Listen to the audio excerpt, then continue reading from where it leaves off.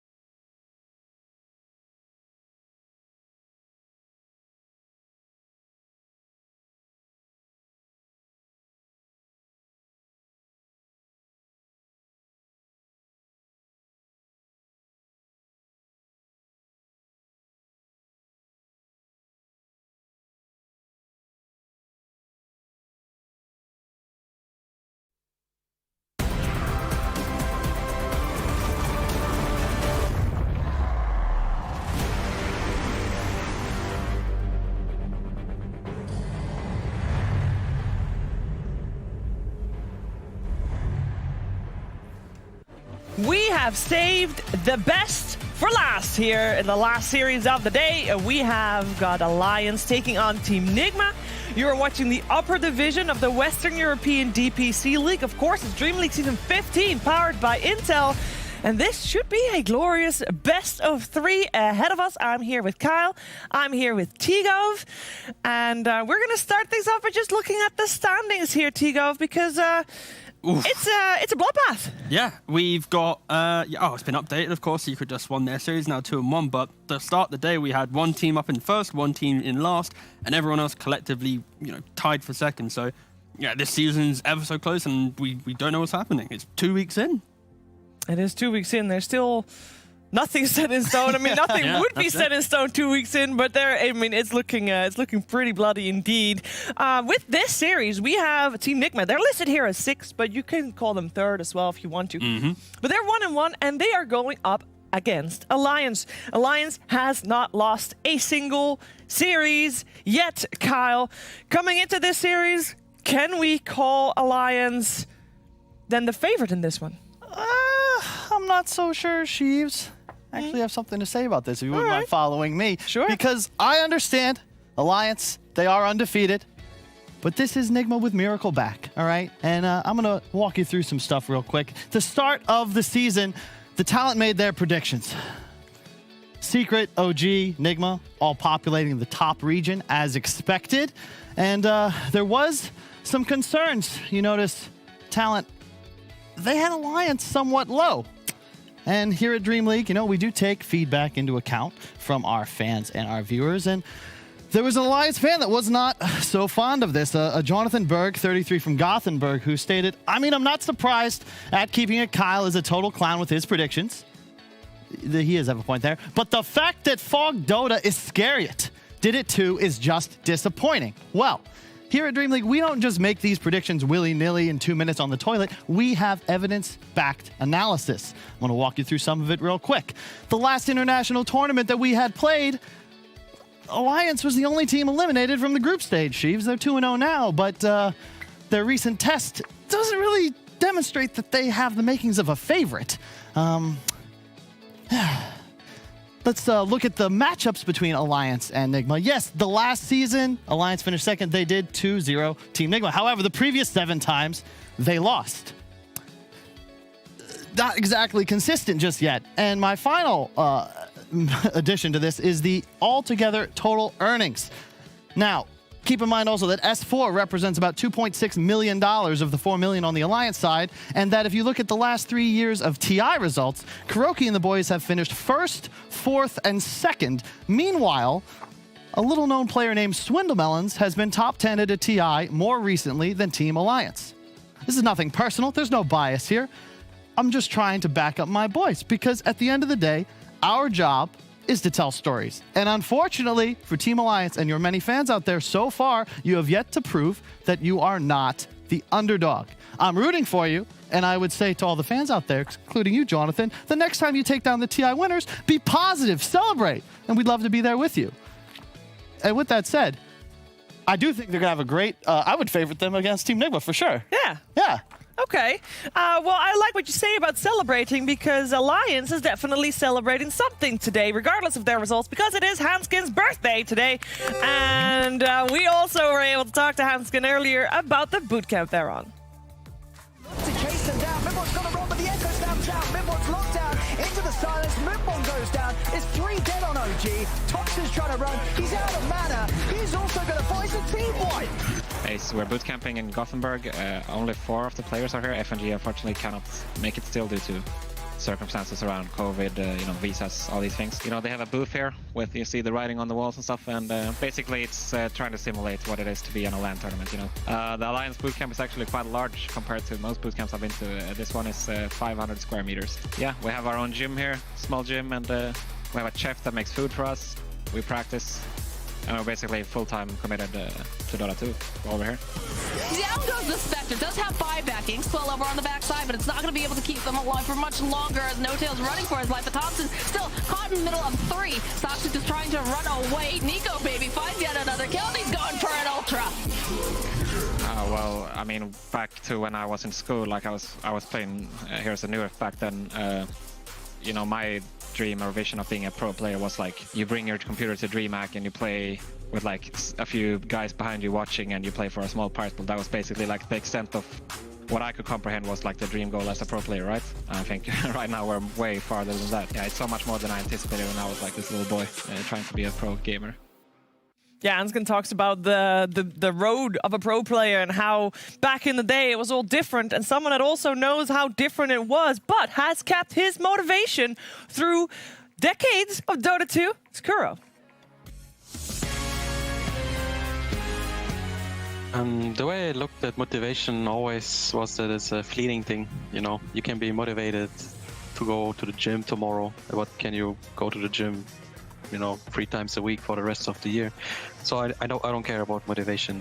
I think like motivation is fleeting, hard work is lasting. That's kind of my philosophy. I guess like the question is a bit connected to like passion, how you can stay passionate about it. And I just love the game and competing. Really simple. I just love playing. I love playing with my teammates. The game is so good. To even out the series, they found the initiation on Mickey with the coil, the axe as well. Mickey realizing it's going to stay there, but he's just a sitting duck. Is now. If you play other games, you always come back to Dota. It's just such a good game. I'm competing with the whole world, essentially, in this game. Stuck by the shard. Oh, Koifa's done for. Now the coil's going to make sure Taiga also dies as he's been. It's the competition itself that, like, it drives me. Like, I want to... cement my legacy in the scene. I've invested my whole life into the game at this point, so I want to go out as the best of all time. That's my goal, and that's what I'm chasing. The best of all time. He is definitely already making a good case, but well, winning 2 TIs would be a nice addition. But to get that, you need to actually play at TI. And we don't know if Team Nigma is going to make that happen yet. We're going to see what the draft is going to look like for this first game of the best of 3, because this could be a very, very important game for them to actually make it to TI. We got Team Nigma drafting the Io Gyro T-Gov. We got the Lion Timbersaw on the side of Alliance. Talk to me. Yeah, I think coming into this series, I think I was hoping Alliance would pick Timbersaw, especially after we saw Virtus Pro now pick it, I think, 3 or 4 times within their region, and it just be so dominant. Obviously, the Shard is very strong, and just the laning potence. And of course, you know, Season 1, S4 Timbersaw is one of the hallmarks if you pair it alongside Beastmaster and other such offlaners. Hey, Kyle, why don't you look at that later? Thank you. I feel like a teacher. He's just there fiending Twitch chat. We're just going to call him out. I'll be like a teacher. Hand me the note, Kyle. What's on the note? That happened to me once, and it was incredibly embarrassing. I really don't want to get into that. What was on the note? It was, I think I was doing love poetry in 8th grade. It was unsuccessful. Do not write poems to the girl. Why am I not surprised? What? All right. You can... Well, I have...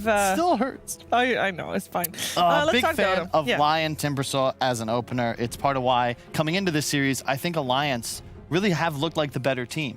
You know, there's a reason they're already 2-0. And I think that this open specifically into the Wisp, which I imagine they left purposefully, it just makes a lot of sense in this spot. Yeah, it's clean. It's nice. Yeah. It works. We saw the IO not be super successful earlier. Obviously, it was a different combo. It was with a Luna in itself. Not that successful. I think credit to Nigma, though. They have run the Io Gyro before. Yes. This was also the series that we saw the mid-Sand King. Yeah. Offlane Darkseer. And just I think the amount of times RTW was able to put himself in these dangerous positions, and then suddenly the Io heal comes in, and that kind of collapsing factor of Nigma. And I think that's the big disparity right now that we have to look for between Alliance and Nigma, is how they approach the early game. You know, Alliance, they are laning phase centric the team, where they focus more on winning their lanes, collapsing on mid, but they aren't like deathballing as quick. Compare that to Nigma, they will play their lanes and they'll look to try and clump up as quick as possible. Proki has mentioned this in several interviews now, that this is the philosophy that they really want to install within the guys, and that's why I think when you see a gyro response to the Timber, they're going to be able to play a decently strong lane. They have the magic damage, and then they can collapse very quickly. When we saw Team Nigma play against Team Liquid the other day, that was the second series we saw. The first one was versus Secret, where they played super snappy, super fast, right? And we thought that was going to be the Team Nigma that we were going to see every game. But when they played against Team Liquid, that wasn't really the case. Yeah, they ran into a brick wall, otherwise known as teamfight. And when you want to play quick and fast, teamfight just destroys that. Now, we know that Alliance is best when they have the time to prepare and when they have the time to study their opponents in depth. And they obviously will have pinpointed the weaknesses of Team Nigma's playstyle, Kyle. Yeah, I think it's hard to point those out this early into their swap, but I would say that the way that Nigma opens drafts sometimes bites them because they give away their win condition really early on a lot of the time. They've done so here with the first 2 Wisp Gyro, and it forces you into a scenario where the bans in your second phase are must-haves, notably the AA and the Morphling. You cannot give these heroes up to Alliance. They will pick them, even and your the entire Void. win condition is gone. And Void, yeah, it is Nico, baby. You can't really give the man Void either. Yeah, and I remember the Alliance series. That was basically the big Void series between Alliance and OG, where OG started it, the game 1 with the Void, wins. Game 2, Alliance responds, you know, we'll go for the Void themselves. And yeah, I think this hero, it is going to be rising in popularity in due course. The fact that your time dilation does a little bit of damage, it gives you some more kind of entry to fights when you don't have Chrono. Yep, we got Alliance getting the Snapfire. We see that hero be banned very frequently due to her lane dominance, no matter in what role, but mostly 5. Yeah, it's not going to be too bad for Nigma though, because like I said, Alliance is lane centric. They focus so heavily here, and they still can pick their 4 and their 5 to deal with this. Of course, when I say 4, I mean whatever hero Kuroki wants to play, because normally GH is playing the IO with the gyro, but Yeah. the idea that Kuroki will feel a bit more of a farming role in this scenario. Yeah. This match is huge. Alliance so far have beaten They've beaten Liquid and OG. Yep. So if they're able to take out Nigma here, yeah, there's still a date with Secret somewhere on the schedule, but They would have beaten 3 out of the big 4. exactly. And 3 out of the They big 4, face. you know, I think OG and Nigma specifically, in a way, are better to play now than a couple weeks from now when they've had more time to gel with their changes. Yeah. And Alliance, of all the European teams with the exception of Secret, are in the best position to qualify to TI directly on points. So Yeah, it's like get to major and secure an extra bonus if DPC. they're right? first in this season, they're most likely just qualified on points. Sure. And a lot of ways, you know, if you're a fan of the European region, you're probably rooting for Alliance here too. True, because that means you've got more points in the region, and you're rather more teams already making it to TI, therefore less chance to be, or more chance for more teams making it to TI. The from perfect Europe. storm Yes. would be if Secret were to win again, and then Alliance would not come second, but let's say an OG did, you would now have a scenario where you Alright, need Kyle, Europe to be like top 4 quickly to then, get quickly. two spots. With this kind of analysis that we're going down now, if you had to list 4 European teams that you want to see at TI, you know, for the ability to win it, you know, Oh, you that's want tough. Europe to come home. I need All right. 4 teams right now. Go. Secret, OG, Nigma. And then there's Alliance and Liquid. But no, I need to hear a team.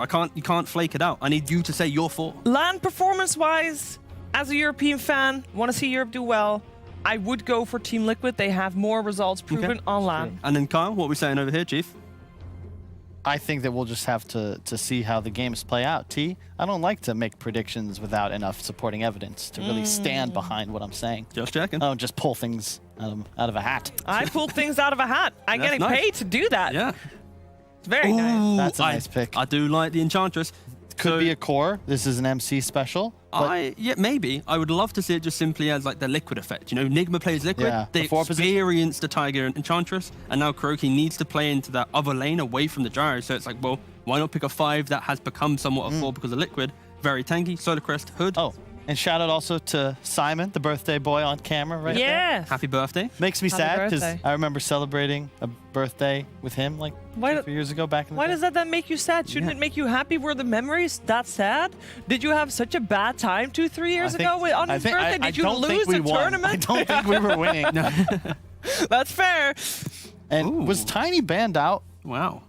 Tiny, not Yeah. yes, bad yes, of first course it phase. was. Now that is a smart move, and I would recommend, and I think we will see this throughout the rest of this European season. If you are playing against Alliance, ban Limps Tiny. It is a bad idea to leave that in the pool. He had such an amazing game on that versus OG the other day. It was insane. Look what they've replaced it with. Limps hero archetype preference is a stunning, killing hero. Sand King, even though Miracle showed prowess on it earlier in this tournament, Sand King is not a tiny. It's not as tanky, it doesn't scale as well, and it's not nearly as effective with the Blink Dagger. I guess the last time that we saw a team try and emulate the mid Sand King, I think it was Liquid with Koikova. Yeah. The issue was he was the one that had to start the fight, therefore you didn't ever get the good epis, you couldn't have the kind of this game-changing bar strike. So now, at least for Alliance, they do have this Timbersaw frontline, most likely S4, and then this Sand King Snapfire combo that one could be mid, one could be full. Like, I expect it just to be mid Sand King, like Kyle just mentioned. But yeah, he can start the fight next. I like the fact that, I like Nigma's Storm pick here, just to be able to ignore Timber, get past him, jump the Snapfire, prevent that damage, and both drafts are looking very aligned to the teams. They're not really overreacting to what they're seeing. They're just kind of making sure that they have, the Alliance has the pieces of the puzzle that they need, and Nigma, they're sticking to their guns. Something that I think Alliance would benefit from greatly, I'm coming back to the point of ranking teams for TI. I think Alliance has what it takes to win, but they normally are not, so far, I've not really been able to show that on LAN, but they can, to be fair, get an esports psychologist that I think, no. What? Where did we go with that? Jeez. I'm being serious. There's a lot of teams that are struggling we're with online. at the moment. I guess the real At the angle, moment, they got a week to prepare for a series. I think the main angle here is like a lot of teams in the online space haven't had that kind of LAN experience. Look, and But you're going to have to adapt in Okay, so true. there's only Hear me 2 out. more LANs, Yeah, it's probably, spooky. right? The thing is, it's typically- only upcoming major and TI. Leipzig major, How are you they going were to 4th fix place. your issues? What? Leipzig Major, they were 4th place. Who's to say there's issues? How about, why do we Different have roster. majors where you play 7 series in 2 days? That's true, too. And then in this league, we're playing 7 series in 6 weeks. That is true, too. They are 'Cause definitely... preparation is important. Yeah, and they're not... On like or this, offline. this DPC league is not setting teams up for success at the major. No. In You know just who the way sets of up? playing. I agree with that as The well. If rich that get was richer. changed, I'd be fully down, and I would definitely think Alliance If you is a great win the shot. league, you get to chill.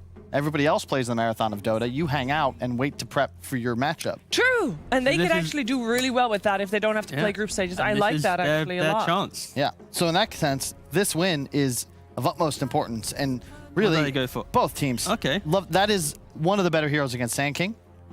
I believe that'll be ET offlane. no Kuro's hero, right? So you mean Ench offlane with ET then being that kind of 4 Good point. 5? I'm actually not sure.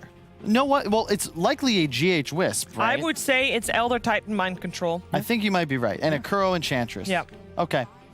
Yeah, I can dig laning that. setup from Nigma will be very interesting. And then let's just go for, the standard. We got to pick a carry, what's available. Does that make it a very limp risky. Snapfire? It is the MC and ET. Cool. Huh. Okay. FNG Snap. So this is interesting because MC should have a beast of a time. This is an incredible Ags ET game. You're going to get that spirit, the BKB effect, and just wham people with the briefcase. Alliance, a lot of stuns, a lot of kill potential, but I'm worried about their team fight. I like the fact that Nigma has covered himself from the Timber with Gyro in one lane, Enchantress in the other. I think in the big picture team fights, the Wraith King factor will enable a lot of the damage that Alliance is trying to bring into the fight. So it's all on Nika Baby and S4 being in kind of the front line, which they normally are. And for Nigma, it's their way of taking the fight is kind of bait out the Gyro, make them collapse on him. Io comes back in, saves the day, then suddenly you have ET on top, Storm on top. So yeah, the team fights in this game should be phenomenal. I think this will be a very good game, and both teams have like the most comfortable drafts for themselves. Yeah, And it's the gonna S4 be, Timber. exactly. It's Love going to be it. completely on how they're performing in the day. I think, yeah, it's... I don't know. It's very close. Both teams looking good. Comfort draft for both. I'd say lanes are going to affect this match more than typically, specifically mid, Storm versus Sand King. I think it's got to be Storm favored, but we'll see. Like, I have yet to see Sand King demonstrate it's a real mid hero, not just niche with a Dark Seer and a hard carry and support. Yeah. This is a bit awkward. This is literally just Tiny was banned, we're replacing it with the next best. I'm not a huge believer in that. Oh, well, let's find out how this game is going to play itself. We're ready for game 1 together with Odie Pixel and Fogged. Thank you very much, Shiva. Yeah, should be an excellent one here. Alliance versus Nigma. Fogged, we've seen the lineups. What do you sort of make of it? The panel seems to reckon a lot of fighting, a lot of action. Who's going to come out on top, though? Oh man, I don't know. A lot of scaling potential on the side of Nigma. However, lots of stuns, lots of team fighting on Alliance. And I think this mid matchup is going to be the biggest one for me, like how it's going to end up going. I've never seen Sand King versus that Storm. I'd imagine the Storm should be able to do quite well. I don't think you're going to get bullied too much as long as you get some help around the runes and, you know, you're not just completely left alone. However, like overall in the game plan, there's a lot of setup stun for that Storm Spirit. Like he's going to have a tough time getting in and out. And on the side of Enigma, they don't really have many stuns whatsoever. It's like an ET stop, a vortex, a missile. It's quite limited. Yeah, that is true. And talk about the ET, a good game to push the ET up to the core position, have mind control play it here on the offlane. It'll give them extra damage. I think that's the biggest thing, is that I've seen a lot of these Timber Saws just be unkillable. When you have Gyro, IO, and ET, you have all this amplified for the magic damage. It's going to make that hero bleed. It's going to make that hero look a lot more vulnerable than usual. And in lane, you know, if the skeletons do get summoned and all that, you get the extra damage, the extra armor. You might be able to punch back. That being said, though, Wraith King and Snapfire, I've seen this lane a lot now, and it's scary. The crit combination with the -8 armor, with the Blightstone and Little Shredder, it's potent. But yeah, we'll see how this all works, because it's a little bit of a difference in the way they actually normally play, right? Kuroki's playing an Enchantress and they have an IO, so they don't really have these active heroes early on. It's going to be dependent on if Kuro gets a creep for him to really make any moves or just secure the lane very nicely. No, for sure, yeah. All of Nigma's early game moves are going to be entirely around what their cores really set up themselves. I'm going to stare at mid, though, because I think this is going to be really important. Okay. I mean, you know, just seeing the first few waves. You know, we know Miracle knows how the hero plays. He was one of the ones to bring it out first. They're the mid Sand King, so he'll know exactly what he's up against. I think he just needs to hit him a lot, right? Like, if you're this Storm, you just hit the Sand King in the early phase. You know he's gone caustic, so you try to just keep him down low and just keep him always constantly harassed. And then it's going to be dependent on who gets those water runes, if they get checked or not. But yeah, I think at like level 3 and 4, when Vortex gets online, it gets quite a bit harder for the Sand King. But Limp might be able to do something special, because I haven't seen this matchup much. Sure. Well, we'll see how much Limp can pressure Miracle in this mid, or if Miracle is going to be able to deal with it and nuke the way back with the remnants. Top lane, S4. Oh, he's dead. First blood for GH up here as Nigma. They'll get the first bit of action as S4. Yeah, it's just, you know, he's having a tough time. That they were fully able to sort of zone them back away from the lane. You see S4's XP. He's barely touched a creep at the moment. Yeah, just the missile and the right clicks, and it's a scary lane, because, you know, we know how Timber works. You know, you're at level 3, you're going to be pretty unkillable with reactive. However, IO and Gyro, there's a pretty big amplify, a 10% spell amp, 50 attack speed granted to Gyro. It might be that little difference maker that can just push S4 out, as Hanskin might just die here too with this missile. Well, see, they're running him down. S4's not going to be able to do anything to stop GH from just right-clicking the Hanskin out of the lane. Another kill here for the duo of Nigma. And Kuroki, he has actually found himself a very good creep, the Harpy Stormcrafter. So the spam will come out, but he might actually die. He steps up into the two of them. All right, here's Alliance able to kick back on the other side of the map. Of course, that strong duo, as you said, this Wraith King Snapfire's certainly going to pack a punch if Nigma's heroes get out of position. We'll see over by the runes. Limp's able to get him with the Burrow Strike. We'll be able to take that bottle refill away from Miracle. Miracle is going to try and get aggressive back onto Limp. Limp is still having the water rune in the bottle. And backup is in for Miracle. Limp popping the water rune, trying to get away. And they're going to be able to take him out. So GH with some smooth moves already, backing up Miracle in the mid lane and making sure that he wins that fight around the rune.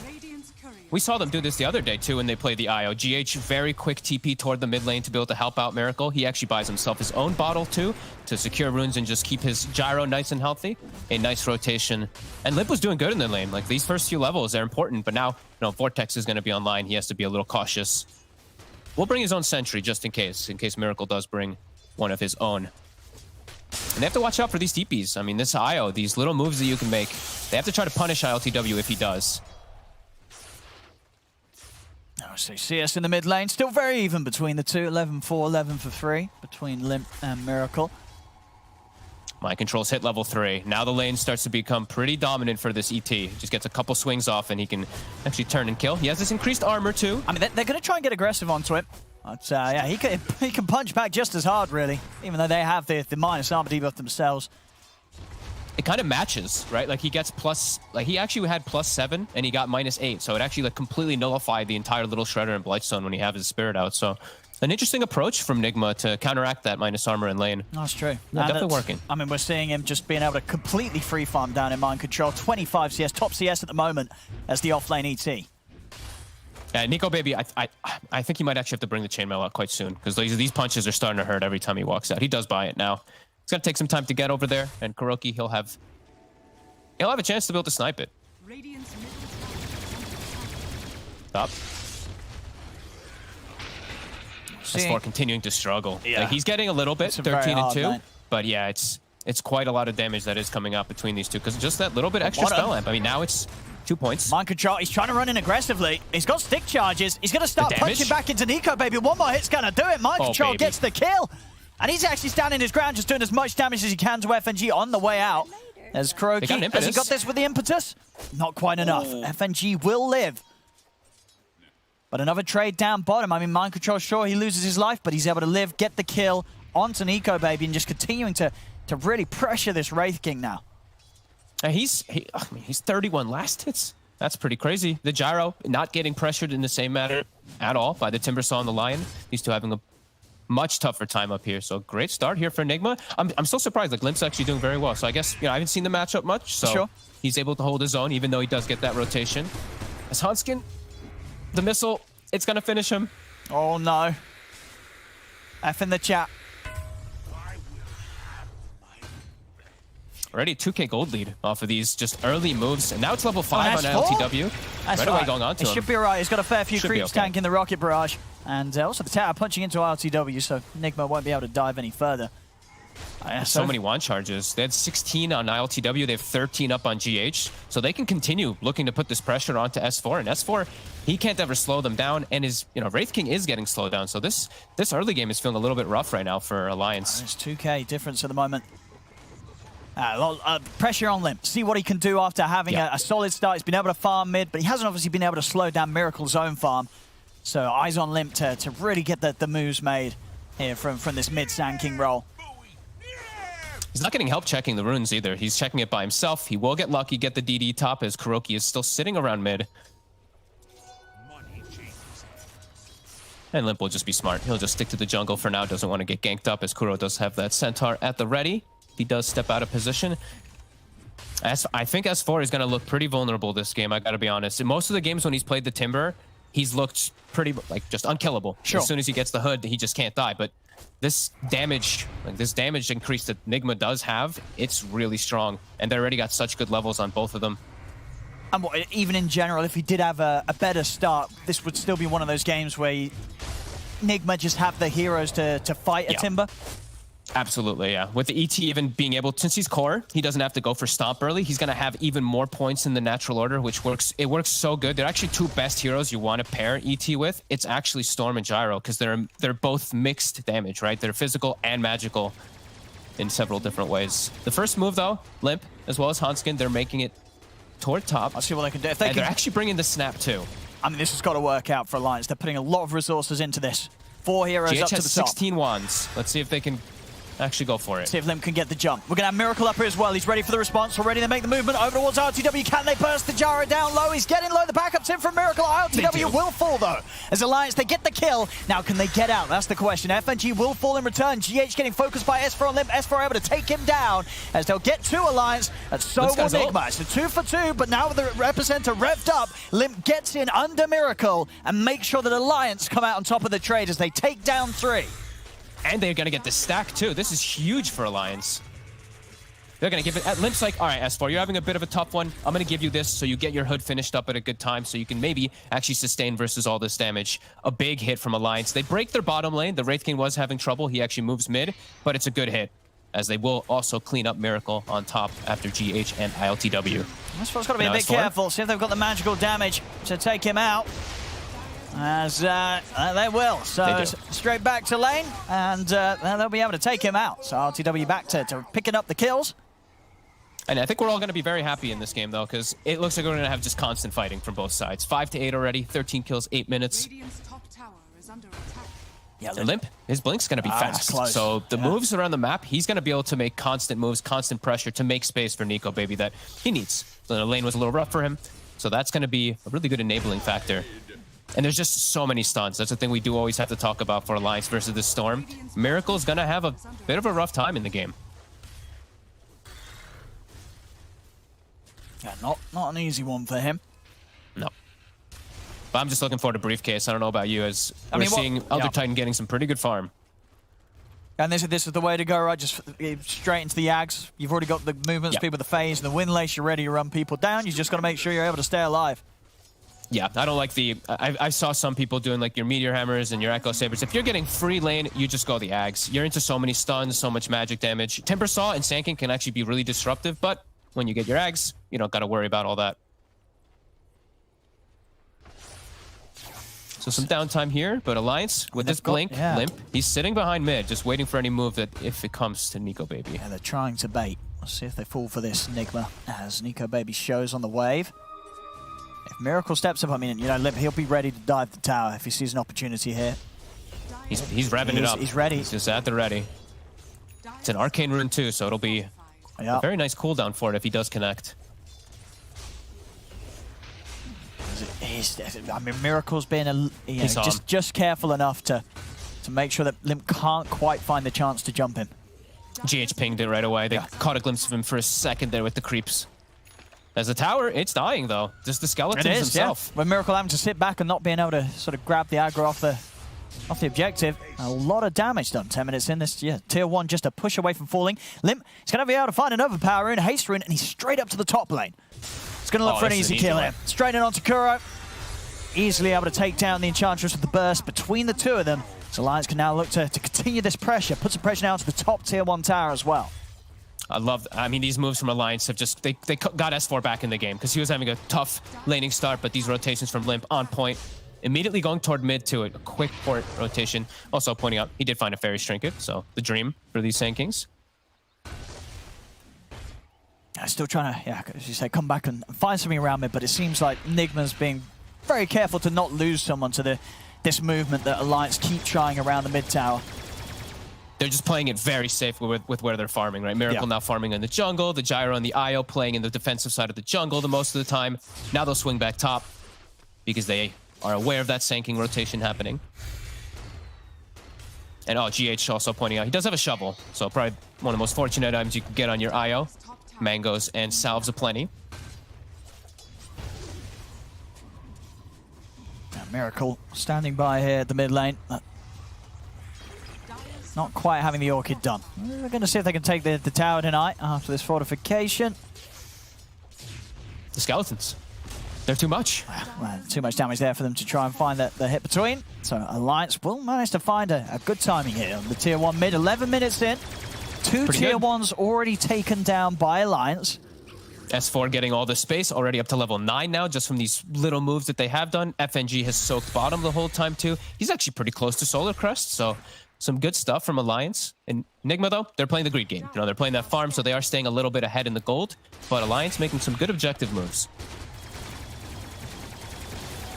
And of course, at this stage, RTW with the backup of GH's eye, you know, they will be able to farm that a little bit more efficiently than Nico Baby can quite now. So a bit of a catch-up game for him. Obviously, that will change once he has the Radiance done, and is going straight for that Radiance rush after the phase boost. No armlet here on the build-up today. 2,300 towards the Relic. See Limp actually cleaning up some of the Ancients here with the help of Hansken. Making sure that, you know, ideally he is going to get that Yules at a timing that's not going to fall, you know, too far after the Orchid. Obviously, the Orchid is already done. So there is this window now where they have to be a little careful. Miracle will be ready to turn up, and he's got that first item. He's got that boost to his damage output. Yeah, and although Limp, as we said, having such an excellent game, you know, you don't want to just be a blink as your mid laner. Your blink stun, and then you just get caught and killed. You want to be able to reset, go again in afterwards. So he does want to be able to finish this one up as Nigma, they're kind of hunting for the fight. As long as they don't get initiated on too poorly, they have an overwhelming amount of damage. Natural Order is maxed. Overcharge is maxed. So 16% spell amp plus the crazy amp from the Spirit too. Storm and Gyro will thrive. So Alliance just has to be prepared for the move. As they're sitting around FNG, like they're actually giving FNG a lot of farm priority to get this Solar Crest up. FNG's like, protect me, boys. You stay up there smoked. I'll continue to farm in this lane. They're going to go for Mind Control. They've got the Epicenter ready to go straight in onto him. Mind Control doesn't stand a chance there to the jump of Alliance. As they protect their 5-position Snapfire. You know? Right? They cover the area for the snap to finish up the solar. I love it. Now, with these moves, you're closing that net worth gap. Still overall, ILTW holding a strong point at the top. But Nico Baby catching up. Yes, closing in on the relic. Very, very close now. No pressure really being brought over to him. So making very good use of the space and control. Alliance as a team has been able to keep at their half of the map.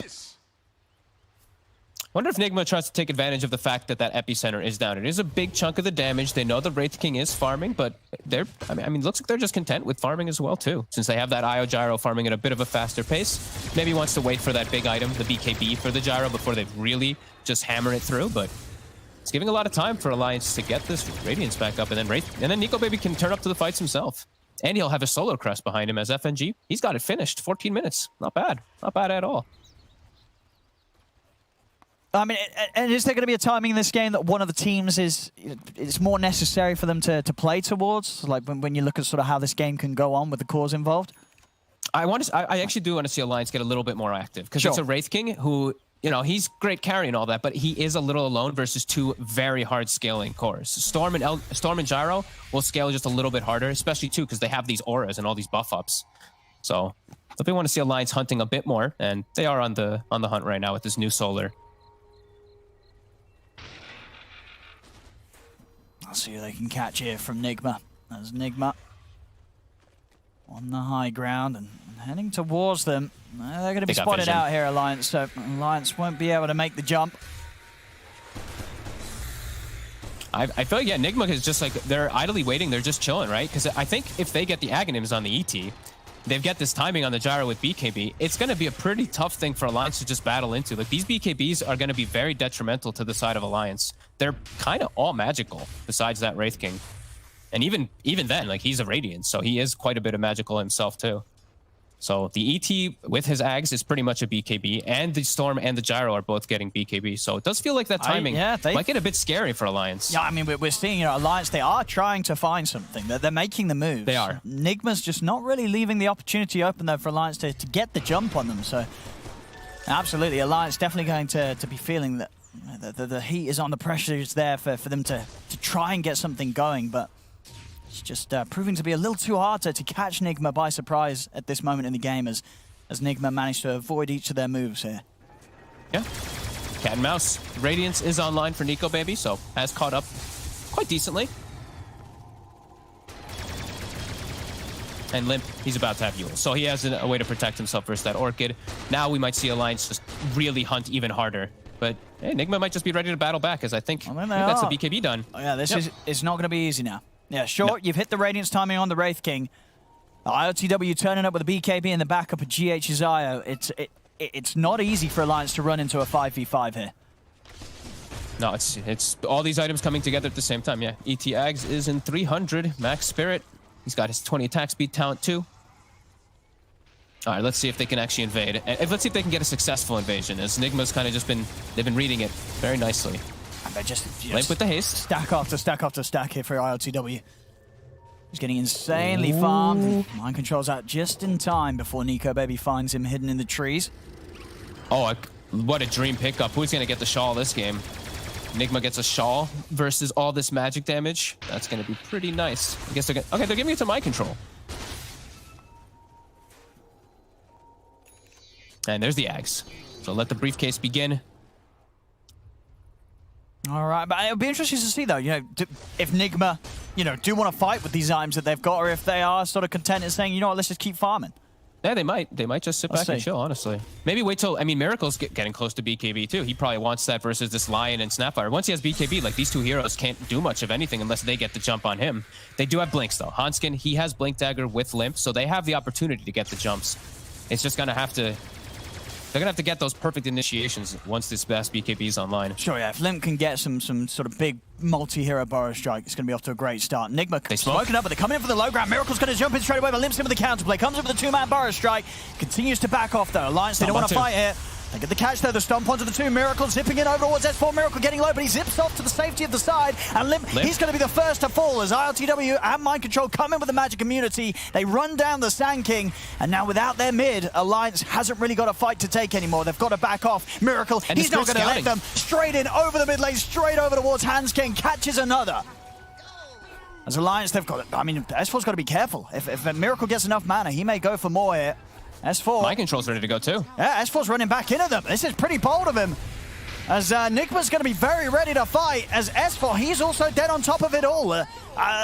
Feels like a little bit of an unnecessary loss there at the end of that fight. As S4 didn't, he could have left. He pulled them away from the tower though, at the very least, I guess. But yeah, it does die, and they're still going to be able to take it down. So yeah, a bit of an unnecessary death there maybe at the end as Nigma, they just show up with all 5. Like, Mind Control just puts the spirit on the back lines on the supports, and they can't blink. He's too scared. Hanskin, they have perfect vision of where the lion is, so then Miracle has freedom to be able to jump in. They got him low. They did get Miracle a bit low, but yeah, we're going to see some problems definitely coming in versus all this magic immunity. It's just so hard, yeah, with Nigma's itemization. For Alliance to find an opening to get the fights, they've got to find the pickoffs. They've got to somehow make a move, catch Nigma when they least expect it. Because in these full team fights, as long as Nigma can press the BKBs, Alliance are going to have a tough time in the battles. And Nigma, they smoke again. A second smoke in the last minute and a half. They're ready. They're ready for it to come to them. Here we go, Take out the ward. Then looking for the jump. Nico Baby's going to lead in straight away onto RTW. They've got the follow-up burst. They've got enough to take him down. RTW getting low. They take him out. They bring down the gyrocopter. But now Miracle is ready to turn. Looks over towards FNG. They'll take 2 down in response. But GH will also fall. S4 with the Chakram. Finishes off Kuroki. Now Miracle is going to look towards S4. Has he got the burst to take down Miracle? Miracle still up on the cliff. He's run out of mana, Miracle. And S4, he's got him with the Chakram running him down. Miracle. And Mind Control. He's trying to juke it out. He might have to deny himself to Roche here. Oh, he's got enough mana left. He's actually going to be able to juke S4. And he's getting away here. Has S4 got anything else to catch this? Oh, Timber Chain a little short there. This, right? I mean, it's a good chain.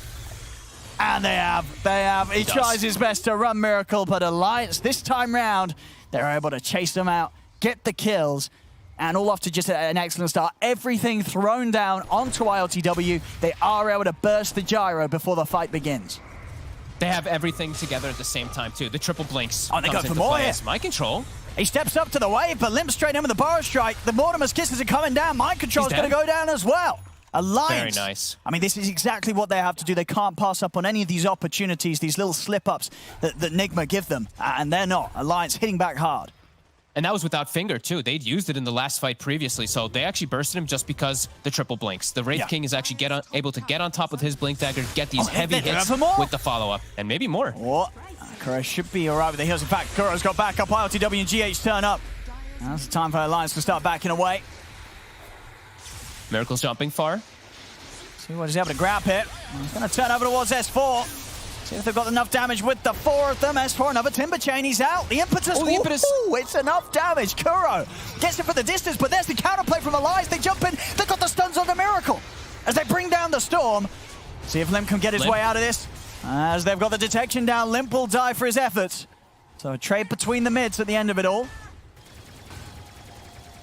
Miracle respawns and just dies immediately, though. That can't feel good for the Storm, as we said. Lots of stuns that he does have to watch out for, and that Blink, definitely an excellent purchase from Nico Baby, as it's gotten them some pretty big kills. Now they will lose that mid tower, though, as Nigma do have 2 kills still, so they are looking for more. See what he can find around here. Heading into the triangle. Alliance is away. Alliance, sort of the lack of the 2 beefy heroes, the Timbersaw and the Sand King. Not quite ready to jump, but you can bet as soon as they're back in the game, Limp and S4 will be ready to go. Now having a mech finished on GH. Now mech's that's gonna make things a little bit more complicated. I actually thought in the last fight, I was gonna say it too, like they have to get on top of GH so he doesn't get all these heals off, but they actually had enough damage. Now this might be the difference maker. He also has a regen in the bottle, so if they don't focus onto GH, things could be pretty disastrous. But they've been doing a great job, Alliance, of focusing on the targets that they need to. Yeah. If they don't manage to sort of eliminate or get the jar out of the fight at the start, it's just one of those cases. If RTW can press his spells, get the flat cannon hits out, it's just so much damage. Alliance have got to somehow make the jump onto him. Oh, interesting. Okay, my control's actually got a blink queued up, but I was wondering if he just goes for the shard, because it's kind of like the same things that you can do, get on top of and apply your minus armor. But it's a different approach. This is what people used to do before the shard was introduced, and you know, you can still do kind of similar tricks, and you can blink onto your spirit, instantly get the damage. Yeah, I mean, I think he might just still go with the shard, but well, we'll see. But you're right. The blink gives you more options and allows for sort of more mind games, whereas the shard's going to be a bit more telegraphed exactly where you're heading. Yeah. So yeah, we'll see which way he wants to go. Might depend on the next fight here. Kuro. Oh! See ya. See ya. That's one way to find out who's on the high ground. I like this ward too. Deep ward placed by Alliance to kind of just cover the whole area. It's tough to be able to claim these triangles too, and especially when you're like versus like IO, Gyro, and ET. That's a bit of a tough thing to do, but Alliance did have control of that for some good amount of time. Now the IO and Gyro are probably going to swing over, clear over Ancients, but Alliance keeping this game very close, as we have pretty much no net worth lead, and experience is the same thing. It's 2K experience. Oh, a mid. For Nigma, which is they're going for the jump on LTW. Let's see if they can burst him. He's pretty tanky and he's got the protection of GH. GH taking him out to the side. Now Miracle's going in with the zip. Grabs Nico Baby in. Nico Baby needs help. He needs backup. Cooldown coming out as Nico Baby will fall the once. Silence under S4. S4 trying to get away, but they've got the control. They've got the damage as well. S4 and Nico Baby getting destroyed on the front lines of the fight. FNG. I caught him with the storm. He's dead. Oh? Okay. He kept his channeling of his Mortimer kisses and just sat, he was like dancing. He was just sort of shooting them back towards his, yeah, he was just letting them go. Maybe his stop key was broken.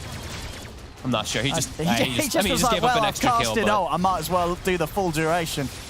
Yeah, but yeah, weird, but heads up jump again. Yeah, quick moves onto Nico, but they just couldn't quite save him. With the BKBs popped by Miracle, there's nothing to get this storm off him. And then S4 just not able to chain him in time. We'll see FNG. He turns around. He's like, well, I might as well keep doing it. Sploosh, splash, splish, that's what I was thinking. Yeah, I'm like, okay. Oh, look at the pretty orange blobs. Oh, no, I'm dead. It looks like he tried to turn around, but yeah, just didn't stop it or something. But he does die. And now Roche, Miracle, he doesn't just have the BKB. He also has an Aegis to make these dives quite a bit easier. And Nico Baby's still showing a lot of vulnerability. Sure, he's got this good damage, physical, but he's very vulnerable if they can actually take him out the once. The secondary kill is quite easy. Yeah. They're going to be Splitter. Yeah, the timing is really nice, actually. With the way it works now with Reincarnate, you actually can just drop it right on top and it'll connect. Oh, that's true, actually. Mind control doing the maths. Getting that timing bang on. And yeah, we're just seeing, you know, obviously RTW is the gyro with his build up in the backup of GH. It's just so much harder for Alliance to do anything about the gyro at the start of the fight compared to what Nigma have to do in terms of bringing down Nico Baby's Wraith King.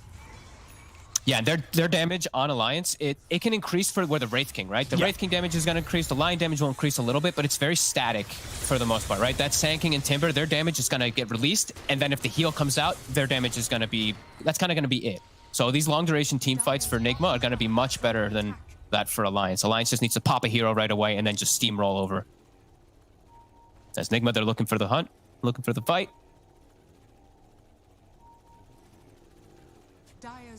Let's see what they can get here. Alliance, just the three of them down here. Probably do their best to get out of it. They were Nico Baby so away. Close. West4. Whoop. West4 should be fine. No catch for him. And Hanskin, he's chilling. He's still got his TP. Good. He'll be out and away, looking to rejoin the rest of the gang up top.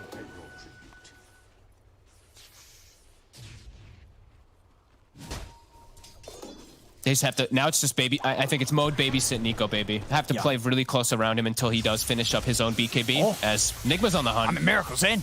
He's ready to start off some action here. They're going to bring in RLTW as well. They surround Limp. Limp's off to the side with the Burrow Strike. There's a missile heading his way. They get the finger off on the GH. They bring down the Aya, but they've lost Limp.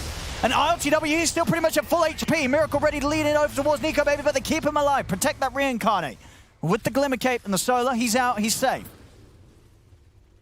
Nice assassinate. Actually getting GH there almost instantly. They will lose Limp though. But GH, he thought the fight was going to continue. He actually buys back. That could hurt them later on.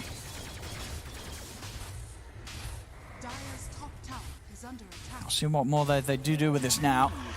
40 seconds, no Limp. Nigma ready to bring the push down the mid lane. Alliance unlikely to try and fight without their Sand King. No, they need all the damage they can get to be able to bring down this big gyrocopter, and they're still playing into Aegis, so it's not a fight that they want to take by any means. So Storm can just clean up afterwards. Level 18 on Storm, level 18 on Gyro. GH also almost level 18. Kind of all the heroes on the side of Nigma are very similar levels as they've been playing together as a unit.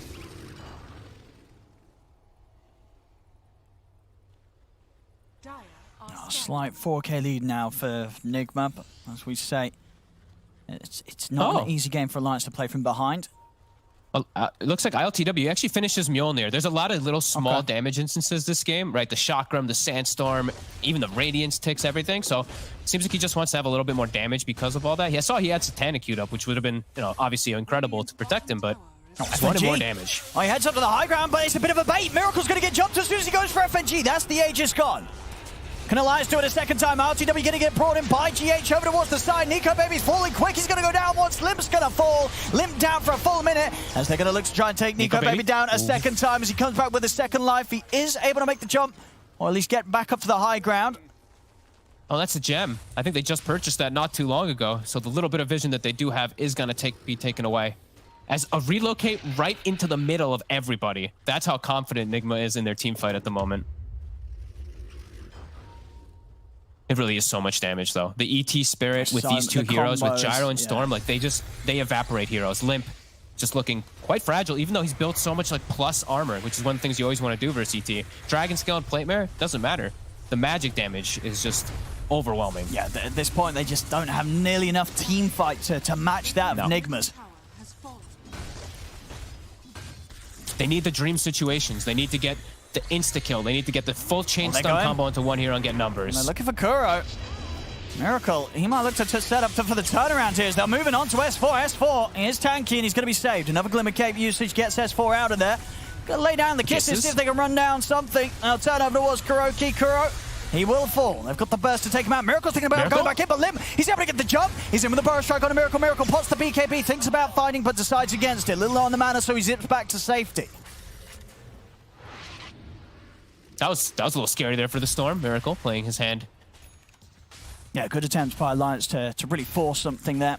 They get Kuro, but the core's able to get out very close, yeah. They're nearly being able to find that jump onto Miracle and taking him down in time. Oh, but they recovered their gem. That was actually a huge hit. Yeah. That's a big one. Okay, that's nice.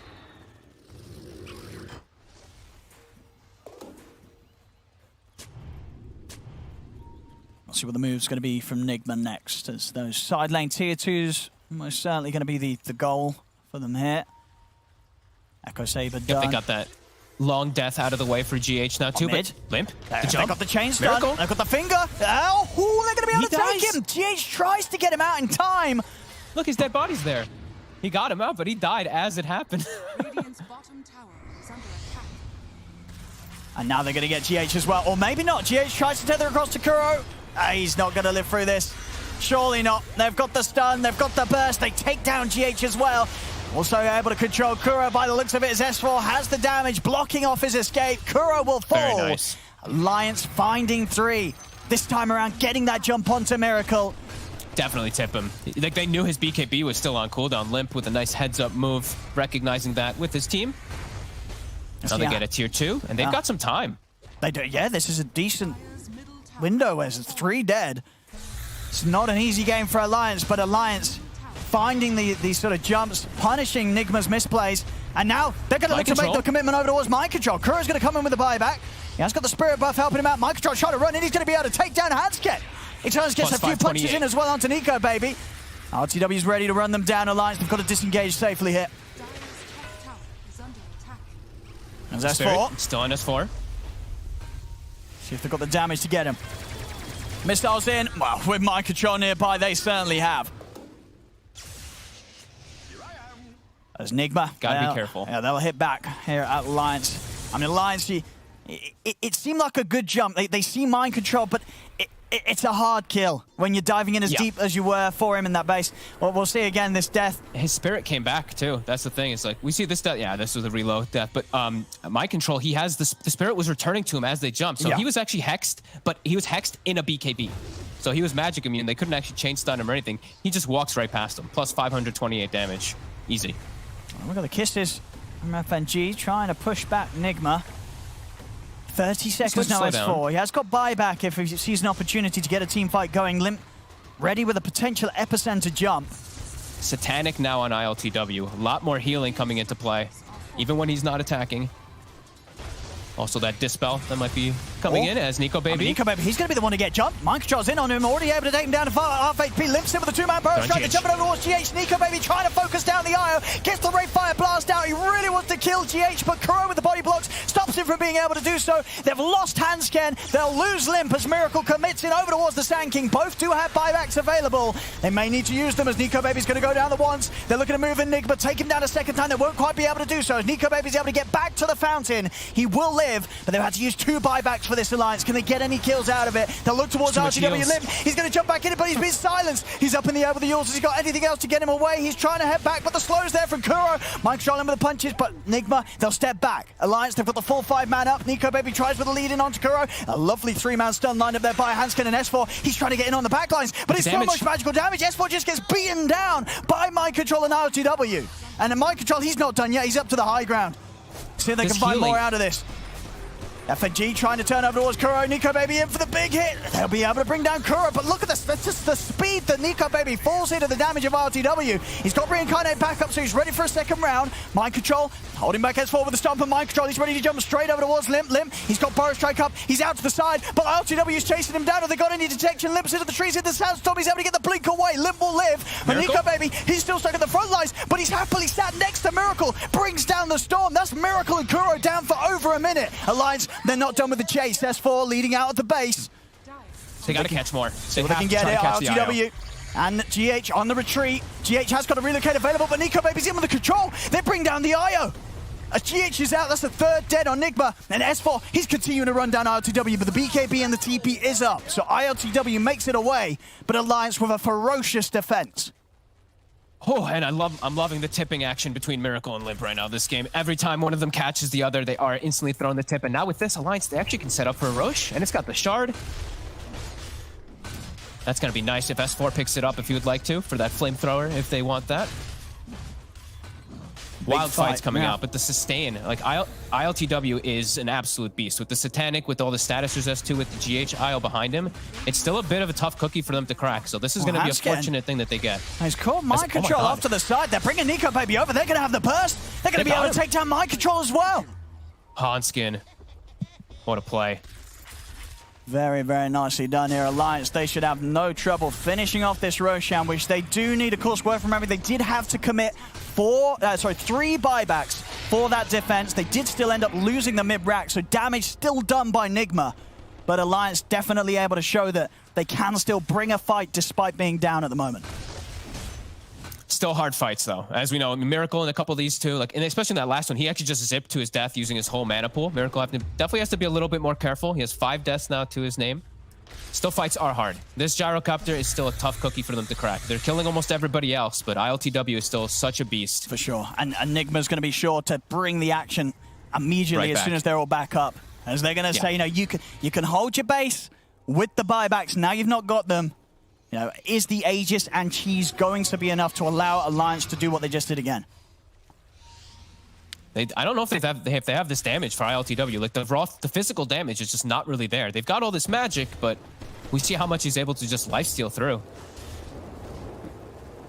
And Nico Baby, I think he's realizing that too. I just saw this queued up. He's got the Rapier queued. So maybe really feeling that pressure for himself too. That's what we want to see. With that Rapier, he will be able to follow up on the stuns and will have close to the damage required to take down even the tankier targets like ILTW throughout the duration of the stuns, especially if they can get someone else on top of GH. The GH is positioning, meaning everything here. The relocate saves could come in huge. Smoke on smoke action. So he's going to get the jump. Kuroki trying to get vision of the fight. He has his wards at the ready. Nigma's trying to get all the way around to the back lines. They know that Alliance is posturing behind Nico Baby. Ooh, a courier coming out too. Ceremonial robe? No, they won't want that. They want something a little bigger here. Nico Baby. They'll know where they are then. Nico Baby's going to be able to turn and get the stun off onto Kuro. Kiss is already coming in from the side. As Nigma are able to get in on this, they're trying to make a run straight over towards FNG, over towards the end of it. Miracle's looking for a target. He's going to be able to find line, but Lim, he was waiting and ready, makes the jump over towards Miracle. GH is coming out with the heels, but it's not enough. Miracle goes down, but they lose both supports for Alliance. FNG buys back immediately, but Hanskin's out of the game. Nico Baby trying to fight back. The jump, Lim, he's in with the burrow strike, the epicenter, but the BKB and the life steals there from ILTW, taking him back up to full HP. Lim's got to run, he's trying to get out of here with the ghost step to Nigma. They'll look over towards S4. FNG back in action. Second life for Nico Baby, ready to go as he crits down another, takes out Mind Control. GH and RTW, they're coming in with a cleanup. Can they take the rest of them down? Another kill for RTW. S4 trying to get an angle over towards GH, but GH able to dodge the chakra, tethers over towards the wave. RTW pushing back S4 with the rocket barrage. As Limp, he's got a missile heading his way.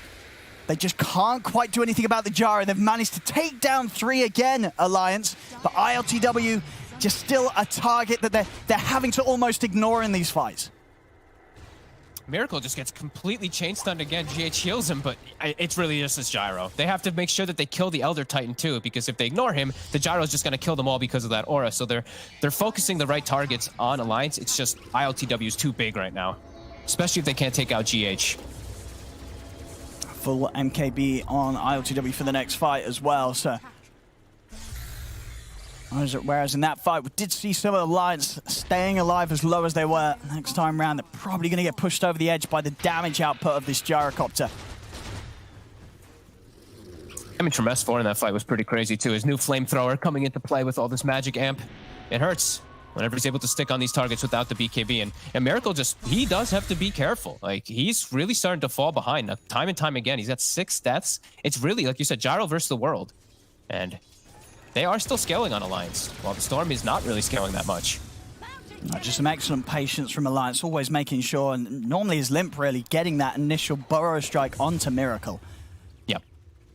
Hanskin was so quick too. Just they were both like, everyone was on page of who got jumped. Like, the communication from Alliance in that fight must have been so good. Because Hanskin gets jumped, like, this is such a chaotic fight for Alliance, but somehow they make the quick call to just like protect the Lion, protect the 2 supports with that Sand King.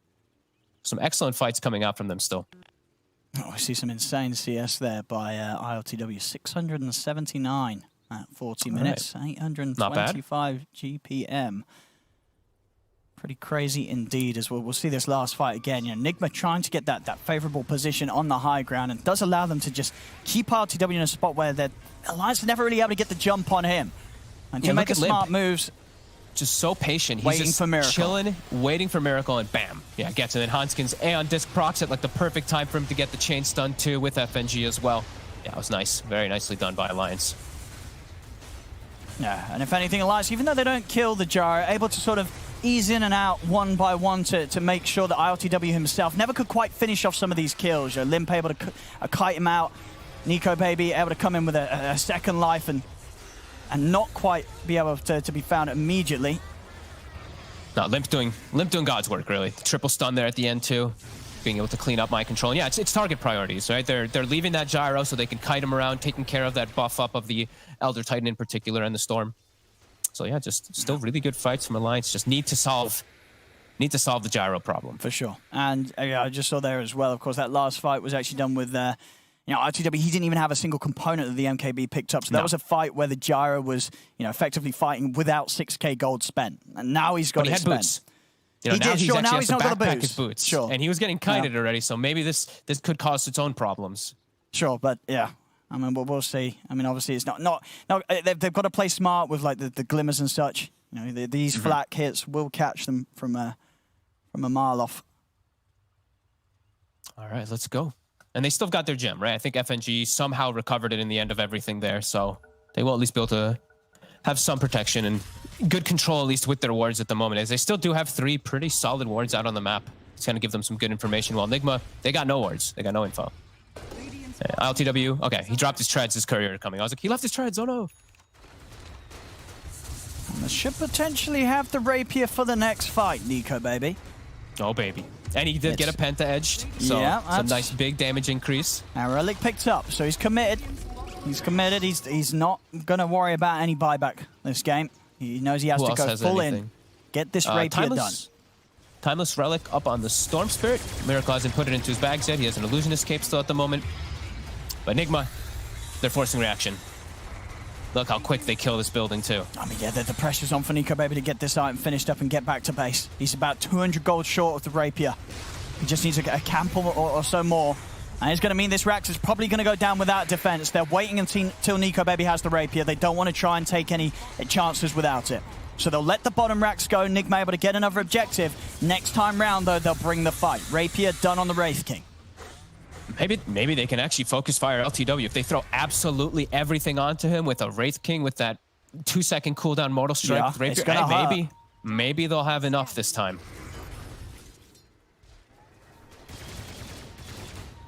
They're gonna smoke. S4 also with a new BKB at the ready. See what? Oh, if they RTW straying a little bit away from the team. If he heads over towards this rune. Can they get the jump hands, Ken? He's got the Hex. They know it's a little too far away. They can't follow up anything else onto that. They know that by the time they did, the rest of Nigma would be there to back RTW up. They need to do it so perfect if they're going to go for those type of play. It needs to be all 5 heroes at the same time beating on the gyro, and they have to know where the IO is. So GH hiding himself on the side. I mean, they're still looking for this, but now Nigma's a little tighter together. They're right behind IOTW, so it's no longer an easy move to make right now. Nigma's going to expect it if they do. Miracle has to push out top, though, so he will do that. And let's see if Alliance is able to catch anything as they are smoked, looking for what they can. Shiva's also finished on Limp, so healing reduction now coming into play. And they'll show, so that, I mean, Nigma's going to be fully aware of this item done on Nico Baby, so they'll be able to take the extra precautions. Yeah. And ILTW, he's got his next item finished up. He can actually consume his Aghanims and start to pick something up. Maybe put his treads back in his bag soon, so he can at least have that extra movement speed for the time being till that next big item. I mean, we'll see. I mean, I feel like at this stage he's probably not going to die. He could afford to eat his Aghs and get a Rapier himself, right? Oh, maybe. Does but he also might see else? the fact that there's no... He could just get Butterfly, and then there's no True Strike on the Wraith King, and they're never going to kill him. So I think that's probably the best if he wants to go for that route. But Butterfly would be the sensible Rapier. That would be the... that's when we're happy to see. Well, we'll see what route RTW wants to go on that final slot. Alliance waiting on the high ground, I mean, waiting for one of these squishy heroes Someone's got to make up. the call. They're going to try. RTW. Nico Baby's in. See if they got enough damage to take down RTW. Have they got enough with the Rapier? They do. They bring down RTW. Nico Baby ready to charge over towards GH. As S4 and Nico Baby push back the IO. GH will get taken out by S4. Over to the side. Limps in with a jump onto Kuroki. Kuroki, he'll also fall. As Alliance, they make the move. And the Rapier pickup is doing it.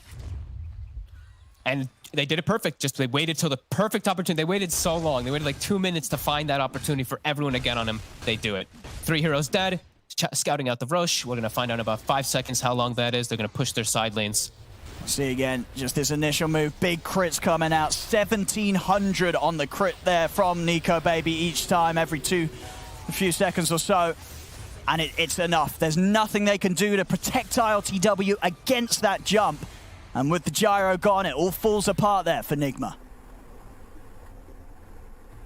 It's up to Mind Control now to kind of stall it out. They do still have to be careful, as we did see what he could do before. It's a little bit harder now into Rapier. They're actually going to use one of their buyouts. Miracle, he'll clear the wave. Not going to use the TP. Okay, Nico Baby did that whole fight with one hand off the keyboard. Very skilled player. 8-3-16, he's doing it. He's keeping it cool, Nico Baby. And he's close to having the upgraded blink as well. Of course, you got a Rapier. You can live this life of luxury where you're not saving for buyback. You're spending up this money. You're going all in. Damn right. Level 27 now, too. It's Timeless Relic, on Hanskin. I think this is going to be a pretty big one. Just to that little bit of extra control that they're going to get from this. It's going to be pretty huge every time. Oh, look at this as well. 30 to 30, 45 minutes in, just a 1k gold difference. Yep.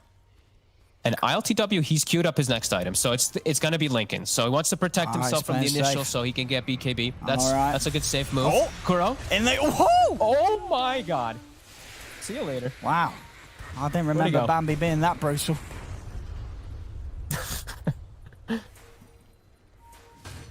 Mortal Strike. Yeah.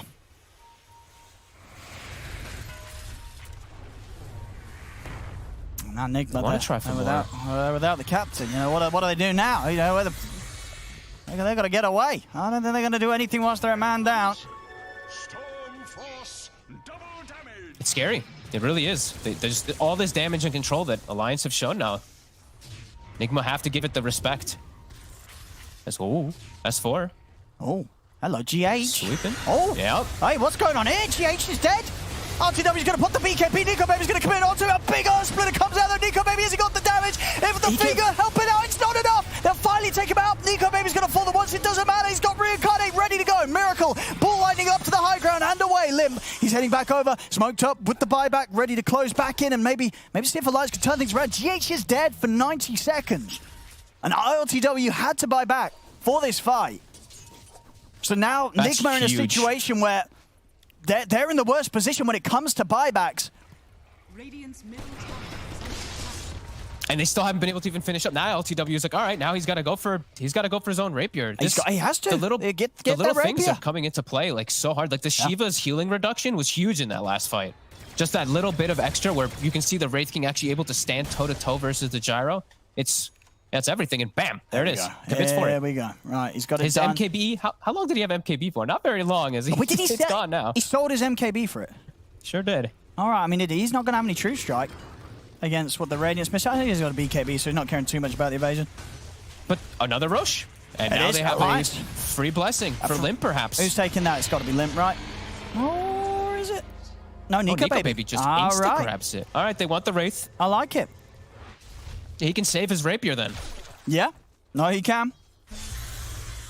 No, he absolutely can. I mean, you said already yourself, right? They don't really have too many stuns, too many TP cancels. The reality of it is, if it is a terrible fight, he's probably going to be able to TP out as the Wraith form, and they might not actually have anything left to stop him from TPing away. It's definitely a chance. He's got a DD rune. He's got a DD. You better run. You better hide. S4 nearly having a full hex as well. Starting to get some big items on top of it all for Alliance. And Nigma, they're spooked. They are. They've got to sit on the high ground here. If they get jumped by this Wraith King, they will crumble.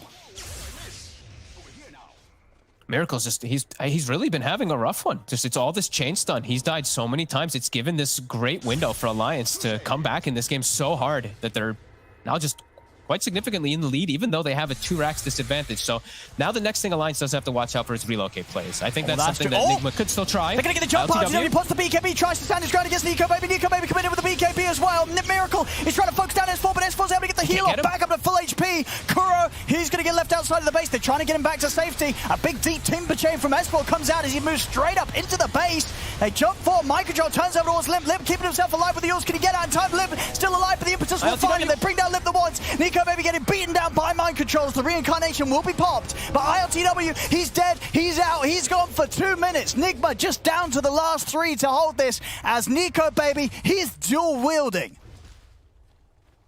Oh my god. And I think they can just keep going. They should know that there's no response for Nigma. They should just be able to go in. They know there's no buyback on the gyro. No buyback because of the timing. They saw him do it before. They know he's not going to have it for a good amount of time. They're going to pause. Oh. What's going on here? Translate. What does that mean? I don't know. 1 second, maybe? 1 second? Yeah, probably. 1 second. Or maybe 1 minute. We'll see. Maybe 1 hour. Maybe 1 day. Or maybe 1 year. We don't know. Well, they don't need that much time here. As they've got a big window here now to we'll see just this again. it through. That damage is just insane. And the relocate actually puts the gyro into a rough position. Miracle can't quite finish off S4. I think that's the biggest thing to see. The splitter comes right after he gets the cheese off, so he's able to full heal, and then they have to just reset. And if GH, we're watching this relocate. Sure. He brings ILTW back outside. All right, we're back in action. All right, we're back. Miracle's trying to clear out the mid. Did he get all the creeps? He did, right? He did, but they can go through backdoor. Oh, they do. Oh goodness, they're on a Mind Control. Mind Control's got to run. They'll be able to stay with the relocate. Miracle in and out again. Trying to slow down the push. They get the range racks. Backdoor protection has kicked in. But you're right, with this double rapier, that's a lot of damage from the Wraith King. And the creeps, they're coming in. Still going to be a full minute, no gyro for the defense. And S4 starts to burn the bottom tower as well. They glyph the wave to make sure Miracle can't actually cut it this time around. They've got the jump on Miracle! It miscalculated. It didn't have enough mana to get back home. Miracle's dead. That's game. He's got a buyback. And they're going to try their best to continue to defend here, but the tier 4s are starting to go down. He gets the jump over towards FNG. FNG, he is going to die. Or maybe not. FNG, he's out. He got the blink off. Is he away? Oh, no, sorry, it's the Wraith form. The Wraith form, it doesn't matter, though.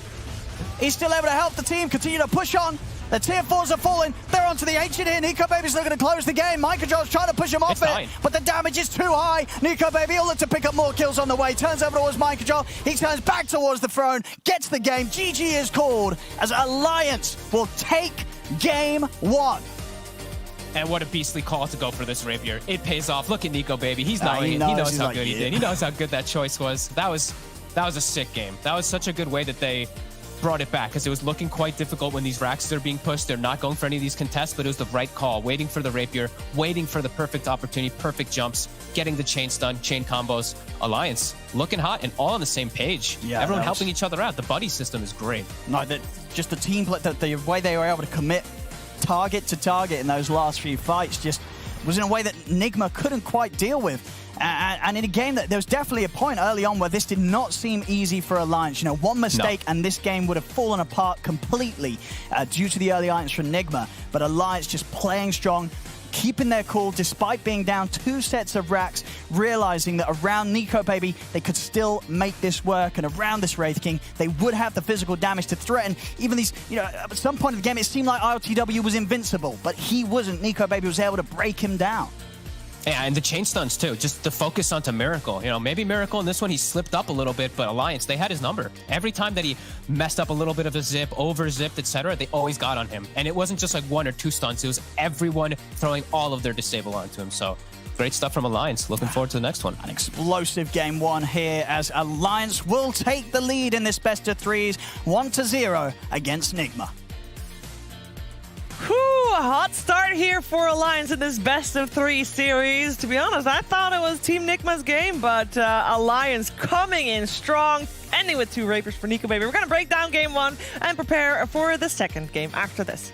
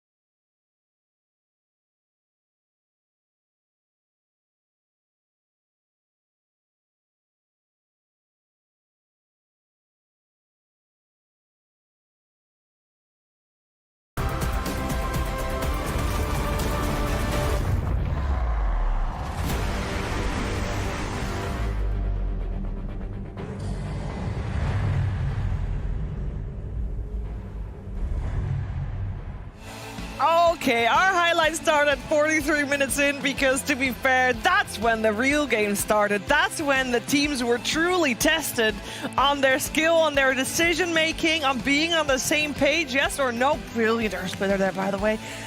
But what a game. What an ending to a game as well. Double rapier coming out from Nico, baby. I don't know where to start with this one, T-Gov, Kyle. Normally, you know, you're starting with, the lady stage. But do we want to start no, there? I do think that one time when Miracle aggroed the creeps on that mid wave, securing that first range, that was the start of the end, honestly. Okay. No, but I got to give a lot of props to Alliance. I think that the team fighting in this game was exceptional. I think 38-minute fight for me was like kind of pinnacle of it, how they're kind of baiting out, kiting out. The Wraithing does fall eventually in that fight, but the fact they can even prolong it to that stage, just enabling everyone, Alliance looks scary, and, you know, Nika Baby Wraith King, of course. Get to late game, the guy's got 2 lives. 2 lives! If he gets Aegis even. It's true. It's insane. No, but the dude's an absolute machine on the hero. Yeah. And it was very fun to watch. Yeah, Alliance have been criticized by some analysts for underperforming in crunch time, but they prove that, you know, But when it's game given one, the right Kyle. tools, Kyle, it's game one. given the right hero archetypes for their 3 core players specifically, I think is a big part of why they've been so successful in this S2, where Limp is playing what effectively becomes the position 3 from mid. Nico Baby's on a hard carry, and then S4 is on something that's able to scale. And I think it's worked so far, right? Yeah. DK, Tiny, now we see the Sand King for Limp.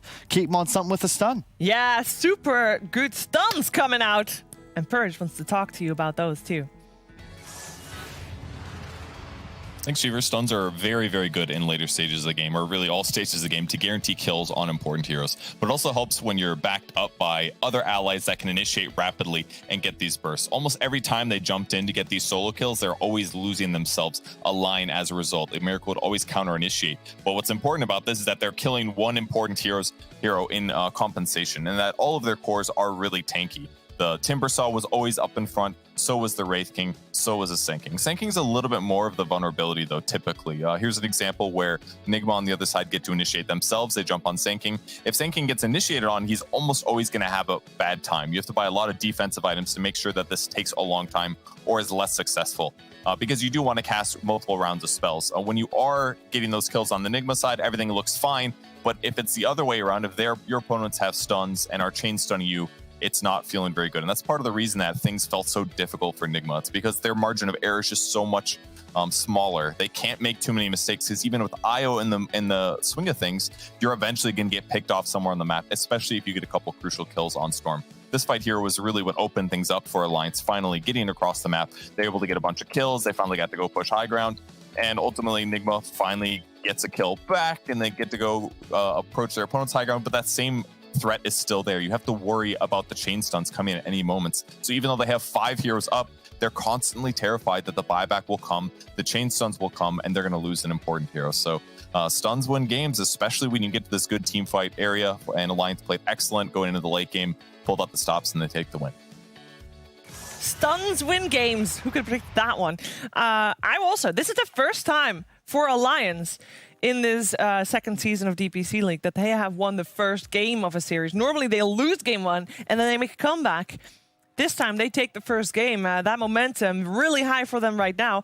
And anything to add to that, T? Well, they did the comeback in the game. Yeah. Luckily, I was checking the graphs, and there's a single lad on the Dota Buff comment section who's got a red onion for his profile picture saying GG, and he's lonely. Just one guy commented on the game on Dota Buff. That's very sad. Thank you for that high-level analysis, T-Governor. I would say that I want to see Crow and the boys play faster. They said in the interviews they play with played so pace. fast. They played very But the fast. heroes are limiting. You have a Storm and an ET. I'd rather them have simpler point-and-click disables. I think Alliance had a much easier time actually beginning fights in the mid-game and afterwards. It was always Nigma having to play better to get initiation. I thought we'd go in jokey at the end of this, Shiva, so can I now...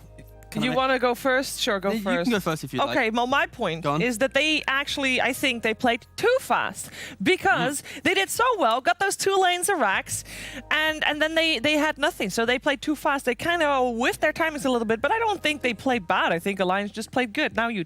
New plan. I just think Alliance played well. They just played around... That's what I said. Yeah. There we go. Good job. I just think Alliance played well around the tankiness of their heroes, and I think Nigma, they had the strategy that they have performed so well on. They were able to beat, I believe, Liquid with his exact strategy. Yep. Or Secret.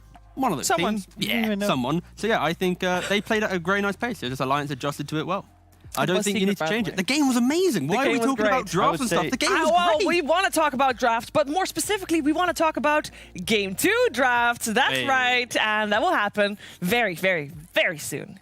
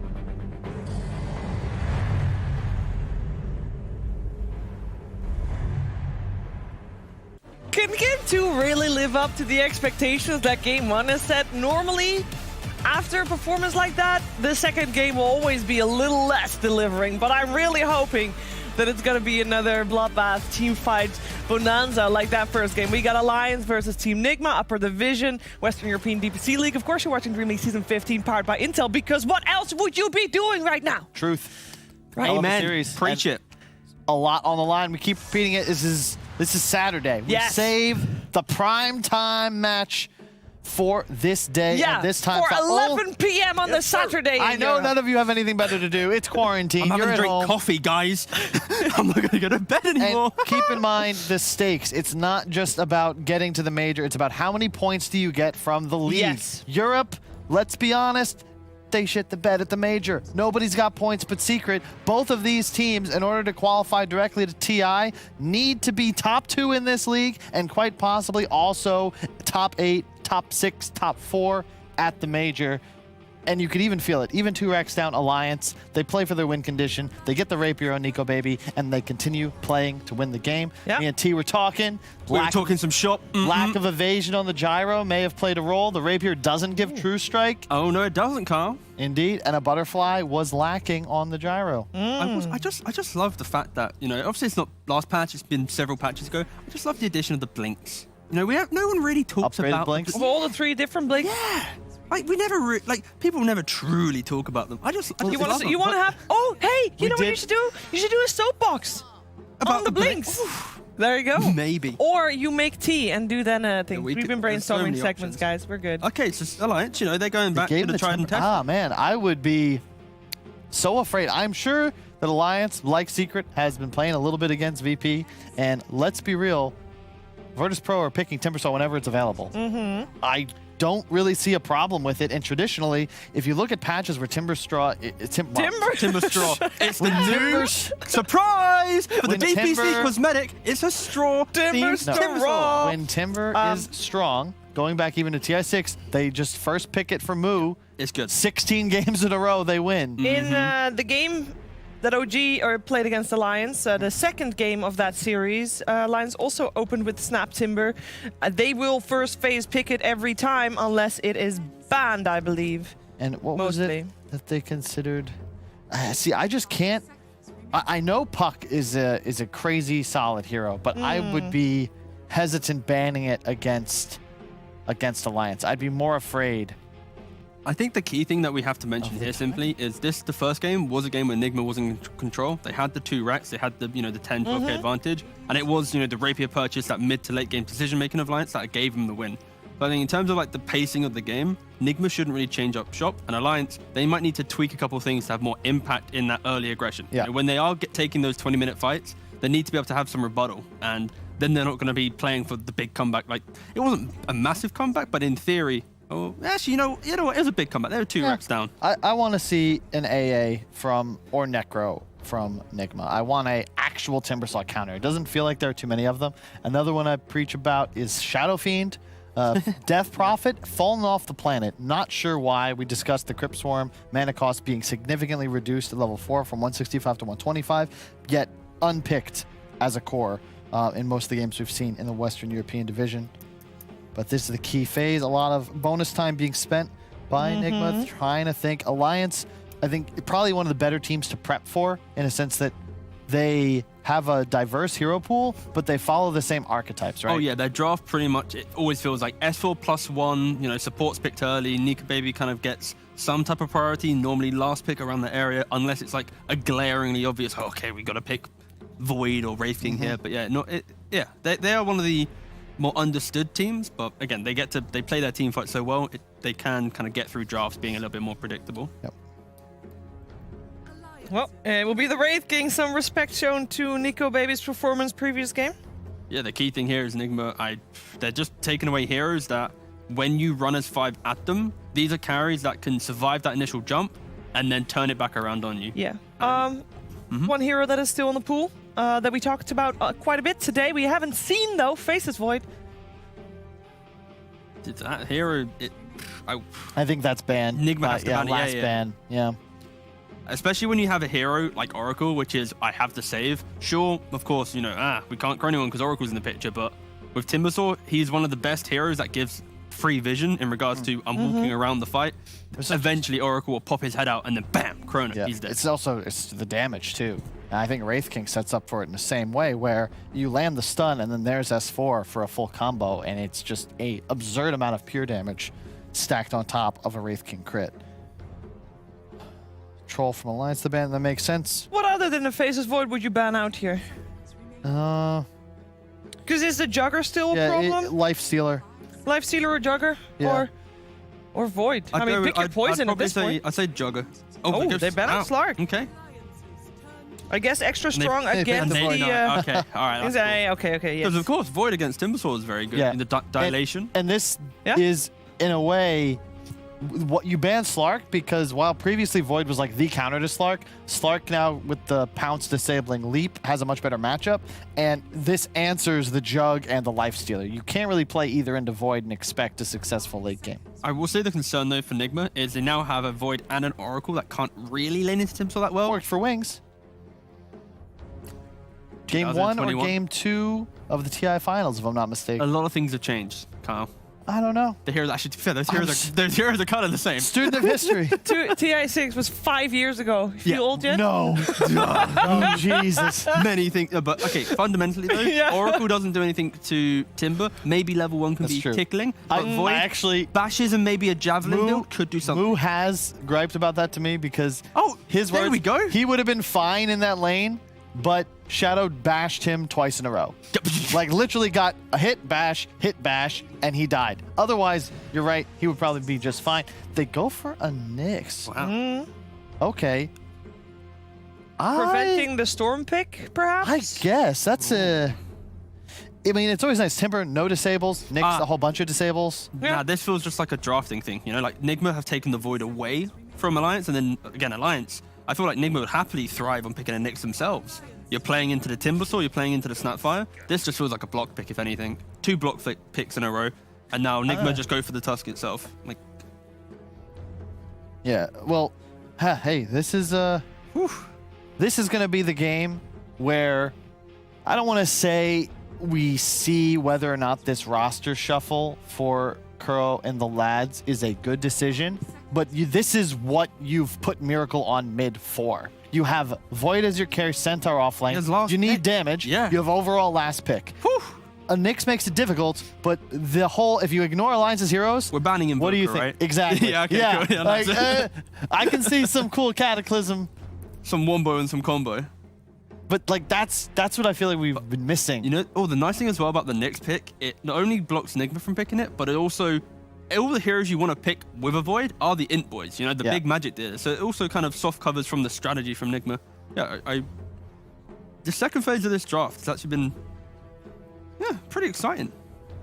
Now Alliance, low on bonus time. Always love a good draft. You know, both around that 30-second mark as we get to the end here. Yeah, I think when you get below 30 reserve, actually, no, I'm not going to meme it. Let's not even try. We got a PA. Okay. A good answer to the Void. You have to be a little cautious. The Maelstrom build, somewhat effective against the PA because the lightning procs don't miss, but it's also a natural MKB buyer. However, before that comes online, PA does enjoy playing against Void. A couple of crits, that is the burst. And it does seem to be a bit of what Alliance are going for with this Timber pick, is they have this hard lockdown from the Nyx. Previously, it was Limp on the Sand King, and then a carry hero that with a crit and a Timber Chain combination, it's like 3k damage.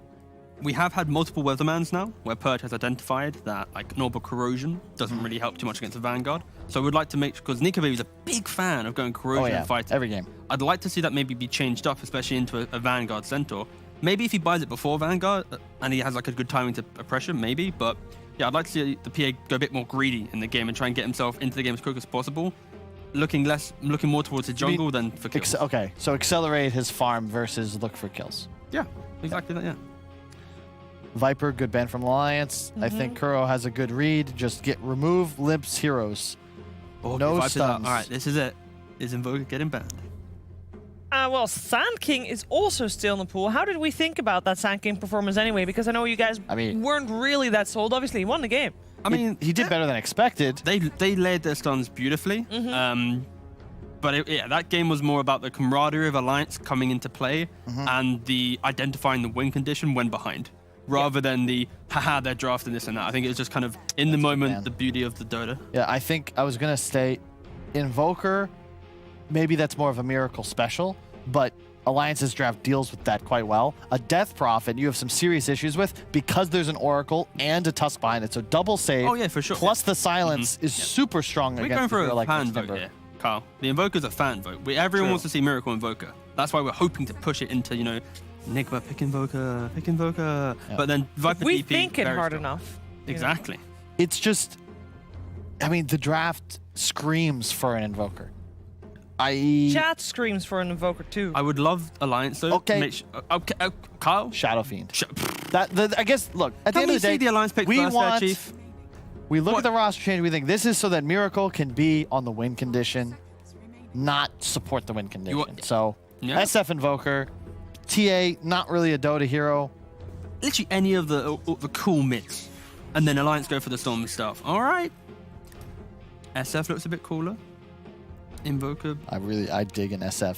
Or the Arcane Blink Yules BKB. Yeah, it vibes. They did it. Oh, They did it. Woo! All right. Oh, it's going to be fun. This is it. Or so, really bad. I don't know. A lot on the line. This is your entire pride and everything, you know? If you're returned to the mid lane on your Invoker and you lose. This is what fans of Nigma have been asking for literally years. Yes. Yep. Years. Please, everyone's seen the YouTube videos. That's how Miracle came to the scene. Crazy plays, level 25 Invoker when that used to be the power spike. It's a tough game for him. It's a tough matchup, but this is why you made the change. This is why he's back on mid. I just like the fact that game 2, both drafts are so nicely rounded out. They've got a little bit of everything. We aren't seeing any big holes in either draft. It's like, oh, they've got this weakness, they got that weakness. I think, again, if you want to try and look at that, Alliance has maybe the better laning phase in offlane, but so does, you know, the both offlanes are going to go well for both teams. So it is about mid, if anything. This is, to me, like, as this is the prototype of what's made the Kuro and the guys successful. Yes, they have inferior matchups, you could say, but they have the ability to outskill. It's a GH Tusk. It's a Miracle Invoker with the Void to set up. Like, they can make some plays and just straight up win team fights based on raw skill. Can we just fast forward like half an hour into this game? Like, we don't need to see the laning phase and the Roshan. We want to see the big fight. I want to see the laning stage. So, all right. My word is law here. All right, we're going to see the laning stage, and we're going to see our commentary team of ODPixel and Fogged.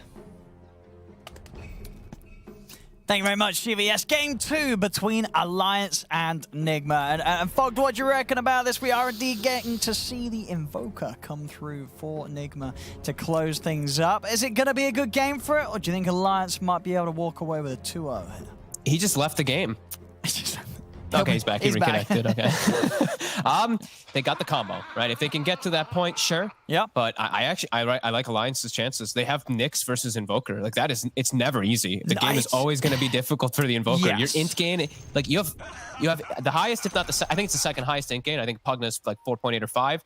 Invoker has 4.6. Just Nyx mana burning you in the mid game and stuff like that. It's devastating. We'll see what Miracle can do. He's going to go, it looks like Quas Wex, at least to start it off here. Yeah. So it looks like he wants to be a little bit more active. I think that actually fits because looking at their actual overall control in the games, like Oracle and Tusk is kind of weak overall. Is ILTW, he's dead. He's very, very, very, very dead. He went up the hill. On his own. He did. I clearly just didn't expect at all Alliance to be there, but they were.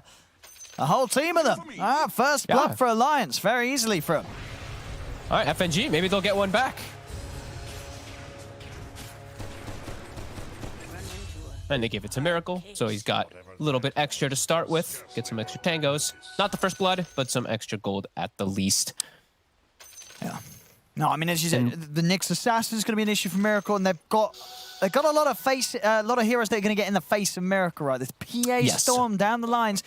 They are heroes that are going to be able to, that all 3 cores are going to be able to jump on top of Miracle. So it's not going to be an easy game for his Invoker, and a lot of pressure really on the saves. And of course, both supports that he does have behind in this game, Tusk and Oracle, can offer that sort of protection, which he is definitely going to need when Alliance come hunting for him in the mid game.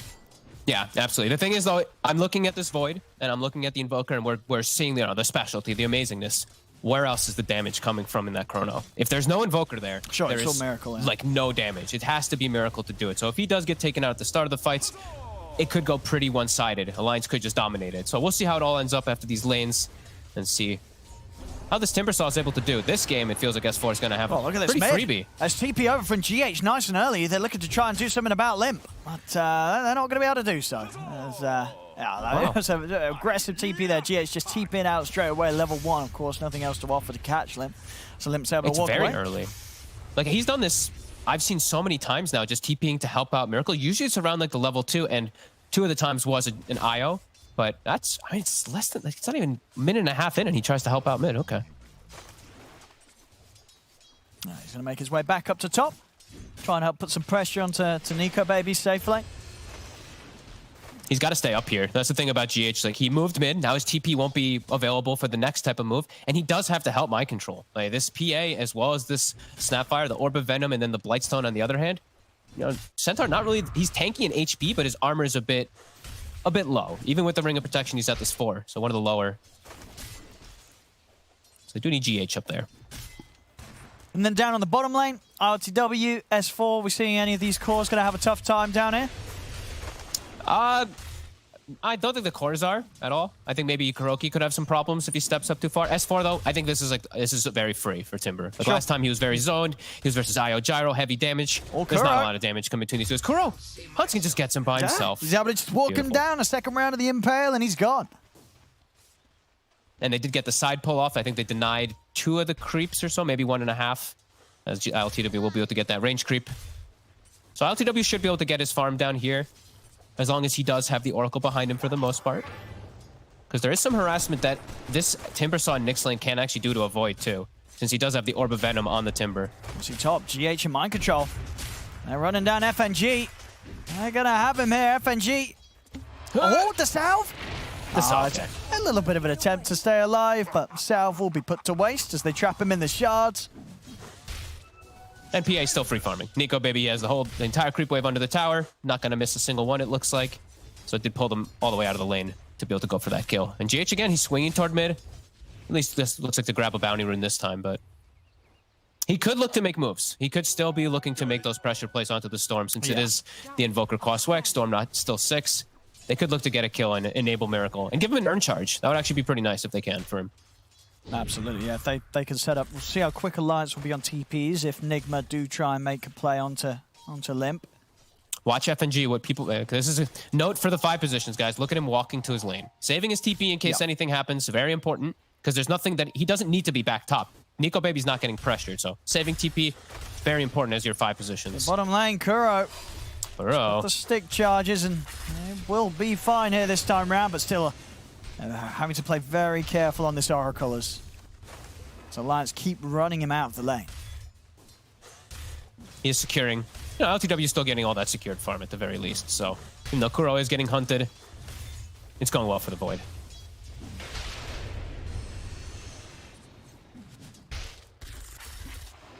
And CS across the map. I mean, everyone's doing all right. I mean, a little bit of a lead here in the mid. Well, even though he's up on the CS, but Miracle's actually got more denies. So all in all, rather close on the mid lane as well.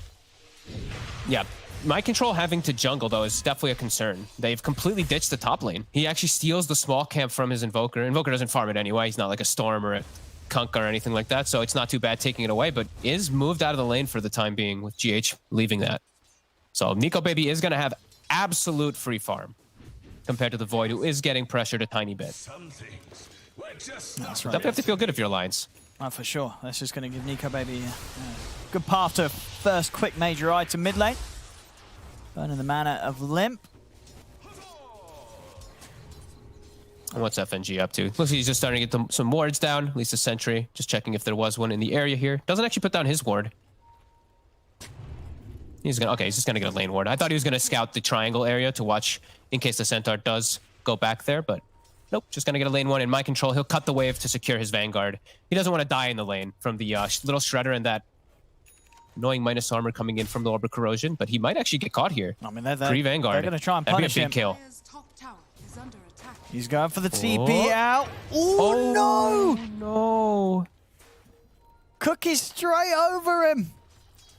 He could have cookied Nico maybe too if they'd done it. If they'd been just a they'd little... been It was able to quick coordinate. though. It was Sure, quick. they only just got vision, so it's very much a case of he may just be about to finish the TP. So FNG, he just goes for it, hoping that maybe the radius would catch him, but ends up just leaping right over him.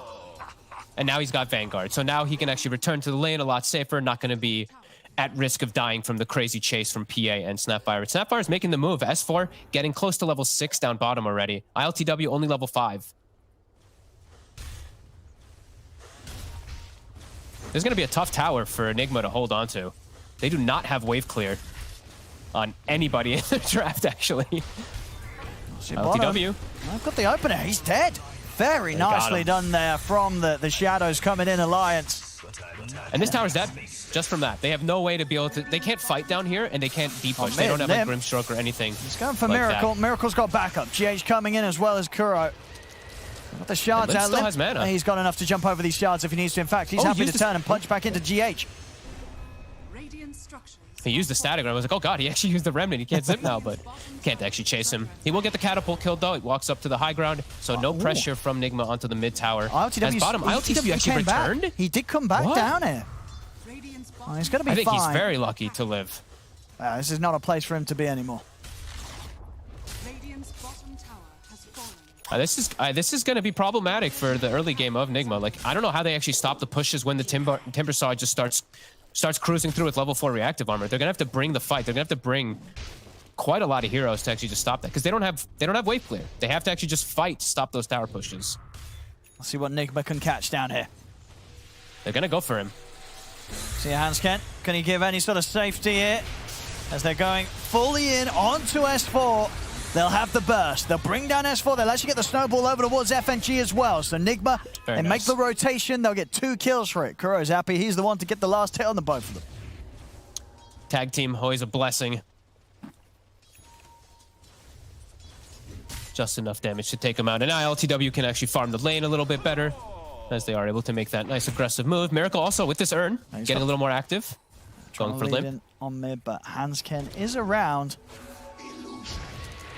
Hansken? We'll trap him. Also might be in trouble. Oh, he's looking pretty dead. As Nigma, and they're getting action going. They're getting these kills. Of course, overall, their alliance, they do have their 3 cores at the top, and Nico, baby, this PA has continued to have complete free farm here in the opening 8 minutes. No attention yet to be brought towards this top lane. No, in this Centaur, sure, he's got Vanguard, but still, the armor is something that's going to be one thing that we look at. Sure, he's got the 6, but with the little Shredder plus Medallion, he's going to be at -11 very quickly, plus the Orb of Corrosion, he's even more. So he does have to be quite cautious up here with Stampede on cooldown. We'll see mid. RCW. He's making the hit. At the same time, they're making the moves around mid lane. Mind Control will go down top. I'll see if Nigma's able to do something with this around the mid. As RTW is looking for the setup. He has a chrono, isn't going to really want to use it just for Hansken alone. And actually, Hansken actually duking around the trees as they can't really get a clear angle in onto him. As he's actually going to be able to walk away despite being surrounded pretty much by the 4 members of Nigma. Oh, that was so nice. S4, he's trying to get an angle to be able to approach back in. He's got the hood, a lot tankier now, and he should be able to stop this tower push. And we'll see what Limp does with his time, as he does see this bounty rune up on the high ground. Doesn't look to want to go into there, as Nigma's starting to chase him. I mean, this is sort of time spent where Nigma's running around the map. RTW was sort of away from hitting the creeps. GH and Miracle, they will get the setup onto FNG. With the cold snap, he has no escape. So Nigma, I mean, this active group that they've got roaming around the map is getting these pickoffs. It's not slowing down the cause of Alliance. No, it's not. And, I mean, Timbersaw now has his new home. He's going to take over the mid lane, stop any pushes coming on there. Kuroki, he's getting his levels bottom. And Limp still just continuing to get all this farming. Let's see if he gets the rune. RTW, he's going to see an opportunity to just jump in, drop the chrono to Limp. They haven't got enough damage. Limp's away. He's able to get out of there. And now Alliance taking a turn and try and fight back. Snowball will give some safety for RTW. They pop the Stampede as well to get them out. But they're chasing over to Miracle. As they've got the detection, Dust is out. They're in with the dagger. Miracle, he's popping the stick charges. He's trying to run, but he can't get away from this as they'll kill off Miracle. Nico Baby's able to pick up the kill. He's the one to take it. And you definitely tip him if you're Limp. You know, they've been tipping each other back and forth. The last game, he tornadoed him during the chrono. He literally stopped so much damage going on to the Storm. Like, if he just does EMP and then tornadoes for last hit, it's a secured kill, but that's a big mistake from Miracle. Absolutely. If RTW is able to get one more hit in, that's all that was needed. That was a guaranteed kill, but it wasn't the case. And Alliance able to turn it around and end the whole scenario with them being the ones to take down the enemy mid laner. And Chronosphere has a very long cooldown. It's got 100 seconds left on it. It's going to be tough for them to make moves, but they're going to continue. S4, they're going to poke him. It's starting to hurt. Let's see if they've got enough damage. Tornado. He's going to be okay. Stick charge and a Timber Chain out. He is away. That's going to continue to be the case for most of this early game, it feels like. This is definitely one of those games that at this point, 11 minutes in, damage to kill the Timber, it's going to be hard to find it. They're going to have to throw every single ability they have in the book on him. Yeah, they're gonna need the Vessel, and Miracle is at least close to that. So that will at least open up the opportunities, because without that, I mean, their damage is really gonna be limited quite a lot across the board from Nigma, just with the way that they have set themselves up and the way this early game has gone. Hanskin, scouting things out. He sees Miracle. He's gonna set up on He's this. go for him. Gets the hit, gets the stun. They're in as well. The Kiss is coming in for the side. Miracle's dead. Another move where Alliance are able to deal with the Invoker, and Limpy's looking for more. Sets up straight away over towards GH. He's given some respect to this position of mind control, but S4's ready to cut him with the Chakram, slowing down mind control. So they can continue to chase onto this. S4. They keep playing around with mind control, but mind control is very beefy with the Vanguard and the Cloak. So he'll be fine. But it's all space. Look at the PA. Like Miko, baby, almost is going to have Deso finished up. The Void is starting to really fall behind. This is going to be hard. I mean, Nico, baby, does not rely on any sort of long cooldowns at all to be highly destructive in these fights. As you say, you know, and for it's a RTW, good matchup for him. It's all about the Chronos. Yep. And it's a good overall matchup for the PA like, versus a Void. Like, sure, your Maelstrom and stuff will be annoying when those procs will come out because of that True Strike it does give when the procs do happen, but besides that, like, damage is going to be pretty limited for him. And Miracle's got to be a little more careful. Last 2 times, dying 2 times in a row. He has got backup to keep him safe, but if he ends up being too far forward, as we said off the draft, Alliance have so many ways to jump this Invoker and catch him by surprise. And it's always going to be hard. Like, playing into Nyx is just always going to make the game naturally more difficult for the Invoker. You're just always going to get caught. You're so fragile if you do get jumped up. He's got Vessel. He needs to get a charge now for them to have any chances for them to kill that Timber if he's not completely alone. Because S4 just keeps tanking up more and more. And because of that, like, PA and Storm just free farming during all this. This feels really good if you're an Alliance fan. As mind control, he's got Blink. Okay, let's see what Nigma's able to do with this. Blink, they've got the Spirit Vessel, Chronos back up. This is their time to strike. There we have it. Some round. RTW is going to be hoping there's no tornadoes coming in on his Chrono this time. Yeah. Hanskin, right now he's scouting the whole area, getting a ward down to protect his Storm, because Limp, he's playing pretty far up in a pretty dangerous position, what normally would be. But because of Hanskin swooping over, getting ward, not as dangerous. And they're actually going to avoid the entire smoke of Nigma they're not because finding of that. anything down here. Good read of the map from Alliance, playing on this whole left side together around that Nyx assassin, which gave him info. And that's going to be pretty much the Orchid down now for Limp. So he's going to be able to pick and choose the targets he goes for. And all of them are quite susceptible to this, except for the Centaur. I mean, Limp and Nico, they're actually going to start the Roche. I mean, why not? They've got the minus armor. Uh-oh. I mean, Nigma's not going to expect this at all. This is one of those timings that they're just not going to be ready for. Alliance, you're half HP.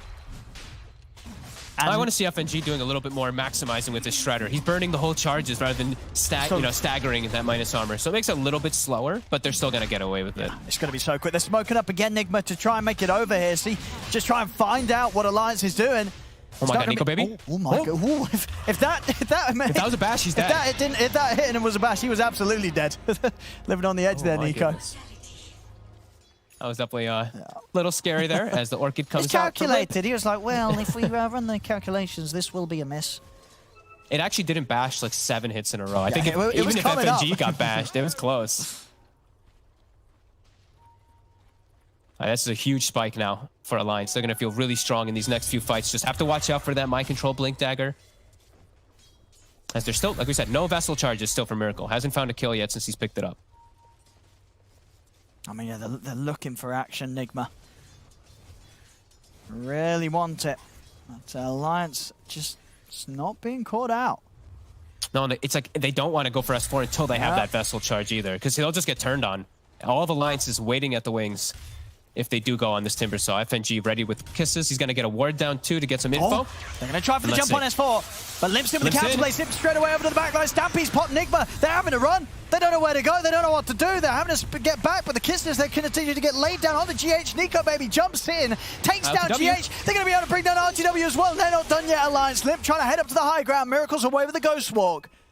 But you saw it there. As soon as the move was made onto S4, it fell apart so quickly. Limp zips across over to the back lines, and suddenly Nigma, they're having to scatter. They're popping the Stampede, they're having to get out. There's no fight to be had as soon as Alliance knows exactly where they all are.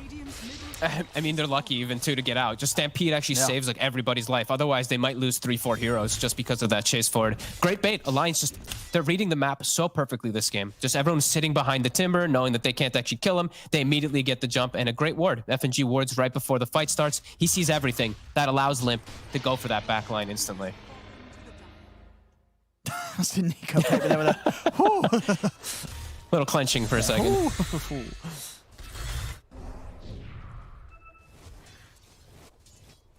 And we just keep watching. Look at Void and Invoker's net worth during all this downtime. You know, they're all about fighting, trying to win a fight to get enabled off of it, but it's just not happening. Alliance. Mid. If he gets anywhere closer to this side of the lane, he would be in a lot of trouble, Miracle, but he won't. He's away at this point where he's close to the Midas recipe gold. And you can understand why. He goes for Midas, of course. He just wants... He needs Exort. He needs to max Exort this game for them to have damage for Cataclysm, so he's going to need a long time of farm for them to have that. As Alliance, they're going to have a huge window in like the next 10+ minutes or so. Ooh. Miracle. Ooh. Nose around. That's actually getting the catch on Kuro. I mean, Kuro, that's an easy kill. Evaporated. He's got, I mean, GH, he comes in for a punch. He's dead too. That's a bit of a cheeky punch. He's going to die for this one. The Kiss is coming in as well. Mind Control's going to look to TP out. If they got the damage to take him out, they don't. So Mind Control will manage to get out of there, but... Oh yeah, GH says he wants to take a fight, but he was not ready to take one. And ILTW, he'll TP top, he'll get the deny, but look at Hanskin. I mean, they're coming instantly across. Making the move over. They're all rotating over because they know LTW TP'd. He has to book it. They might catch him behind the tower if he heads straight down the lane. They see Mind Control instead. Mind Control's trying to jump onto S4. They're going to get the zip in. RTW's got to get out to the start. Going to turn. Tornadoes down. They've already managed to bring down Kuroki.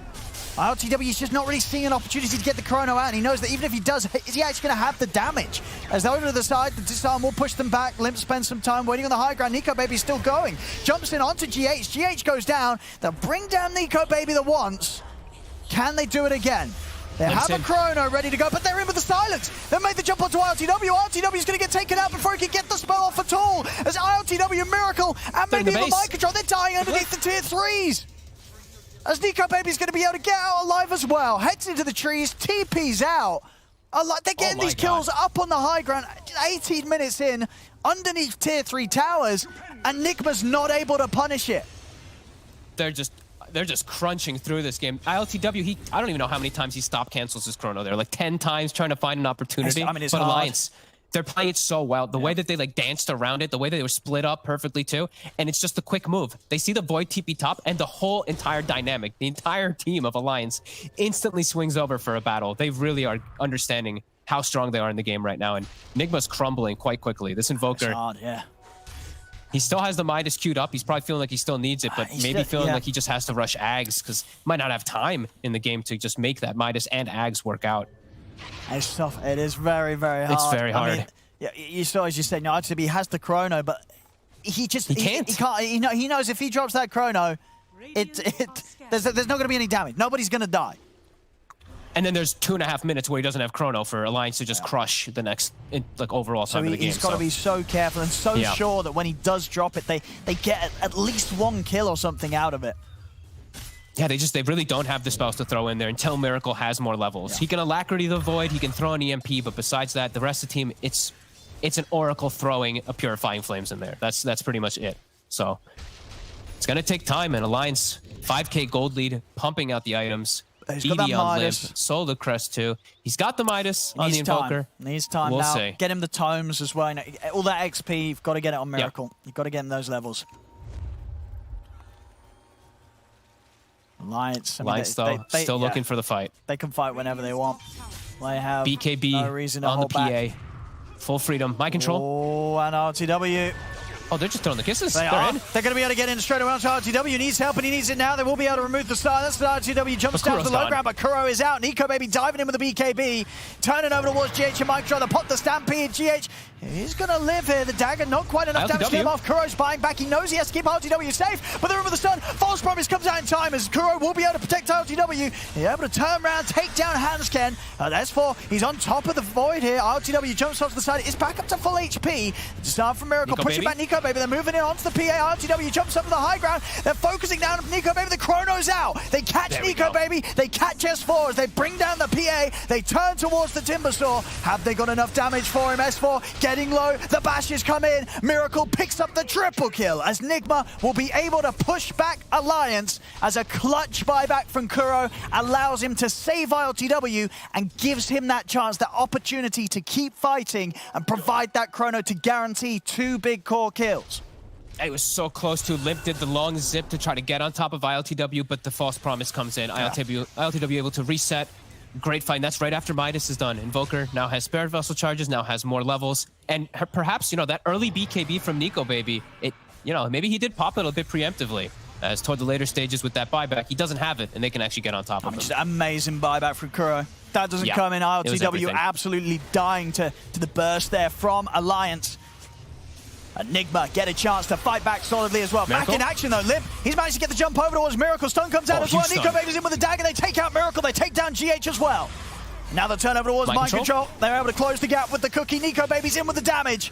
As Alliance, as soon as they get knocked back to the base, they respawn, they get out, and they quickly pick up 3 kills whilst Nigma isn't quite ready for the fight to get brought to them that quickly.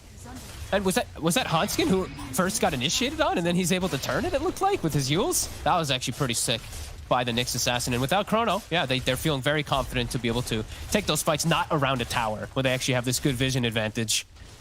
And it's a tier 2 now claimed for Nico Baby. He is just so rich. RTW. He's away. I'm going for that basher next. Making sure that he gets that jump. On either the Void or the Invoker, as I say. So much pressure this game really on the supports for Nigma. Kuro and GH have to do everything to save the 2 of them. Save RTW, save Miracle. Alliance, they smoke under vision. So Nigma, they are completely aware of this one at the moment. 30 seconds till Chrono. RTW still leading the charge here.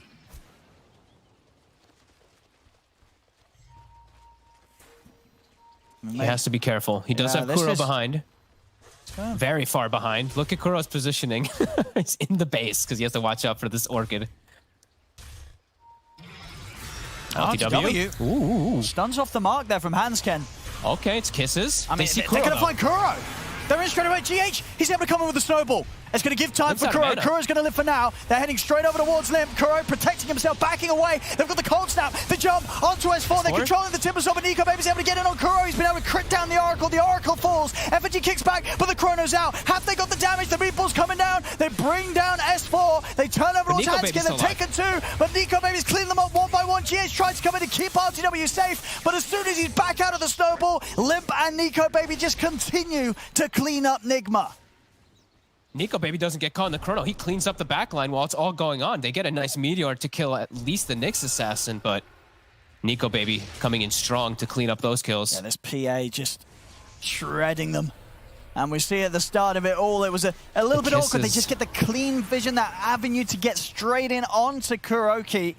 GH gives them a little bit of time, but now the fight just suddenly in a much more awkward position. And as you said, Nico Baby just able to masterfully move target to target on the back lines. ILTW looks towards the big ones at the front, looks towards S4, who's already very low to guarantee the kill. This PA getting all the space to head target to target. Yeah, he does waste his BKB though. We see Nico Baby pops it at the end, so at least that for Nigma, it's going to be a little bit shorter at the least, but either way, this PA now up to level 18, just like you said, jumping from target to target. If they're solo crested, if they're little shreddered, they die in 2 or 3 hits, especially now that we have that 450% crit online. And Kuro, his job is so tough. This poor Oracle is just getting focused by this Storm, by this PA so hard. And look at this immediately. He's had to false promise himself. They wander out in the mid lane. Alliance is there ready to jump straight away. Kuro's going to get back up to the high ground. GH is dying outside of the base. RTW is able to jump away, but there's no false promise to protect him. If they get another stun on him, he's going to go down. Counterplay comes in as they push them back with the meatball. Mind controls in over towards Nico Baby. Nico Baby falling down low. He's going to go down. Nigma, they turn, they take down the PA, and now with GH Snowball, they're over towards FNG. They're going to be able to catch the Snapfire as well. See if they can control S4. S4 blocked in by the shards. Buyback coming out from Hansken in an attempt to get out and save S4, but they're in with the jump. The vessel's down. Another timber chain gets him away, but ILTW is going to continue to try and chase Hansken. He's going to have a stun to offer to try and hold them back. Burns the mana of mind control, but S4 still continue to get controlled. Lim comes in with a big zip of the snowball over from GH. They're in onto S4. They still can't quite kill him, but S4 still alive. They're in with the Walrus Punch. Finally, they'll bring down the Timber Saw. Alliance doesn't respect the high ground. They walk up blindly into a stun, into Meteor combo. And now Roche and the Ags is done for Miracle. And he's got Max Exort. It's all coming together. It really is. Just a push that was made a little too quickly there by Alliance. Nigma ready and waiting for the turn, and a fight where Chrono, it wasn't needed. It wasn't there. RTW's now got it back up. They're going to look for some sort of steal. Hansken, can he come in time? He's going to head in, but the kill's already been taken. They get the Aegis on RTW. A lot of damage being done by the Kisses, and Nigma are getting brought down low. Hansken, can he finish anyone off? He can't. They'll lose the Nyx Assassin. FNG's tried to step forward, but now Nigma's going to look to chase him down. The shards blocking him in. Nico Baby, he's jumping in aggressively, but the Chrono's up. RTW's able to catch the two of them as he takes down the Snapfire. They've got the lockdown, the follow-up Hoofstomp, and the snowball straight on to Nico Baby. Nico Baby pops the BKB, jumps over towards Miracle. ITW getting credit, but he's back up to full HP. The bashes come in. Nico Baby jumping to escape, but there's the chase from ILTW as Nico Baby falls. S4 and Lim, they've got to run. They're the last two left alive for Alliance. ILTW being forced forward here with the Stampede. Lim, he's out of mana. He's running out of options to get away as ILTW is in with the follow-up on mind control. Triple kill for ILTW. S4, he's bringing mind control and GH down low. The time dilation comes out though. S4, he's not going to have too much more to throw out, and mind control trying to close the gap, but mind control just continue to tease him. Give RTW the time to bash into S4. S4 with the Essence Ring. He's tanky enough to get away. Nearly gets the chakram control onto mind control. Dancing. They can't quite kill S4, but they kill everybody else. 4 of them dying on Alliance. There's Nigma straight out of the Roche pit. Yeah, Alliance, they just throw bodies at them. They try and get a fight going around the timing that Nigma kill off the Roshan. They can't quite do it. No, and the clutch, cheese clutch Chrono coming into play perfectly, just because they didn't have in those last fights. As Nico Baby, now his third death, and ILTW is fully enabled. He's got so much gold now. He's almost got the MKB now to be able to fight versus that PA in most scenarios. So he might not even need the Invoker spells. That's true. But we do have them. Cataclysm, FNG fully at the ready. And FNG, he's also found. Starting to really crumble a little bit here for Alliance. We're seeing just sort of hero after hero getting lost. They've got to sort of regroup, start to bring back some of the coordinated moves they had earlier in this game, they had in game 1, as Nigma really starting to outplay them in these team fights. Yeah, and the thing is that Kuroki keeps getting jumped, right? Like, they keep getting on this Oracle, but it doesn't matter. They end up having to use so much mana, they end up having to use majority of that BKB on the PA too in a lot of these instances, that Nigma, as a team overall, have somehow brought this one back. A solid swing there, you can see 7.5k. Back into the realms of Nigma, having the net worth lead. And now it's just scary. Like, the fact that they can just get chronoed. Like, 20 seconds, Chrono's going to be back up. If they get like a 2 or 3 hero chrono, the fight's just over instantly. The Cataclysm's going to come in and erase some heroes. And yeah, the fights are just way harder now for Alliance. They still have to do the same type of style where they're jumping these backlines, but into Aegis now for 2 minutes, it's going to give Nigma a lot of time to get this farm and catch back up on all these scores as they've already done. Just get ahead on these scores even. Just a few hundred gold for that MKB, ILTW. Pushing on to the tier 2 already. 2 minutes of Aegis to play with. And Alliance almost certainly not going to want to take a fight around this tower. They'll let this one go.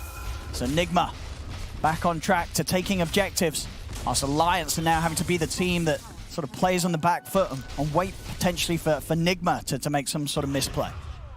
Well, RTW, he's in and he's out. He's ready to play around now with the shard. He didn't take the cooldown. He actually took the attack speed. I thought he would because he got the shard, but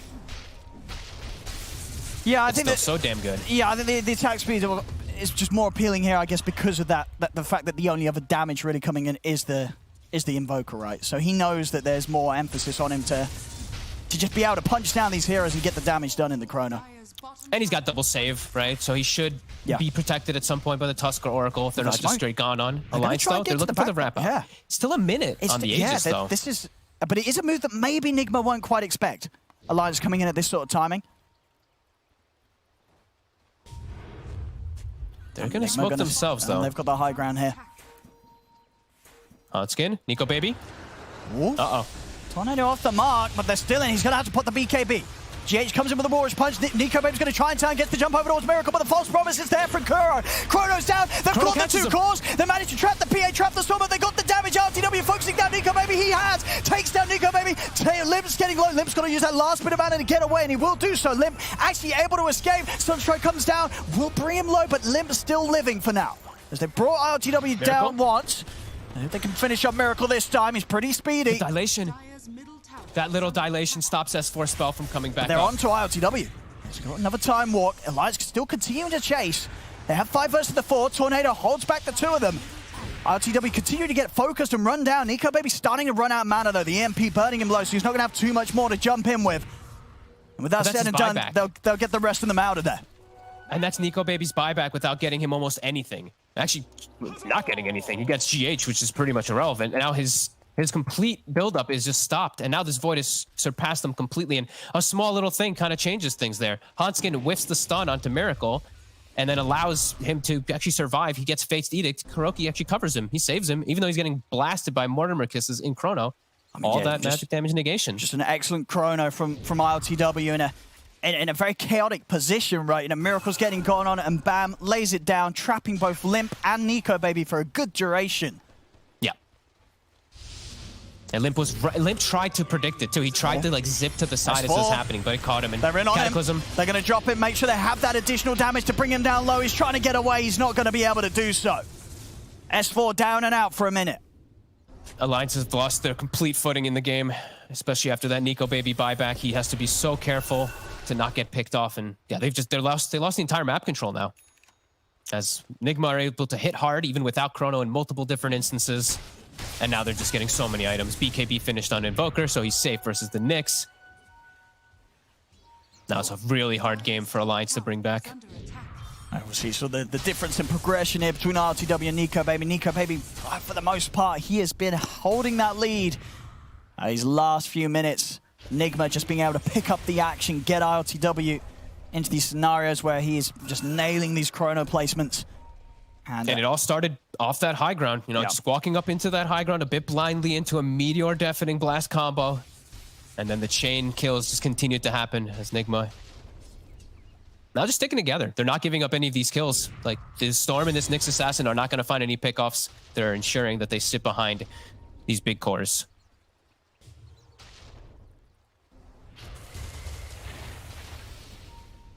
Definitely calming it down quite a bit here, Alliance. His dilation's just been so problematic for them too. Is my control? It's a bit of a tease onto Nico Baby, maybe seeing if he can force a BKB out as such. As it is, Nico Baby very scared now. Having to jump back. Knows that one wrong move, if Nico Baby dies again whilst buyback's on cooldown, it will at least be potentially a set of racks taken away from them. He's just going to be a full item behind now at this point because of that dieback, or just because of that buyback and not getting anything out of it. Like, he's got the Basha, which is great. If he had the Satanic, it would feel nice, but even then, like, ILTW is about to finish up Butterfly soon, so it's problematic for him to get these items out fast enough. Enigma, they're looking for the fight. If they catch the Chrono, it's the same thing. Like, Miracle's already got it prepped. He's got the Meteor and the Sunstrike at the ready. Yeah, they're going to get the jump on him, S4. Then with the Cataclysm to scout out what's out behind him, and S4 just gets destroyed at the start of the fight. That's the Timber Saw gone. And even FNG, very likely. Yep, they close the gap. Tornado buys time for Nigma to surround the Snapfire. As another kill for Miracle is picked up. And Alliance just... And that's without Chrono. Yeah, that's just a Stomp and a Stampede. Like, that's the beauty of it. And the thing is, they use Cataclysm, but it was an Arcane Rune, so that's going to be back up pretty soon for the Chronosphere if it does come out. Yeah, Alliance just... They can't make anything. They can't make any move. Anywhere they show on the map, Nigma is at the ready to go for them. And they're not catching anybody anymore. Nigma's not splitting up. A very tough spot for Alliance to get themselves out of now. That's Nigma, yeah, ILTW and Miracle. Had a bit of a few deaths here and there in the early game, but his performance has risen straight back up to the caliber that Nigma fans would expect from him. As he's having a perfect game. These last few fights, execution, top tier, 12, 5, and 11. And his supports, they've really saved the day. Like the Tusk, these little snowballs, these little saves from Kuroki's, it really has saved the day, as it was looking quite disastrous for the majority of that early game. No, just full belief in their cause, Nigma, with this sort of lineup. GH and Kuro knowing as long as they can save them and keep mainly Miracle and RLTW alive, these two heroes alone can essentially they can just carry the game straight out. A good Chrono and a combo in the late game from Miracle will set up every team fight for success if Alliance get caught by the jump. Yeah, now it feels like Alliance now has to do what Nigma needed to do earlier. They need to actually just catch an isolated target and just start with a number advantage somehow. But it's just so tough when they have Kuroki with Blink Dagger, GH with Blink Dagger playing miles away from the team fight. Yeah, Butterfly done on RLTW, and as you say, S4? Whoa! He's coming in onto the high ground. He's going to have the backup on the way over, but he's already very, very low.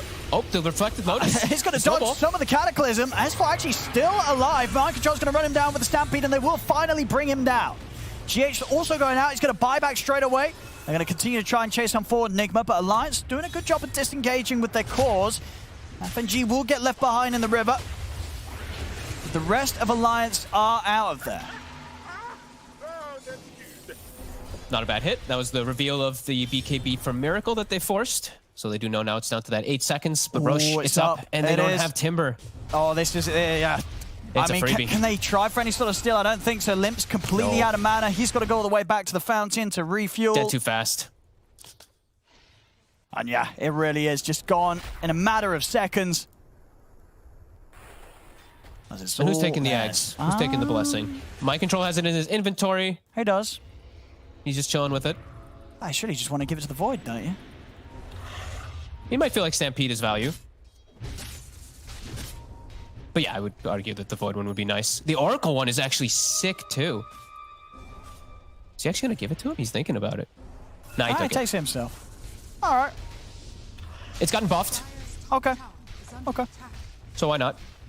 And so that reduced out is going to be nice against these heroes, like the PA. That for Nico Baby, it's all about what he can do during the BKB. So if the team stampeded for a good portion of the commitment from Nico Baby with the BKB, the fights are suddenly going to get so much harder. It got buffed by a full second.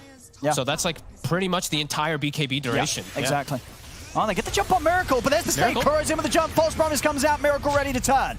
Then with the punch up onto Limp. Cataclysm coming down. Limp's able to ball lightning out to the side. Hanskin's falling low. S4's having a run as Hanskin will get nuked down by the Purifying Flames. S4 also to fall as RLTW bashes him out of the game. And RLTW is not done. Jumping up to the high ground, chasing down FNG. There'll be a buyback from Hanskin, but FNG's gone. 2 heroes down on Alliance. No buyback for a minute on both of them.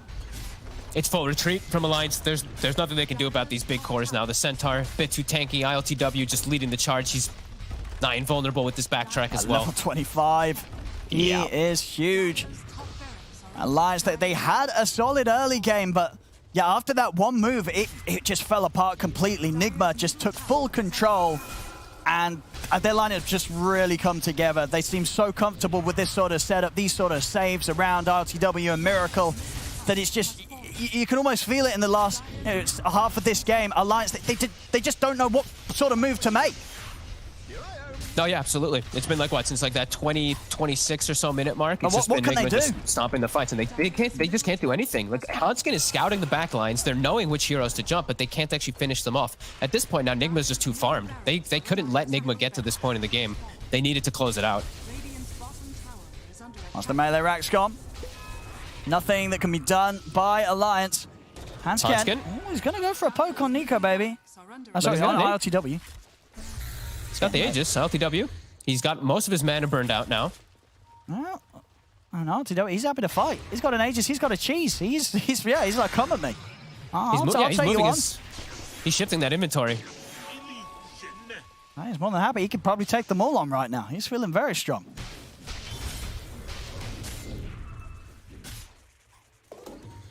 Just keeping all the lanes pushed in. 27k lead, refresher orb done now on Miracle. The combos aplenty are already. Here comes the big boom. Double BKBs as well. He's just so protected as they find Hanskin. They have a sentry in the area. They'll get a free kill. Well, at least we'll get to see a pretty light show, hopefully, as if a big chrono does come down, as Nigma have completely controlled this one now. We want to see the double cataclysm. Yeah, let's get it. We want to see the combos. I mean, Alliance. Oh, they get the jump. Can they take it down once? Oh, they can. I believe that was also the range bash from the dagger there, setting him up to stop him from being able to jump away. So that's the Aegis gone. That's the start for Alliance. GH. I got the jump in on him. Oh, Chrono's down. There's the cataclysm, the double cataclysm coming out. They don't stand a chance. They don't stand a chance as Nico Baby and FNG just get blown up by the combo. And there it is. GG is called. We got a bit of double cataclysm to close the game up. As Nigma will take this game 2, we are going to be going to a game 3. Good. I think it's appropriate after this. I think Alliance, they played this, like the first 20 minutes, honestly, like pretty perfect. Yeah. But just 2 or 3 slip-ups going into high ground blind, they get kaboomed. Just have to be a little more cautious. When you have this type of comfortable thing, they could have like done a lot. There's a lot of things that they could have done, but a couple mistakes. Nigma capitalizes. The chrono comes back up. They get rush. Kind of all falls into their favor, as it all is a very fortunate situation for them. But Alliance, they crumbled this time. After looking super good in the first game and super good in the early game, it finally falls apart. No, I think if anything, I just feel like this sort of draft that Nigma got through this time, I don't know if teams are going to let them get away with some of these combos. It's sort of just the core of like this ILTW Void, Miracle Invoker, and then having either of the saves really. I mean, all 3 of them, of course, Mind Control as well, the Stampede, just able to bail these heroes out and play the game to a point where the combo, it's going to come out, ILTW is going to be able to punch back, and you're just really going to struggle to get the jump. And yeah, with the start Nico Baby had, he still ends the game 12-5 and 12. He was having a good game on the PA. It seemed like after a certain point, the draft was just a little too hard for Alliance to fight into Enigma with. They can't make these mistakes. It's like the little mistakes add up so much. Like even just like an accidental BKB, right? He used BKB like 1 or 2 times, maybe a little overzealously. Then the cooldown's even lower. These type of plays, they hurt that much harder when you make those mistakes. As Nigma, they keep their cool. They certainly do, and yeah, for the celebration of general Dota fans all around us, we are going to get a 3rd game between these 2 teams with Nigma taking the 2nd game. 1-1 now between Nigma and Alliance. Yes, Alliance lose, and that means everybody wins because we're getting a 3rd. That is going to be a lot of fun. First, we're going to break down game 2 and yeah, take a little bit of a breather as well as we head to a small break.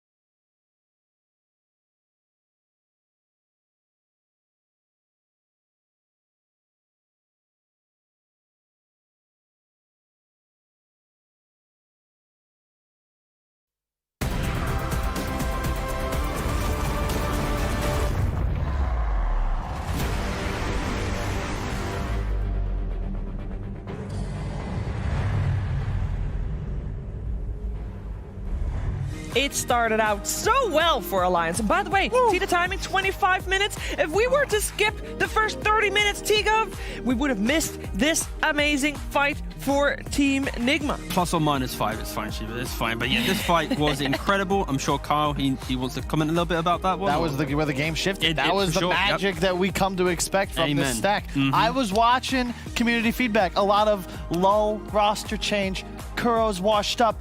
What kind of TI captain says go on Timbersaw over and over, and then somehow, in a fashion we recall going back all the way to like the TI 7 days, they pull out a win with just superior spellcasting. GH looked like a totally different Tusk after that 25-minute fight. Yeah. They get the dub. Yeah, but I gotta say, Alliance, Fog mentioned at the very end of that cast, the first 20 or so minutes, they secured that Roshan with the little shredder. I love the fact that the PA did go for the quick deso, didn't go for a farming item. They played so well. Yep. And in that first highlight, you make one mistake going high ground. It's not even a It was a deafening blast, interrupting a timber chain. Okay, new word. You make one aggressive play into a very prepared Nigma. Bam. Game changes. And why is that a new word? To be fair, I don't know. I meant it's not a mistake. It's the fight before that, they had dove base and killed 4, to be fair, with everyone escaping unscathed. So it was really just a solid game of Dota 2. I don't think Alliance should be disappointed by this. No. I mean, losing sucks, but they played a solid game of Dota 2. I think Miracle's rush of the vessel slowed his progression down a bit, so everyone's a bit spooked. He's like got no items after starting the game top net worth. To be fair, I don't mind that though, because I think if he goes like an Exalt build, this team's going to have so many issues because Exalt Invoker wants to farm a lot more, and the Void is having issues. You deal with Timber. Like the Quaswex allows you to play into Timbersaw and the Vessel, but Alliance played a run that so beautifully, and they're always setting up. And I think Kuroki died way too many dives in the start, and it gave Alliance this kind of confidence to keep going. And it was that confidence that Nigma eventually played on when we saw that amazing deafening blast at Meteor. It's like, okay, you've now come into our territory. We've died to you a couple times now, too many times, but this time we finally got you, and that's where the Void Invoker, a tried and tested combo, really came into play, and it was so scary to play into. It was very scary to play into. I'm also curious to hear what Purge picked up on from this second game. Thanks, Cheever. I know what everybody's wanting to know. How did PA get ahead in the early game? Well, guess what? I just want to show you guys what happened.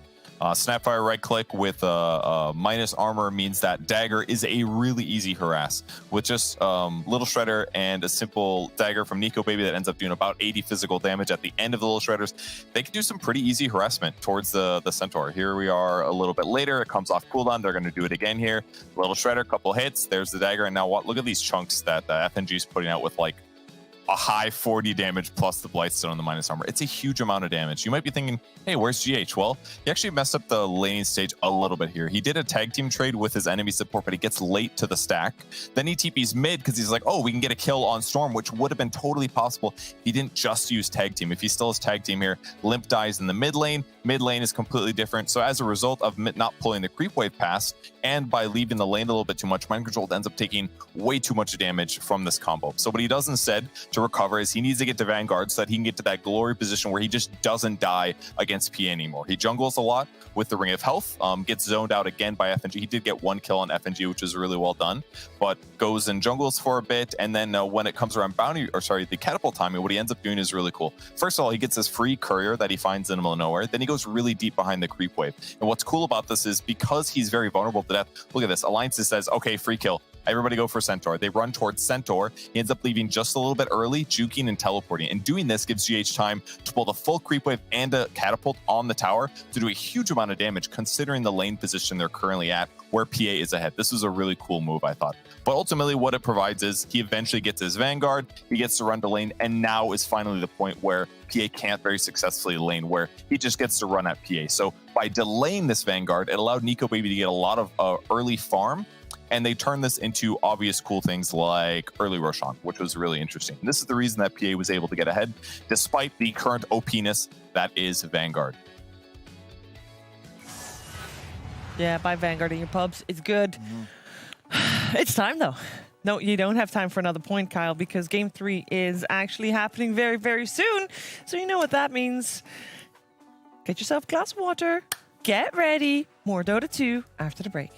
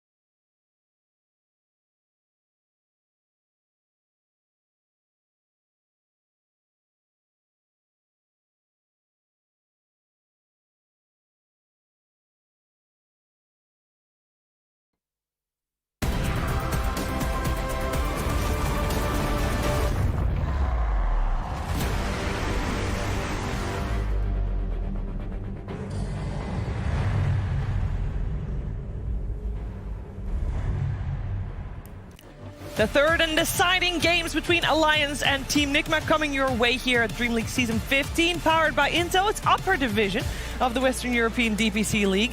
And so far, Team Alliance is undefeated in series. All their series have gone 3 games, but they have not lost a third game to the series yet. Will Team Nigma make a dent in their squeaky clean record? Or will Alliance just take this one, just like they did all the other ones, with 2 other ones, by the way? 2 quick points. Okay. First off, most of the times when you're working games, you're on Team 2-0. This is one of the few times I can honestly say I am thrilled to see a Game 3. It's late. We just got past midnight. I believe it'll be past 1 a.m. for both the entire squad of Nigma and FNG. And we have our decider. And also, how important this decider is. You know, these teams would be tied in the event Kuro and the boys were to take it. Yeah. And I feel if they win this game and this series, that Game 2 will be a defining moment for this stack. It validates the roster change. It brings back some of that miracle magic we got so used to seeing years back. But can they get the decisive Game 3? Alliance immediately deny Centaur because Timber, not banned. Yep. Whew, going through again. Wow. Yeah, but this time the Centaur coming out means that we'll probably not see it. I mean, I know we saw a Centaur tried out as support, but I did not really like that. You're very right. The Centaur first pick is just we're playing this before, but no, going on to what Kyle said, the fact that Nigma in the second game was able to have that type of victory, and then they've done it, their first ever game with the stack was the same kind of style, comeback against Secret. They're now doing it multiple times. It does put a lot of confidence towards Nigma, but then we got to look towards Alliance. In 2 games, they've shown 2 different ways in which they nearly won games, right? Yeah. Game 1, they're behind 10k, they come back super impressive. Game 2, they have such a commanding lead, but then one big play from Nigma, the game's changed. So yeah, I think both of these teams are playing at a very high caliber. Ooh, And I just love like the series meta that kind of comes into play, which is, you know, Void. yeah. We've seen it a couple times before, but now Void just rising And it's always rising in series with Alliance. Yeah. And once again, it's Nigma on second pick, which means we can almost be certain it will be Miracle's hero overall final in the draft. Okay. This is a classic combo with the old Shadow Demon Centaur. It's a good save against the Void. They tried this as well when they played against OG, the first game that they played. It didn't work out. Yeah. They also had a Centaur Shadow Demon, I think, also as opener. They did have an ET5. Their lineup wasn't even that bad or anything. It just didn't work out. They've run this combo in time. I think Season 1 was the main time that they tried running it. But it's the fact that you have Centaur unlocks a lot of ranged heroes to play because it's the classic big offlane that is independent. You buy the tanky item, in this case for Centaur it's Vanguard, and your 4 can be anything. You just stop the pool, you can make some stacks, and you open up the game just to be, you know, a nice, good pace. And the Void matches up against pretty much everything Nico Baby really likes to play, with the exception of Wraith King and Morphling, which I expect we'll see banned out immediately. Yep. I mean, so far, I think for both first 2 games, obviously a lot of back and fight, a lot of fighting, back and forth, a lot of fighting. I think the key heroes, key players every time have been the position 1. So yeah, just remove all of Nico Baby's comfort heroes. You already got your ILTW hero for Team Nigma. Yep. You'd be in a good spot. That being said, there's a lot of Nico Baby heroes. Indeed. And now we start banning them. Wraith King was the other option, I think. They're going to have to ban out. That's gone right here. And I love the force Kuro to draft something else. Like, this guy, he is famous for picking the same thing if he feels like it can beat you. And in this case, Invoker Tusk, you really can't think of heroes that are more synonymous with Miracle and GH. Out of the 7 games that Team Nigma has played, that's including this series, 5 of those games, GH played Tusk, 2 of them he played IO. That's it. Yeah. They like to latch on. They'll have a new hero today. No, unless, I also banned. Oh, wow. New hero for GH. But I feel like when you have Void as your grounding factor of your draft, your 4, again, it can also be anything. You just want a little bit more damage into the Chrono. Against these type of heroes, I think Willow rise up in prominence because you have, you know, movement to be destroyed by the root. You can set up spells on top of the disruption. It's a really good shard as well, especially the way we've seen Centaurs build with the early Lotus. You drop a Cursed Crown on them. Even if it's removed, it drops Brambles unavoidably outside of them. So really strong at just providing control. The Stampede was a big issue for Alliance in the previous game. I think that's why they've moved it up to first pick priority, because it just landed so many kills. There was that one key moment that helped land the kill on Limp Storm, where the illusion gets Stampede buff, applies the slow, and that allowed the Void run on through. Close. And there's the Wraith King ban, sure. Okay. Yeah, Tiny too. You can't forget. We'd almost forget the Limp Tiny. You'd be surprised, Chief. A lot of people forget. I mean, there's a reason it was first phase banned. I guess Alliance first phase banned it once as well. I just love the fact. Yeah. I love the fact that this pick right now, it will show everything that Nigma was trying to plan out. Because like, if it's a ranged 4, expect some melee offlaner. If it's a melee 4, then it's gonna be some obnoxious like ranged offlane for mind control. Keep in mind that Snapfire could also be played by Miracle. True. True. I'd hope not. I don't think that's like the flashy Game 3 vibes we're going to look for. I agree, but it is obviously an option. Yeah. It is, for sure. It is. I think if they pick a weak mid lane that can be pressured, then maybe. You just go for the Earth Spirit. You know, no Tusk. What do we take for GH? We just give the man another kill support, right? It's big fan of it against the Shadow Demon. It's something EG with PPD used to do all the time, because the Magnetize and the Chrono is a lot of extra damage. You have some hard catch so that you don't need to blow the Chrono initially. But the key thing here is when Alliance has this Centaur. Okay, let's go for a Silent King. Like this Centaur SD, you need to be able to jump back lines, because Centaur's the one initiating, and it's going to be SD +1, always saving that big win condition. This is all this draft opening from Alliance.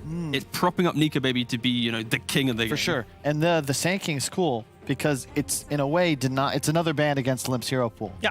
It's open. This could be GH. It could be Miracle mid SK. But you're limiting Limp's options here. Can he not just go for Davion? That is true. It's a pretty sick Dragon Knight. Yeah. I don't think you take it third, though. No, I don't think so either, but I don't think Team Nigma is going to, pick it fourth either way, so why not save it for fourth pick for them? Do you think that for Team Nigma, the Darkseer is still very much on the definitely on the cards? That's a really good choice. I think the only downside to that is they don't have the final pick in second phase, so they're giving away Alliance one more pick. But yeah, for sure, if Alliance are able to, I guess, pick weaker heroes that identify for being a good Darkseer game, then maybe. Ooh. All right. It became a much better Darkseer game. Yeah, Alliance this game, they have fully accepted to playing out their lanes, accepting a slower chill game, because they're not seeing any pressure from a Void. They're not seeing any big pressure from that Sand King. Yeah, but I mean... All right. This is, Sand King off lane, Phoenix 4, Snap 5, with a last pick for Miracle. The recipe for Nigma right now is just... I think Phoenix is off lane here. Oh, position 4. Sand King 3, Phoenix 4. Okay. I guess it could be either way. Sand King's technically King flexi. Yeah, that's very true. Sand King's currently like the flexi boy. Or Snap 2. Yeah. And the thing is, you'd love to pick... You keep trying. If you remove the Void, you'd love to pick a Juggernaut here.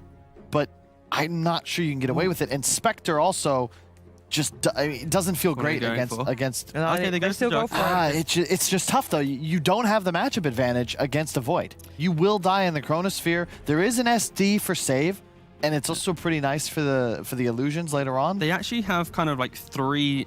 soft cover, or they have one hard cover to Chrono, which is the Disruption from SD. They have the Golem from Warlock, and then they have the eventual Ag Stampede plus Pipe from Centaur. So they already have kind of 3 heroes to prop up the Juggernaut, and now they need a hero to tank some spells. They need like the Dragon Knight, that frontline guy, the Kunkka, who can just walk up into the fight and go, yo, waste some spells on me, then we unlock the game. You've got to figure Nigma are immediately banning DK and Death Prophet, because it's not just the mid-game control, it's the tower pressure. That's what Alliance need That's now. true. Yeah, DK, I think, for sure, is, like previously mentioned, is, I think, a top-tier ban. They have almost this exact same lineup was the game against OG, with the DK obviously there too, with the difference being Warlock instead of Elder Titan.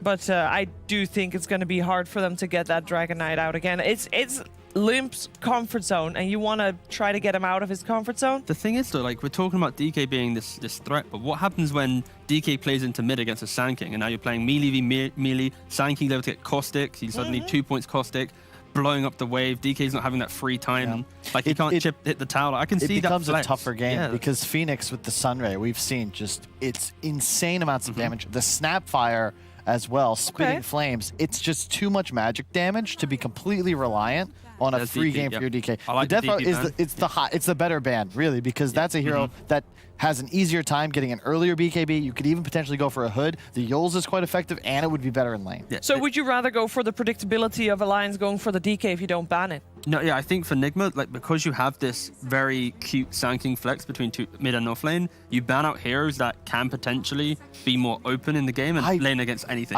I disagree. Limp, don't give Limp one of his best heroes, and the one that Alliance it's both wants to things. play around. We're saying the same thing here. We're just, Oh, don't give them DK, even if you have the tools. Potentially, yeah. I think like the point I'm making is like if there isn't a better ban, then ban DK. But like if there's clearly a better ban that we get to think Is there a better ban? I'm currently thinking. All right, Limp so far, other than the DK and the Tiny, he is, and the Storm and the Sand King that we saw this series. He's also played Mars this league so far. Didn't work out as intended. Mars isn't the same. Like, you don't get the tower pressure, and you're too reliant on finding kills around the map. We did see Nigma respecting that ban, respecting that with a ban previous game. Okay, what are they going to ban out? They ban out Legion on the side of Alliance, and that indicates that they are still expecting an offlaner to get picked. But the Storm was the ban previous, so they're keeping it. Yeah, they're keeping it It's more about matchups. So the LC against the Jug in lane can also remove any Fatal Bonds, can remove the Soul Catcher, and bodies a Jug in a one-on-one scenario. Really easy Blink Blade Mail target. But it means that they're not worried about the Darkseer. I don't think you can't go for it here. Playing into Warlock Jug, it doesn't feel that great. Well, I think you can just spin down the lane. Okay, they banned Lina. Nice ban. Obviously, yeah, okay. Lina is a better ban than so DK in this game. Reasoning would just be right-clicks into the Phoenix Egg, and you have wave clear. Burst for the Void as well, and stronger laner. We have too focused on the sanking idea, but there needs to be a hero that counters the egg right now because there are no egg hitters. You can't rely on your position 4 or 5 to be that guy unless it's some Mirana type hero. We don't have that.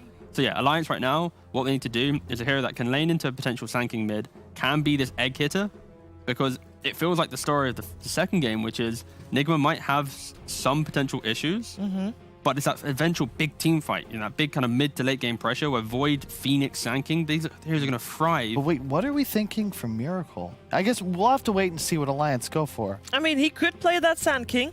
Yeah, sure. But he also doesn't know his matchup yet, so he's, Kyle, what did Fear used to tell you? Yeah. What wait did and Fear see, wait tell and you? see. I agree, all of the points. You got 3 seconds. Oh, they have 1 second, Range 2 seconds. Spellcaster would be ideal, but I think they just go DK. And indeed they do. It's just safe. Yeah. You've won 2 consecutive game 3s against top teams in this division. With the DK. Stick with the bread and butter until somebody can beat you. And ultimately, Nigma will have damage issues. Void is a low damage carry until much later into the game. If you can deal with the egg, this isn't terrible. Alliance have a lot of strength. This is the interesting thing. Like, we all knew this DK was coming, so now it's the situation where what if Sand King's mid and there's like a Slardar off lane? There we go. Yeah, I was gonna say just a Slardar off lane. Yeah, Sand King. And then you just bully the Juggernaut. You unlock Roshan. And I think the story of this series, or even today Upper Division, it's been carries who are hard carries, but they get given a free Aegis. Because of some Lil Shredder, because of some Solar Crest, because of some Slardar, it unlocks the carry to have a great game. Both Alliance's cores protect their supports, whereas it feels like Nigma's cores, they're reliant on their supports to deal damage.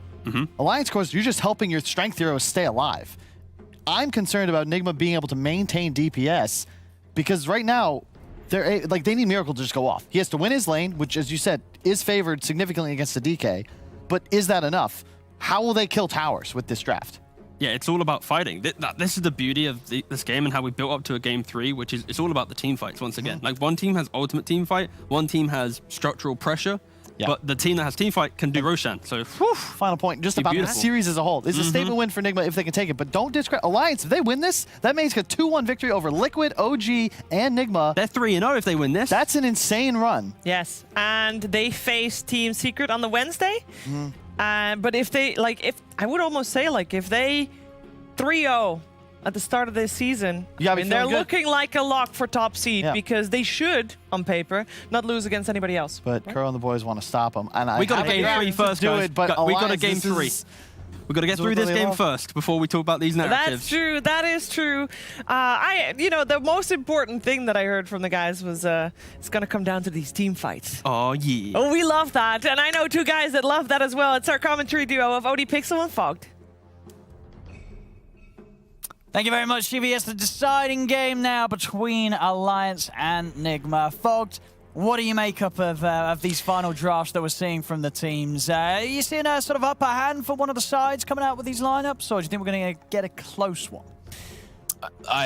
It's two very different styles, right? One team is just looking for constant battles. Other team is just looking to take the win, take the objectives, rather than taking any like actual head-on fights. They just want to be able to get that high tempo and just keep pushing it and playing around those cooldowns, just playing fast. And they can do that. I think Nigma is very reliant on cooldowns, and it's actually kind of funny, right? Invoker gets, like, they first two Void, Invoker gets banned in the third, and then they pick 4 team fighters that can throw spells into Chrono since they don't have the Invoker. So overdoing it this time even.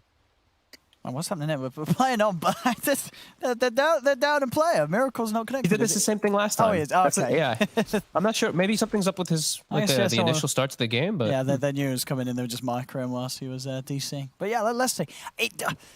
I mean, I do feel that this is not an easy game for a Juggernaut. You know, you got the Bash Bros, right? You got this Void, this Slardar. And that, I think this Slardar pick makes up for a lot of the things that they're missing. You know, you can't underestimate just the ability of Microstructure just to amp up someone in the Chrono, and then suddenly the Void's got that kill potential a lot sooner than he would. You know, it's suddenly he's taking you down an item before he would usually need to do so.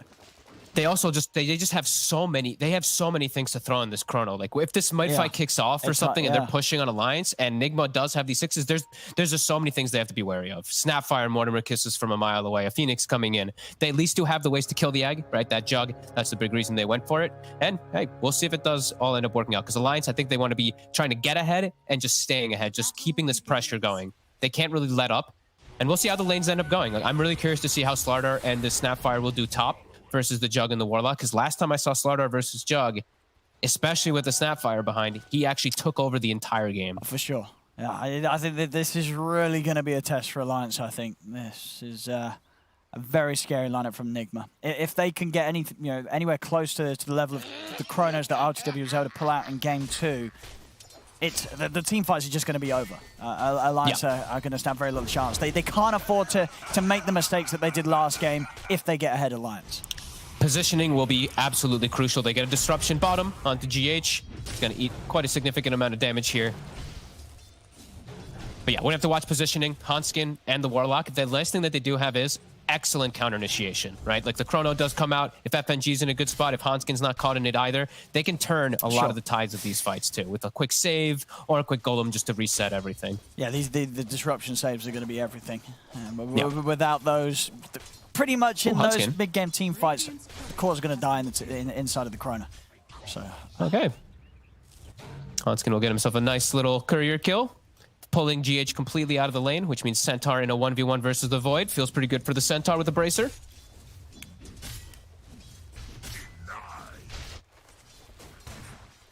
We'll see so far. In the first wave, nothing too crazy occurring. Yeah, checking a mid wave too. That Sand King versus melee matchup. Limpy does have that crazy regen as a DK, so it will be a little bit easier, but if he does make a couple of missteps there, that cost can add up. Miracle's even holding the skill point, deciding if he does want to put a secondary.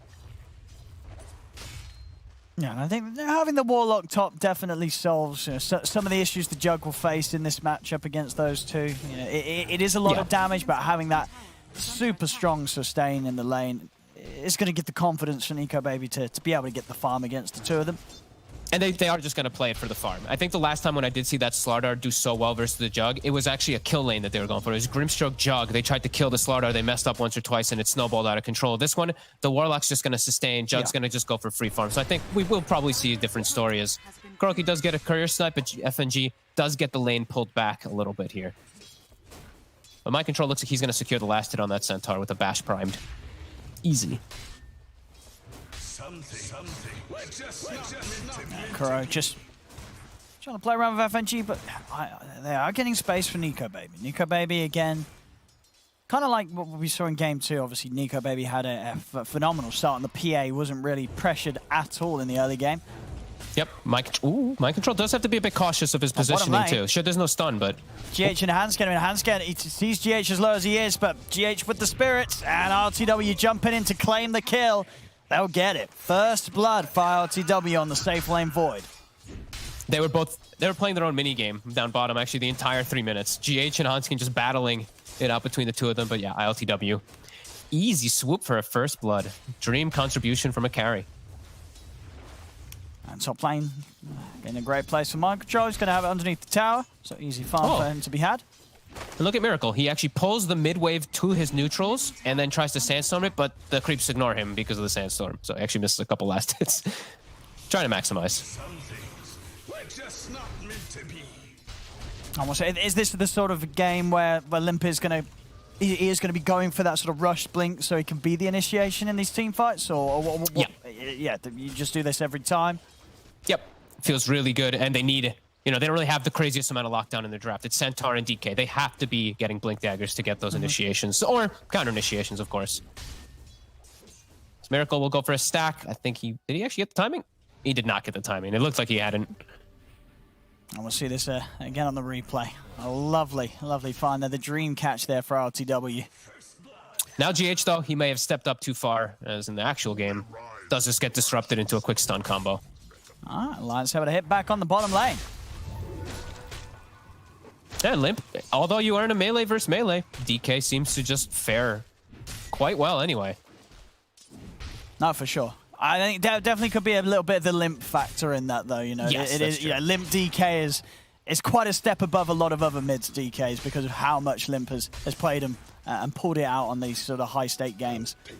Whoa. Limp did die to a level 1 Viper one time, but we won't talk about let's not remember that. That was recently as well, wasn't it? Well, yeah, everybody has an off day, Everyone has a mistake. Yeah, Quite foul. It was a quite foul play. Yeah.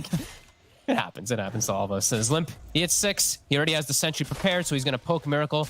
Probably force him actually quite far out of the lane. He might get some tower damage, but Miracle, he's trying to stay here. Trying to keep that sandstorm, keeping Limp away from tower. S4, he's got Vanguard, so ILTW tickles him now.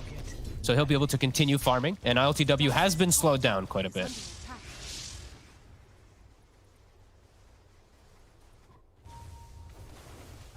Trying to head towards GH. They've got the setup. I mean, with this... Yeah, okay, with the range up, GH won't be burst. He's still got the dive to hold on to. As, he's getting chased. Yeah, they're going to stampede in for that. S4 just runs him down. As GH, he's able to get a spirit off, but they get the kill. S4 just charging in for it. Not letting any escape happen for GH. And mid Limp actually has pushed Miracle out, so he's trying to rush kill this catapult so that he can get some hits onto the tower, but Miracle makes it back in time, so he won't actually get any structural damage off that one. But the rune, Seal gets it. Oh. It's bottom. It's bottom. Now Miracle. Top. Able to make it there in time. Heavy damage done into mind control. And overall, all 3 lanes, though. Alliance. It's looking great, and that's exactly how their draft wants to play. Get ahead, stay ahead, apply that pressure early on. It's Miracle. He'll be able to take out that siege wave, so no tower damage onto mid with the first DK form.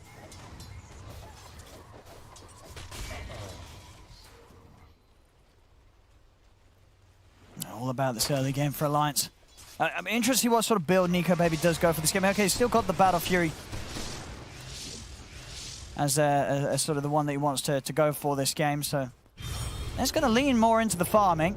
Yeah, that's okay. Which, I mean, whoa, okay, RTW wants an easy kill, he'll get it. Chronos dropped down for Hanskin. Oh, S4 loses his boots. That's actually pretty huge. A minute and a half, no boots on the Centaur. He just got Vanguard.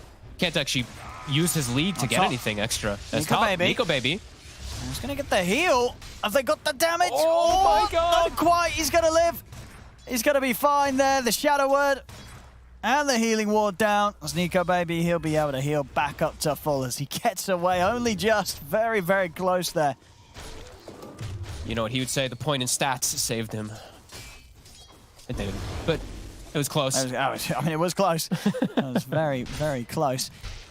So ILTW, I think this is like S4 losing boots is pretty huge. Like he can't actually just walk up and just constantly like double-edge spam or like put as much harassment about not having boots since he lost his courier. So ILTW will be able to get some nice solid farm for himself since S4 is actually just going to go hit some ancients in the meantime.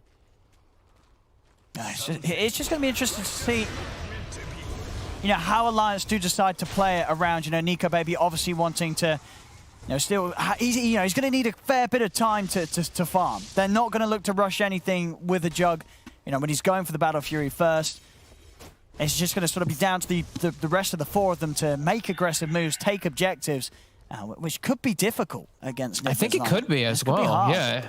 I don't know if... Because we've seen a couple of these like Yasha. You just get like a Wraith Band into Yasha, and you just start battling with your team and just joining all the fights. We've seen a lot more battle builds from Jugs recently. Yeah. This might hurt. I mean, Miracle already has Blink Dagger, so that like it's gonna be really hard for Alliance to actually set up onto any of these towers. Like this Blink Epicenter is gonna be problematic. The Chronosphere plus a Sunray is gonna be problematic. This could get a little bit hard for them to actually pressure these towers. Limp's making the move up top here. See if they can punish Mind Control.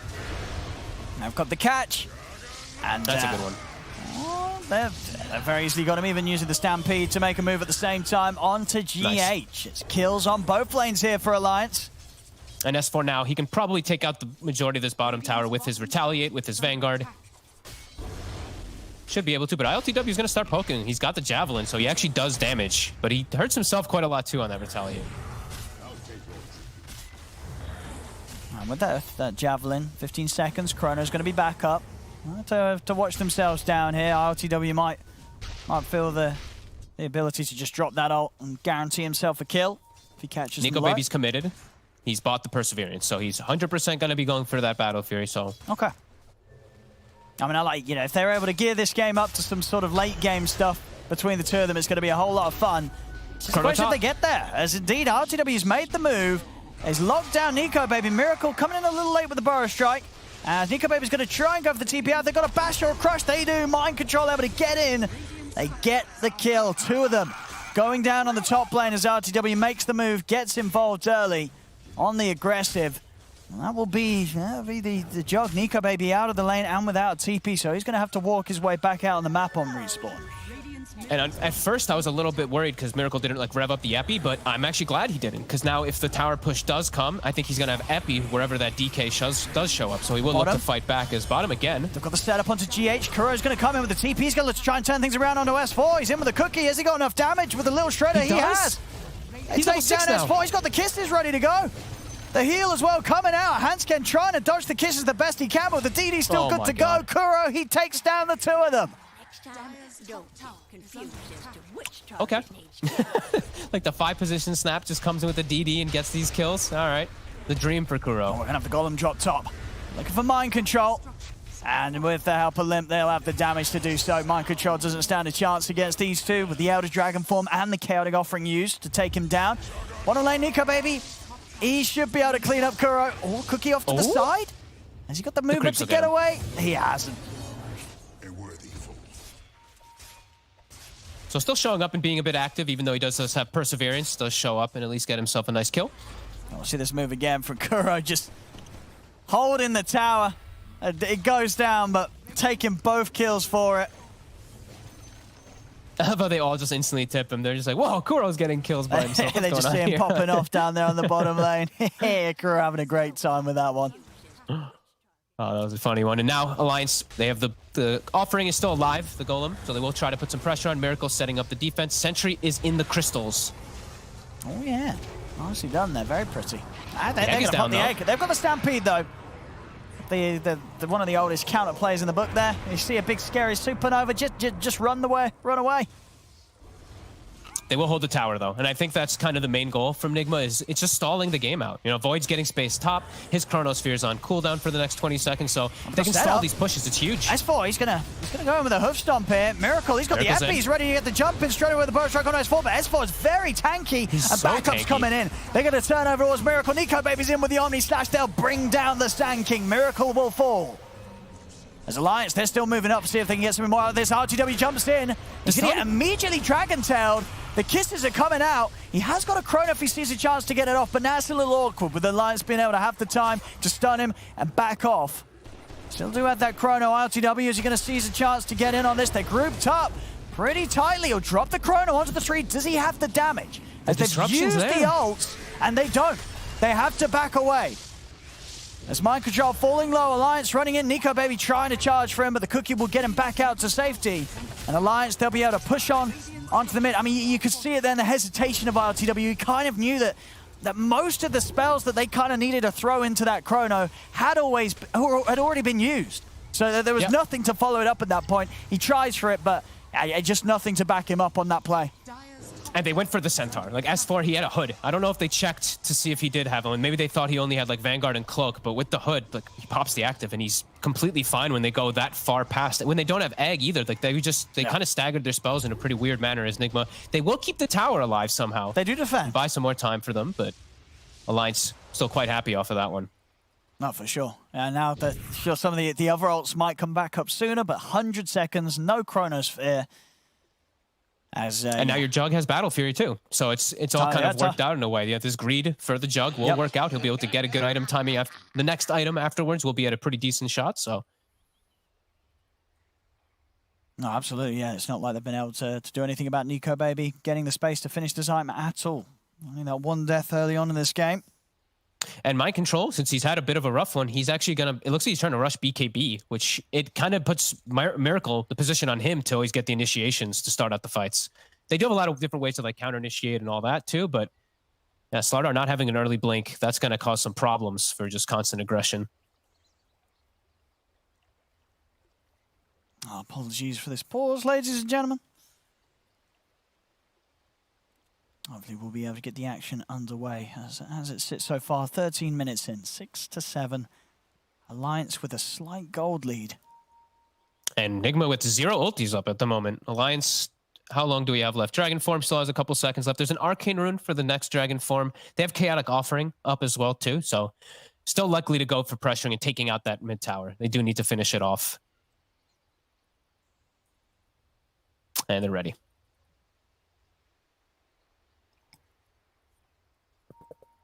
There we go. So who's got what items now? I haven't gotten to check neutral items because some stuff's been going on. Keen Optic on Hanskin, always a great pickup for Shadow Demon, especially versus Chrono. Extra cast range, he's going to go for Aether Lens to keep even further back. And I saw Fairy Trinket actually on what? It was on the Phoenix, I think. Yeah, GH does have it. So good spell lamp at least for the Phoenix too. And Alliance, yeah, they're going to finish off tower. S4, he's just retaliating it down. Yeah, it doesn't look like they're going to send anyone over here. Try for the deny. Won't be able to get it. S4 gets the last touch on it. Oh, and look at that. Nico Baby, he does at least have a stack at the ready too. So a double for that Battle Fury. Oh, he's going to be nicely farmed this game, Nico. Sitting at the top, and even though RTW has got the Maelstrom, Jug with the Battle Fury should be able to farm that a little bit faster. Yep, and Alliance will have overall the better initiations. They already have the Limp Blink Dagger. They're going to have the S4 Blink Dagger soon. So they will have some really solid ones. And it's just going to be Miracle for the most part on the side of Nigma. As we say, you know, Mind Control's going for BKB. Might switch it up still if he's able to farm at 2,200 gold at any point in the game.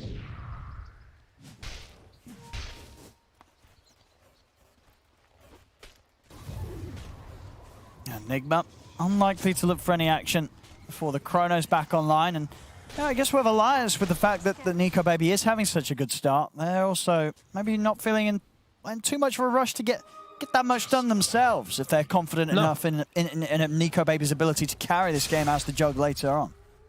Yeah, they can still play that farm game. They still can play for the later stages because he has gone for this game, for this build for sure. And we've seen, I mean, honestly, power of Warlock. And as the game does progress, this hero just feels like it gets so ridiculous. The Shadow Word Shard, Fatal Bonds overall, just how strong they scale.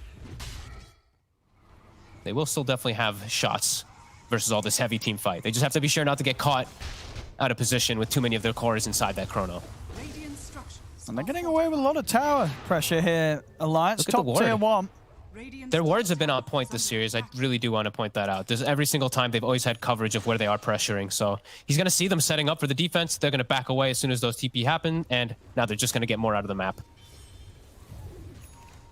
Really heads up stuff from FNG. As S4, he's staying in a bit of the risky spot, but he's so tanky and he's about to have Blink. Can Nigma get the jump with the Chrono? All ults ready to go. Do they really want to try it on S4? Oh. Well, they're doing it. And with the... Have they got enough? Oh, they stopped the kisses. I mean, S4, he's going to get the Stampede off, but he will still die. Egg's up on the high ground. Golem's down, but then with the Omni Slash on a mind control, it's going to be Nigma that lose 2, and now the jump, the Chrono, the Epicenter's in, as they'll find the commitment. ILTW turns over towards Nico, baby, they bring down the Dragon Knight. And now over towards Limp, ILTW chases down Limp, takes him out, double kill. They're not done yet, they're moving over to Hansken and FNG. Hansken holding them back with the disruption, but ILTW is still good to go with the bashes coming in. He'll slowly bring down Hansken as well. Triple kill for the Faceless Void, as now he'll run down FNG. He's looking for another. FNG hiding in the trees, and with the S4 coming back in, they're actually able to turn and take out GH as ILTW. He's already bailed out of this. Couldn't have asked for a better time for Nigma to hit that one, right? They catch S4 as he has Blink Dagger finish that base. They catch him. He's not able to get the Stampede to reset, and ILTW, perfect. Gets the ideal Chrono with the follow-up. Sand King Epicenter. Very nice. Still holding on to the lead Alliance, but we really are seeing that the team fight. These ultimates of Nigma really do have to be respected by Alliance. And FNG, he got, I think, 4 heroes bound inside with the Chaotic Offering, connecting and instantly stopping the Mortimer Kisses, but still, ILTW and Miracle show up right at the end and get some big cleanup. They don't get the tier 1, though. Tier 1 mid is still alive for Alliance, so they do still have that information for themselves always. And easier ways to fight around that mid lane. But Chaotic Offering down for 75, and looks like Nigma is still hunting for some type of kill. Look at the kisses up in a few seconds. So I have that follow-up damage from the backlines. Time is money. But Alliance definitely a bit more worried about how they go about their next move. On top of the Battle Fury, Nico baby getting that S and Y done. Once he does, still feels scary though, right? Like, cause like all this downtime, Nigma, they just made a big move with all of their ultimates. Now everything is coming back up in Alliance. They haven't actually been able to punish this at all. They don't have Chaotic Offering just yet either. But it's given time now. Chrono's back up in 30. Almost everything is ready for Nigma. But Alliance continue to try to play around their vision. They still have this ward that was placed earlier on. So perhaps with a little bit more information, they'll have a better shot. Especially because S4, he's got Blink. So he's hoping he doesn't get initiated on this time around.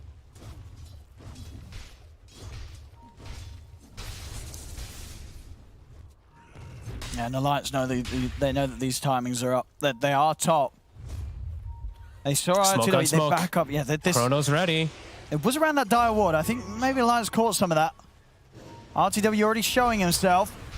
So they're going to try and commit. Oh, but it's onto an illusion. It's an illusion. Oh, and now the Chrono's out. No. ILTW's ready with the turnaround. They've caught FNG. FNG and S4 caught on the front as they'll both go down. And Nigma, they're ready to try and chase for more. Nico baby goes for the Blade Fury TP out, but Limp's getting slowed. ILTW continuing to chase. Can he get a hit before the blink is up? He can't. Limp able to turn the Dragon Tail. Blink out of there. He will escape. But an awkward jump there from Alliance as Limp makes the commitment onto the illusion. Miracle just baits them so hard with it. Oh my god, I can't believe. They saw the Void too and they don't make the jump, and now they will still have Chaotic Offering up. They don't have DK form up though, and that Roche is going to start going down. Hansken is starting to get the spam though with this Aether Lens, with this Keen Optic. I mean, can they get the steal? They have got 4 heroes up. S4's up in a few seconds, and already Limp. Miracle. He's going to try and get the jump on a Miracle. They're dropping the Golem here as well. Miracle's out with the Burrow Strike. Fatal Bonds linking them all. ILTW standing his ground to take down the Golem. He tries his best. It will tick down low. Jumping from S4. They're on top of the Void. ILTW, is there any further help for him? Nico Baby's pushing back Miracle. Miracle continuing to have to just run away from this Juggernaut as Nico Baby chases him down. The Breathe fires out. Miracle, has he got Burrow Strike in a second? He hasn't. As they'll be able to bring down Miracle. The Sand King's gone. Now Alliance can look themselves potentially to move into the pit. S4's got Blink. He sees Kuro. They're in. It's underneath the tower. Mind control. Looking to help out. S4 bringing Limp and Nico Baby over as well. They get the jump in over towards him, but Mind control gets the crush out. Turns with the bash. S4 popping the Stampede to get out of there, but both Miracle and Kuro buying back for this fight. They get the jump. They're on Nico Baby. Disruption comes out. Hansken able to protect Nico Baby for now. Nico Baby trying to run. He's actually looking to turn. S4's in with the stun, but ILTW moves over the Time Walk, takes out Nico Baby. Miracle will fall. Mind control and ILTW trying to work along the backline as they'll move over to Hansken. Now jumping over towards S4. Limp commits over towards Kuro. It's going to be a die back on both Kuro and Miracle. ILTW mind control and GH, can they clean up this fight on their own? It doesn't look like they can. They're going to have to back away. They do manage to take down Hanskin and Nico Baby, but a dieback on both of them. Miracle and Kuro out of the game for a full minute. I can't believe they decided to buy back and fight over there, but Alliance, they reap the rewards, as now Limp, he pretty much has a full BKB finished up after all that. S4 continuing to be just almost unkillable. He's just running in and forcing spells onto himself, which is giving Alliance a lot of freedom to just target everyone else. Nico Baby just had it out for Miracle. The Fatal Bonds constantly stopping the Blink Dagger of the poor Sand King. He's able to get that chase initially, which forced that buyback. Oh yeah, and now with that buyback play, Miracle's gold, it's just straight downhill. Yeah, Yep. Suddenly this game, it very much for Nigma, it's all about the new man. It's all about ILTW. Yep. Him and the Phoenix, I think in particular. Like GH still very high level on this support Phoenix, up to level 13. So he still is quite a bit above the rest of the sports, even above even his Slardar. So that could be an X factor, just that Chrono plus the Phoenix potential. But he has to be very careful, GH. He is playing versus that Juggernaut, so it does have to be cautious. But Alliance, they found a very good footing in this game now with Jug. With this Battle Fury, it's absolutely working. LTW, he's thinking about going back in for the Roche here. Okay. They've got all their ults up. I mean, they do. It's a hard move for Alliance to actually fight around here with the team fight potential that Nigma do have. And it does die fast. Like, if they're not playing around this area, just the level 2 Corrosive Haze plus Medallion, that Roche starts to tick down quick. Alliance, 30 seconds on Dragon Form. They've got BKB. Oh, here comes the smoke. Nigma, can they get the jump?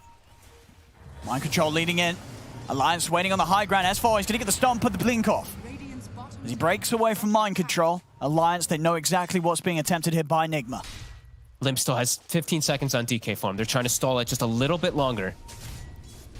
The D-Ward's coming out. FNG. Nigma, they're going to get the jump straight away onto FNG. S4 comes over the Who Stop. ILTW moves over, gets the Chrono down. He's managed to catch S4, FNG, and Nico Baby as they bring down FNG. Looking over towards S4 now. Nico Baby turns with the Blade Fury, gets the healing ward off. Mind Control trying to stand his ground. Limp focusing GH on the back of it all, brings down the Phoenix. They're moving over. They get the stun off to the three of them. Alliance falling low. Nico Baby trying to fight back, but the bashes come out. Nico Baby falls. ILTW trying to run with the Dragon Tail into the Who Stop. Alliance bring him down. Mind Control gets S4 in return. Kuro jumping in onto Hanskin. Mind Control continuing to get pushed back by Limp. Kuro will be able to shoot down Hanskin here with the little shredder. Turns over towards Limp. Mind Control keeping himself alive with the Essence Ring. There's 2 to survive on Nigma, just the 1 on Alliance. Holy moly, and Miracle dies instantly at the start of the fight. He doesn't even really get anything off besides that Burrow Strike, and somehow Nigma's actually still fighting back decently. That Slardar BKB actually doing quite decent for us. Limp just standing on the sidelines, controlling really nicely, but Nico Baby eventually, he does go down. Some good connections of the stuns. I want to see that jump again. That's crazy. It was a solid Chrono as well from RTW, getting the 3 of them. Hanskins always seems to be in the right position, though. Not getting caught in the Chrono, able to save the initial go, and then that reset. The Sunray, it's a full duration one to burn and heal, well, for the most part, till Limp does get that stun follow through. But that cookie, that's the big one we're looking at. It gets Nico Baby locked down long enough for them to just, like you said, the Bash Brothers come into play. Yeah, these bashes are going to be so irritating to play against. If we ever see an ILTW Mind Control like this, just get the chance to beat down one target, you just can't fight back. There's no counter. You're going to get bashed. You're going to get constantly interrupted. They have to find Hanskin, though. Like, he's getting these saves off every single time, and he's actually getting a lot of farm because he's just chilling with the Philly Stone. He's got Ags very soon on Shadow Demon. That's going to be very problematic. You break the bash on both heroes. Could be really nice. And still Roshan prevails, still up. Neither team able to make it back into the pit. Alliance is getting much more out of the map. Just whenever there's downtime, they're farming that much more because of the Battle Fury and whatnot from Nico Baby. As Nigma, they kind of have to handhold and just wait for these battles to happen. ILTW has BKB, so now he's got full reign in the team fights to jump into the back. 20 seconds. Everything's going to be back up team fight-wise for Nigma. Same to be said for Alliance. They've got the Dragon Form, Omni Slash, Demonic Purge, Stampede, Chaotic Offering. They've got the whole lot ready to go. 50 gold till they have Ags on the Shadow Demon too, which is a huge pickup for Hanskin. Nico Baby also has his Ags finished, so Swift Slash will come into play, so maybe they won't be able to control him if he's just invulnerable in the bit of the fight. Limp, he pops the ult. They're going to jump Mind Control. They're going to start the fight onto him, committing with a slash as well, see if they can bring him down. The Chrono's going to come out. RTW, he's caught the Jug, but again, the disruption. Hanskin's able to step in, keep Nico Baby safe, allow him to get the playthrough off. The Golem's going to get dropped down. Miracle's in trouble as they'll lose the Sand King. RTW, he's got to run. As they're looking to chase him down, the Swiss Slash comes in. They will respect Kuro and GH being there on the high ground. Mind Control on the front lines, trying to fight, stand his ground with the BKB. They look to get him out of there, but the BKB comes to an end. They've got the Dragon Tail stun. Mind Control's going to go down for a second time, slowly but surely. As he's running, is he able to get out of it? I mean, he's very speedy. He's very speedy. The Swiss Slash Warcake, he's actually going to live there. The movement speed in the river, enough to save him, and as you said, a good job it did there, as he did buy back for that. That's the team fight done. Alliance. And that's the Roche. They're into the pit. I mean, that time around, the Chrono just came at a bit of a weird time from RTW. Came during the slash, and again, Hanskin just able to make sure that Nico Baby doesn't, he's not suffering at all whilst locked down in the Chronosphere. No, Hanskin is honestly like being MVP for me with these saves. He's got the Ags finished up. He's got all this cast range too. It's tough for ILTW, but he doesn't go for the back line. Oh, can they go for the steal, Nigma? They're going to have to try. Roshan is low. Miracle, is he able to make the jump? It's very, very low. Is he going to go for it? He isn't. As Alliance, they'll take the Roshan. Nico Baby's going to be able to pick up the edges on the side. Micro just dies. What's he doing there? 70 seconds. He's out. Just a disruption into an Omni, or into a Swift Slash. Oh, just a Swift Slash, yeah. Uh-oh. The constant team fights, a couple missed ultimates, a couple little saves from Alliance. It's broken Nigma's fights. The Egg and the Chronosphere doing very little in the last fight just because of that disruption. And like you said, he did it early. So. Yeah, they haven't found sort of the perfect time to catch them in the Chrono. It's been a bit of a tricky one for RTW the last few fights. Alliance's and Miracle just on point. Yeah, and Miracle's just so squishy. Like, immediately just dies after he gets his stun combo. He's 0-6-9 on the Sand King this game. Miracle. And he's getting gone on again. He just stepped up straight into a disruption. He's just dead. Well, now Alliance, they're ready to start pushing it down the lane here. There's 2 heroes down. Nico Baby's got an Aegis. S4 is an absolute beast too. Cloak of Flames, Pipe, Vanguard, just gonna tank pretty much everything here. Who cares about some kisses? You've got Pipe, even just saving the healing ward. They're just tanking right through with these 3. I mean, Chrono's up in a second. The next one, it's got to be a banger from RTW. I don't think another sort of meh Chrono is just not going to cut it against Alliance right now. But how do you look at Hanskin? He's got the headband now too. So look at the positioning. The yeah, Warlock and the Shadow Demon standing on the opposite sides. They're not in Chrono AoE. You can't catch both of them. And Alliance, they're going to be able to get away with it without being jumped at all here by Nigma, as the melee racks fall in the mid lane. Ooh, a very nice pick up there too. They get themselves the sliver. Status resist for the Jug on top of his status resist. And yeah, Nigma, it really feels like they're going to have to land like some 3-4 man Chrono with the Phoenix, Sunring, and Egging on top for these next fights. Alliance just, they're getting too big. Like everyone on this lineup, like the front line is just too tanky. They have to get access into the back. They've got to find Hanscam. But look at Lim. Oh, Lim. He's going to stand his ground. The Supernova's going to come out in the high ground. Nico Baby's going to move over straight away, see if he can try and take down the Ep. They've got the Chrono. This time around, they've got the combo. They set up on top of them. FNG will fall. Now they turn over towards S4. Cross face down upon him. Jump in with the cookie as they're focused Nico Baby, but they haven't got quite enough damage to take Nico Baby down. Nico Baby's ready to turn over towards them. Get the Swire Lash off onto Miracle. Miracle goes down, but they have lost 3. Alliance. He'll ward out as Nico Baby's got another Swiss Slash ready to go. Jumps over towards GH. GH trying to back off, but with the Blade Fury, Nico Baby chases him down. Crows jumps out of the side with the cookie, but they're in with the Burrow Strike over towards Nico Baby. They bring him down once. 2 buybacks coming out from Alliance as they're looking to get back in a position to protect Nico Baby. Nigma are backing away. They're respecting the buybacks from S4 and Hansken as they will retreat. And they get a pretty damn good setup on the side of Nigma, but they're just too tanky on Alliance now. All these items have just come out. They tank through the entirety of the Chrono and entirety of that Egg. Nico Baby barely even dying the once. Mind control. Oh. Is he going to be able to get away? He's out with the TP, and he's gone.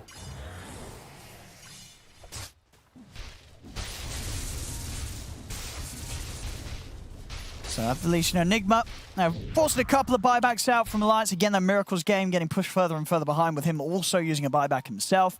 That's the and that is one. taking the Aegis out of the hands of Nico Baby. Oh, and Miracle, he just shows himself bottom. Oh, S4? He's just dead. He is very dead. Dead yet again. I can't believe he showed himself down there. Well, he's dead for a long time now. That's a tier 2 and potentially even more damage. And it's going to give time for, going to give time to Lions to set up good vision around this area too. That was quite a bizarre death. I mean, Alliance is going to come in with the push pretty hard, I'd imagine. No skanking for a minute. Ward too. Yep. And what's the timing on the chrono still? Still 40 seconds, no chronosphere. They're keeping track of that. They've got a good window to try for a second set of racks. Yeah, there's nothing they can do without they just have to poke with Phoenix. They actually can't commit it to a kill. It's 37 seconds. This is probably a Rex. This is a big timing. Alliance continuing to push on with the strength that they have. 20 seconds, no chronosphere. And they're still so careful with their positioning. Yeah. Like, even though they know Chrono's probably down, look at Hanskin and FNG. They're just chilling so far back out of the fight. And there we go. Another melee rack's taken whilst Nigma can do nothing to stop it. And now Nico Baby was already almost too tanky to die in the last fight. He's got a full Scotty finished up on top of it all now too. This front line of Alliance is just, it's seeming too much for Nigma to break through now.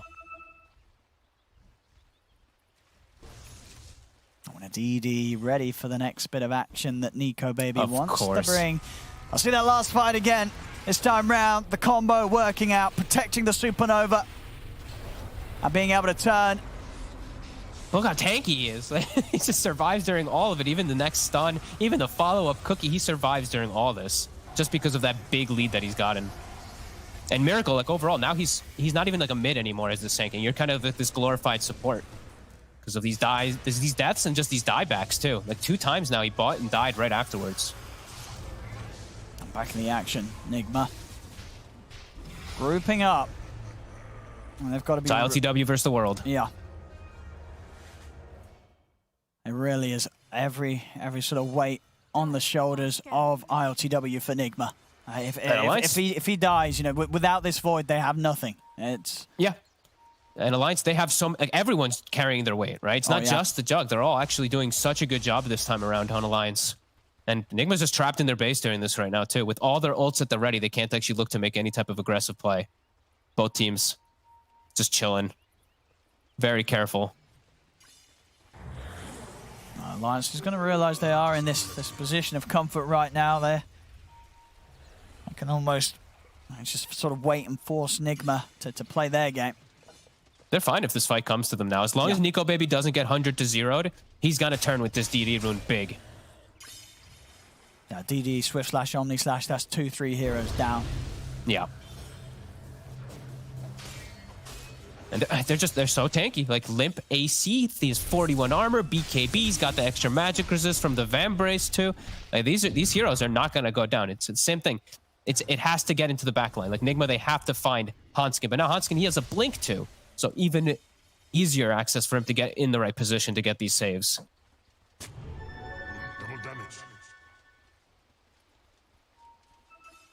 And they just, Nigma, now they finally step out to be able to get a little bit of farm, but they've been trapped in their base for a very long time now.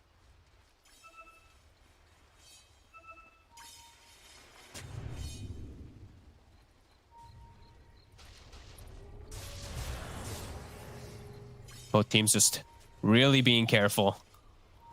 Nobody splitting from the squad. It's literally just 5 heroes standing next to each other on both sides. Yeah, just both of them showing their carry, waiting for someone to make the move. Mind Control, still no Blink Dagger. Just do want to point that out. He's just completely neglected at this game. I mean, I guess he knows that they're going to jump him. But that does leave pretty much the entirety of the initiation down to ILTW and Miracle.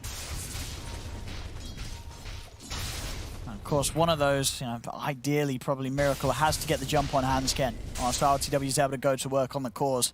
Otherwise, Hanskin someone has to just find him. Yeah, just like maybe Mind Control just like sprints in with BKB and just finds these 2 backliners. But I feel like maybe he might want the blink. But right now he is saving buyback because he knows the next fight is going to be around that Roche. That's going to be the most important thing. That's 50 seconds till that does spawn. Any other big pickups yet for Alliance? S4 is almost got an Aghanims. They already didn't really have the damage to kill Nico Baby, throwing a 4.5 second stampede. Oh, sorry, 5.5 second. Apologies. It would be 5.5 with the full ag. So that'd be pretty crazy. We'll definitely not be able to kill Nico Baby as ILTW Nico Baby. RTW, hey, say hi. He's been stunned. He's going to need help. Counting off his drop down. He's able to get the time walk off in time, but he's solo turns with the chrono. He's locked down Nico Baby. Have they got the damage to take him out? Hansken stepping over, trying to help out. Nico Baby's able to get the slash off, jump down to the low ground. RTW is away with the time walk. Nico Baby gets out the healing wall, but it's taken out immediately. Nico Baby's still got another slash to go over. The Supernova's coming out. Nico Baby committing with the Blade Fury, looking to take down the egg. He's able to do so. Brings down the Supernova. 3 dead on Nigma. They'll come out with the 3 buybacks. S4's in with a jump onto ILTW. A 4th buyback from Nigma. As they're trying to fight back into this, Miracle will manage to, this time, be the only one that doesn't actually die. He's able to TP away, but Nigma having 4 buybacks to come out. And Alliance, they're still ready to fight. Nico Baby was ready to go back in for sure. That was... I mean, it was a little scary for Nico Baby for a second there, but he had the backup. Hansken was there at the ready, watching his HP, covering him. And that was just a weird way it starts out. The two of them kind of just like kiss on the stairs, and then the initiation comes forward from S4, and it starts awkwardly. The egg and the chrono not comboed. Not comboed well at all this time from Nigma and Alliance. No, yeah. We'll be very happy about that. Getting completely smashed there by Nico Baby's commitment. And now, now Nigma in a very spooky place. They don't have their team fight, and they don't have the buybacks. One more fight like that, and Alliance will have the series sealed. 12 seconds for that Dragon form. A full Aghanims now on S4. I mean, they're trying to force this rush. Reduction. Are they going to be able to make the jump there? They're heading in. They're going to commit straight away and onto the Void. Who's going to be able to get the Roshan? Roshan will fall as Nigma get the kill. Aegis also managed to be picked up by ILTW. As he'll have a second life good to go. Over to the side, though, Kuro's been run down. Miracle also found. As Nigma lose 2, they've got to get the rest of the 3 out of there. As they're on the run, TPing back to base, ILTW will make it away before anything's there to stop him. So they get the 3 of them out there. They managed to get the Aegis safely out on ILTW. Do we get the Aghanims? Cheese as well, too, right? I think the Blessing went to Jug. I didn't see where the cheese went. That's the only one I lost track of. Yes, Blessing, yeah, correct. Blessing did indeed go to Nico Baby. S4 has cheese. S4 got the cheese. So Alliance able to get 2 of the pickups from the Roche, but Nigma did get the kill, and they did get the Aegis. They did. No way that Nigma was looking for a fight, though. That was them just looking for some type of steal play. So they do come out with that at the least, and they're looking for a wraparound, but Limp, he runs right into them. He is? He's going to be able to get the jump over to GH. GH needs help, and he needs it now. As he's away at RTW, he's going to get jumped here. They've caught him with a hoof stomp. As he's able to still jump away with the time walk. They can't defend high ground. There's no egg. Even when they have the Chronosphere at the ready, now they're not going to be able to battle around it. Alliance just pushing on here, taking the tier 3 tower. Nico Baby's been passed over the cheese for the next fight. As they get in the racks, they're looking for those megas. Limps in. I mean, Mind Control's getting jumping here. These just getting burst completely. Mind Control gone. Out of the game for 90. RTW trying to get in with the bashes onto Nico Baby here. Has got the support backup. They have got damage from the Ultimas, but the jump in over to Kuro. Kuro's got to run. Nico Baby staying on target, but Miracle's in with the power strike, protecting Kuro, but the counting offering drop down onto the 3 of them. They're moving. ILTW's low. He jumps back towards the fountain with the time walk, turns towards Nico Baby. Another slash coming out. They're getting dragged over towards the fountain. But they got the megas. The racks are down. He's in. He's got the chrono out of the 3 of them, but he's immediately stunned. And where's the damage backup? They just don't have it at all. ILTW does not have the follow-up required to get the kills. Miracle dies. The setup's there with a disruption. Follow-up boost-up from S4. They take down ILTW once. They're going to be able to do it again the second time. And even if they don't, it doesn't matter. The tier 4s fall. Alliance onto the Ancient. As this game, this series, it is over. As Alliance will take game 3. The series is theirs. 2-1 against Nigma.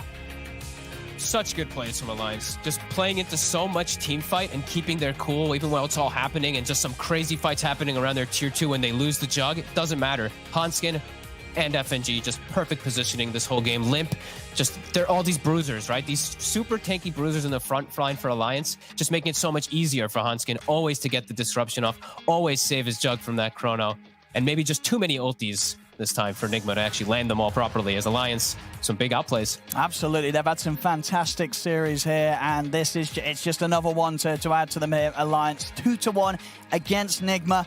I mean, yeah, across the board, this game, they just really managed to mess with some of the things that Nigma had shown their strengths with before. I mean, Miracle Stanking, it had a rough game this time round. It had a really rough one. As there was just fight after fight where they were able to deal with him, and he was really set back very early on by Alliance. Yeah, he got super set back, and they couldn't even get the blink on the Slardar, so it was putting Miracle in these positions where he like has to initiate, and then he just dies, so it looks even worse. He actually had to buy back twice pretty early in the game. Hurt his growth so much. You see him on the net worth. I think he was like bottom 3, bottom 4 toward the end of it because of these buybacks. And Alliance, with a very comfortable draft, they take it and look really good. Absolutely. Well, an action-packed back-and-forth series overall, but Alliance today, they'll be the ones to come out on top as they take down Team Nigma here. 2-1 for Alliance. I don't know how they do it, but all their games are just so great to watch. We're going to break down this game, or at least attempt to, and hopefully get a chance to talk to one of the winners as well. And of course, all this after the break.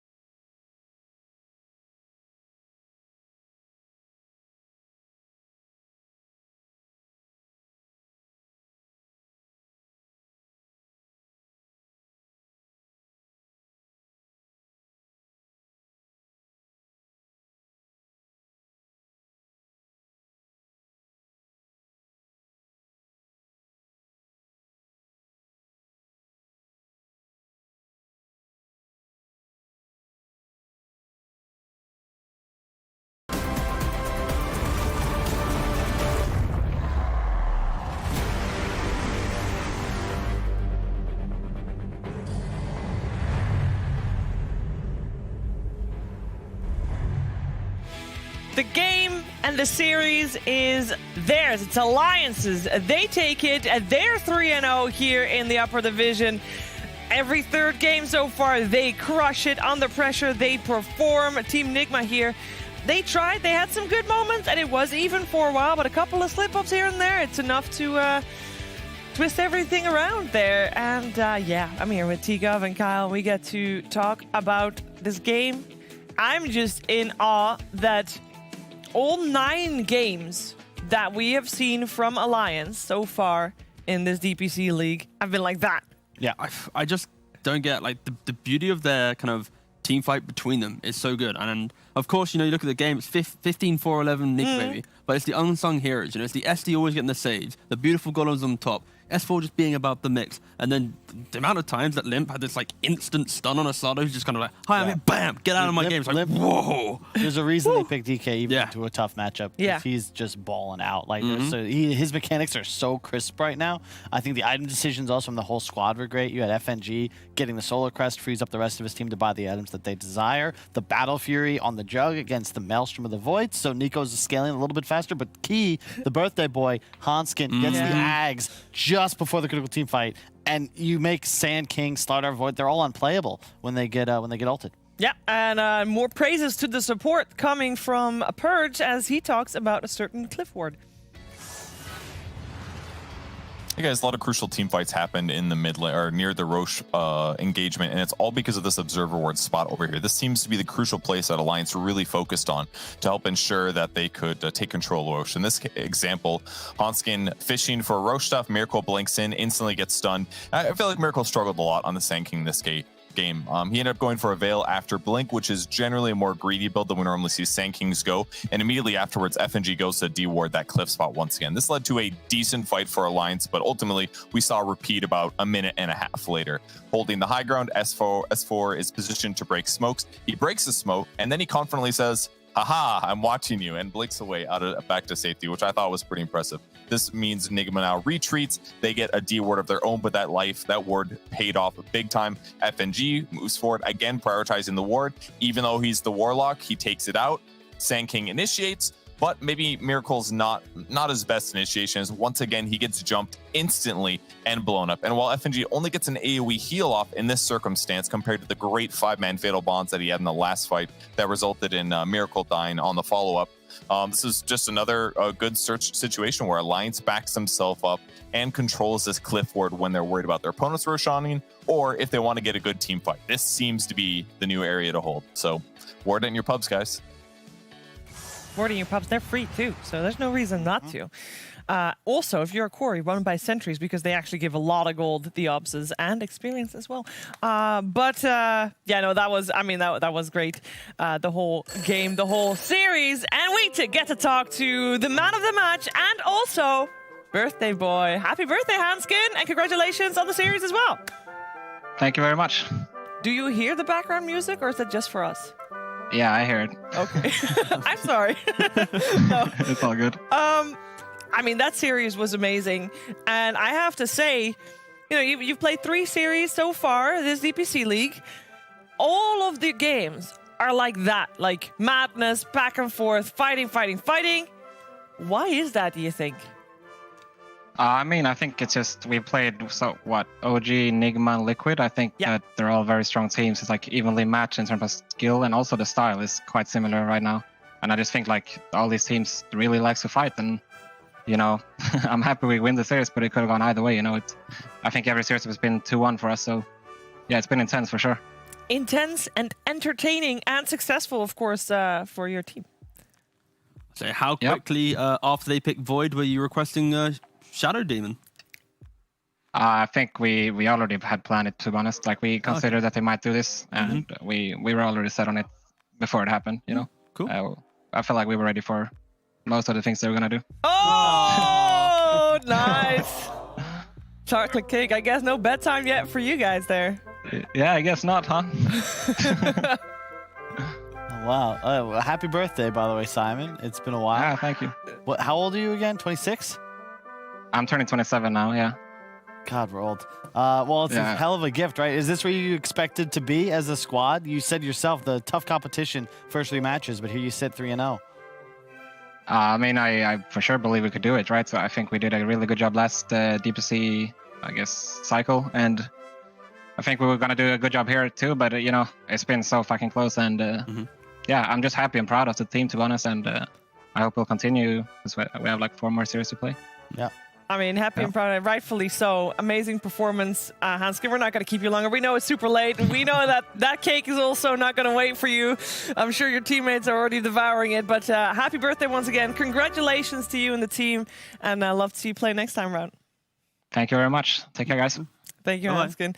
And yeah, for the whole squad, for the whole team, I mean, it's 1:20 at night, but this is when they celebrate the birthday, not before. I think that's very interesting to note because obviously it's been his birthday the whole day.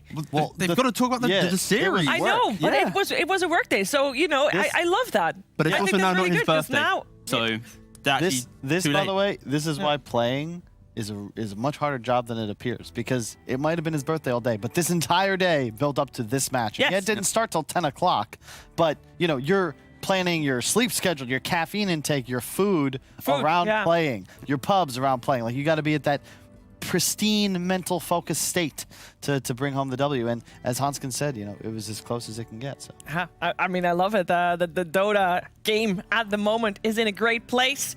The Western European DPC League Upper Division is in a great place. Let's take a look at the standings, because we have a very clear favorite, a very clear number 1 at the moment, standing at 3-0.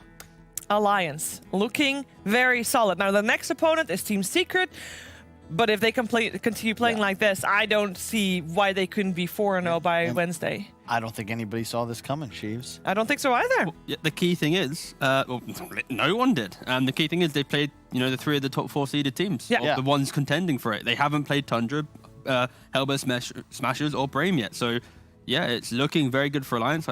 I guess the key thing is, if they were to beat Secret and go 4-0, they need to continue with that stride of treating each opponent equally. They can't get relaxed being happy at 4-0, and then they might be able to close it out. But again, each series at a time, they should be fine. I will say Alliance winning is good news for all fans of European Dota as a whole. Because if they were to win this season, they pretty much go through to TI most of the time based on points alone, which means, however, 1 spot potentially. Nigma, OG, Liquid. Either has to win the major. Pretty much have to win, like top 2 at the major to have a chance at enough points. Or win the qualifiers. But imagine the gonna be scary. Yeah, I'm just trying to hope. I just hope that our region doesn't suck at the next major. Like, this, from what we've learned, you know, this group stage is something. But you know, when we get to the major, something else. But no, I think Alliance is looking so much better than they did in season 1. Yep. And hopefully, if they keep building the correct systems, they understand why and how, then.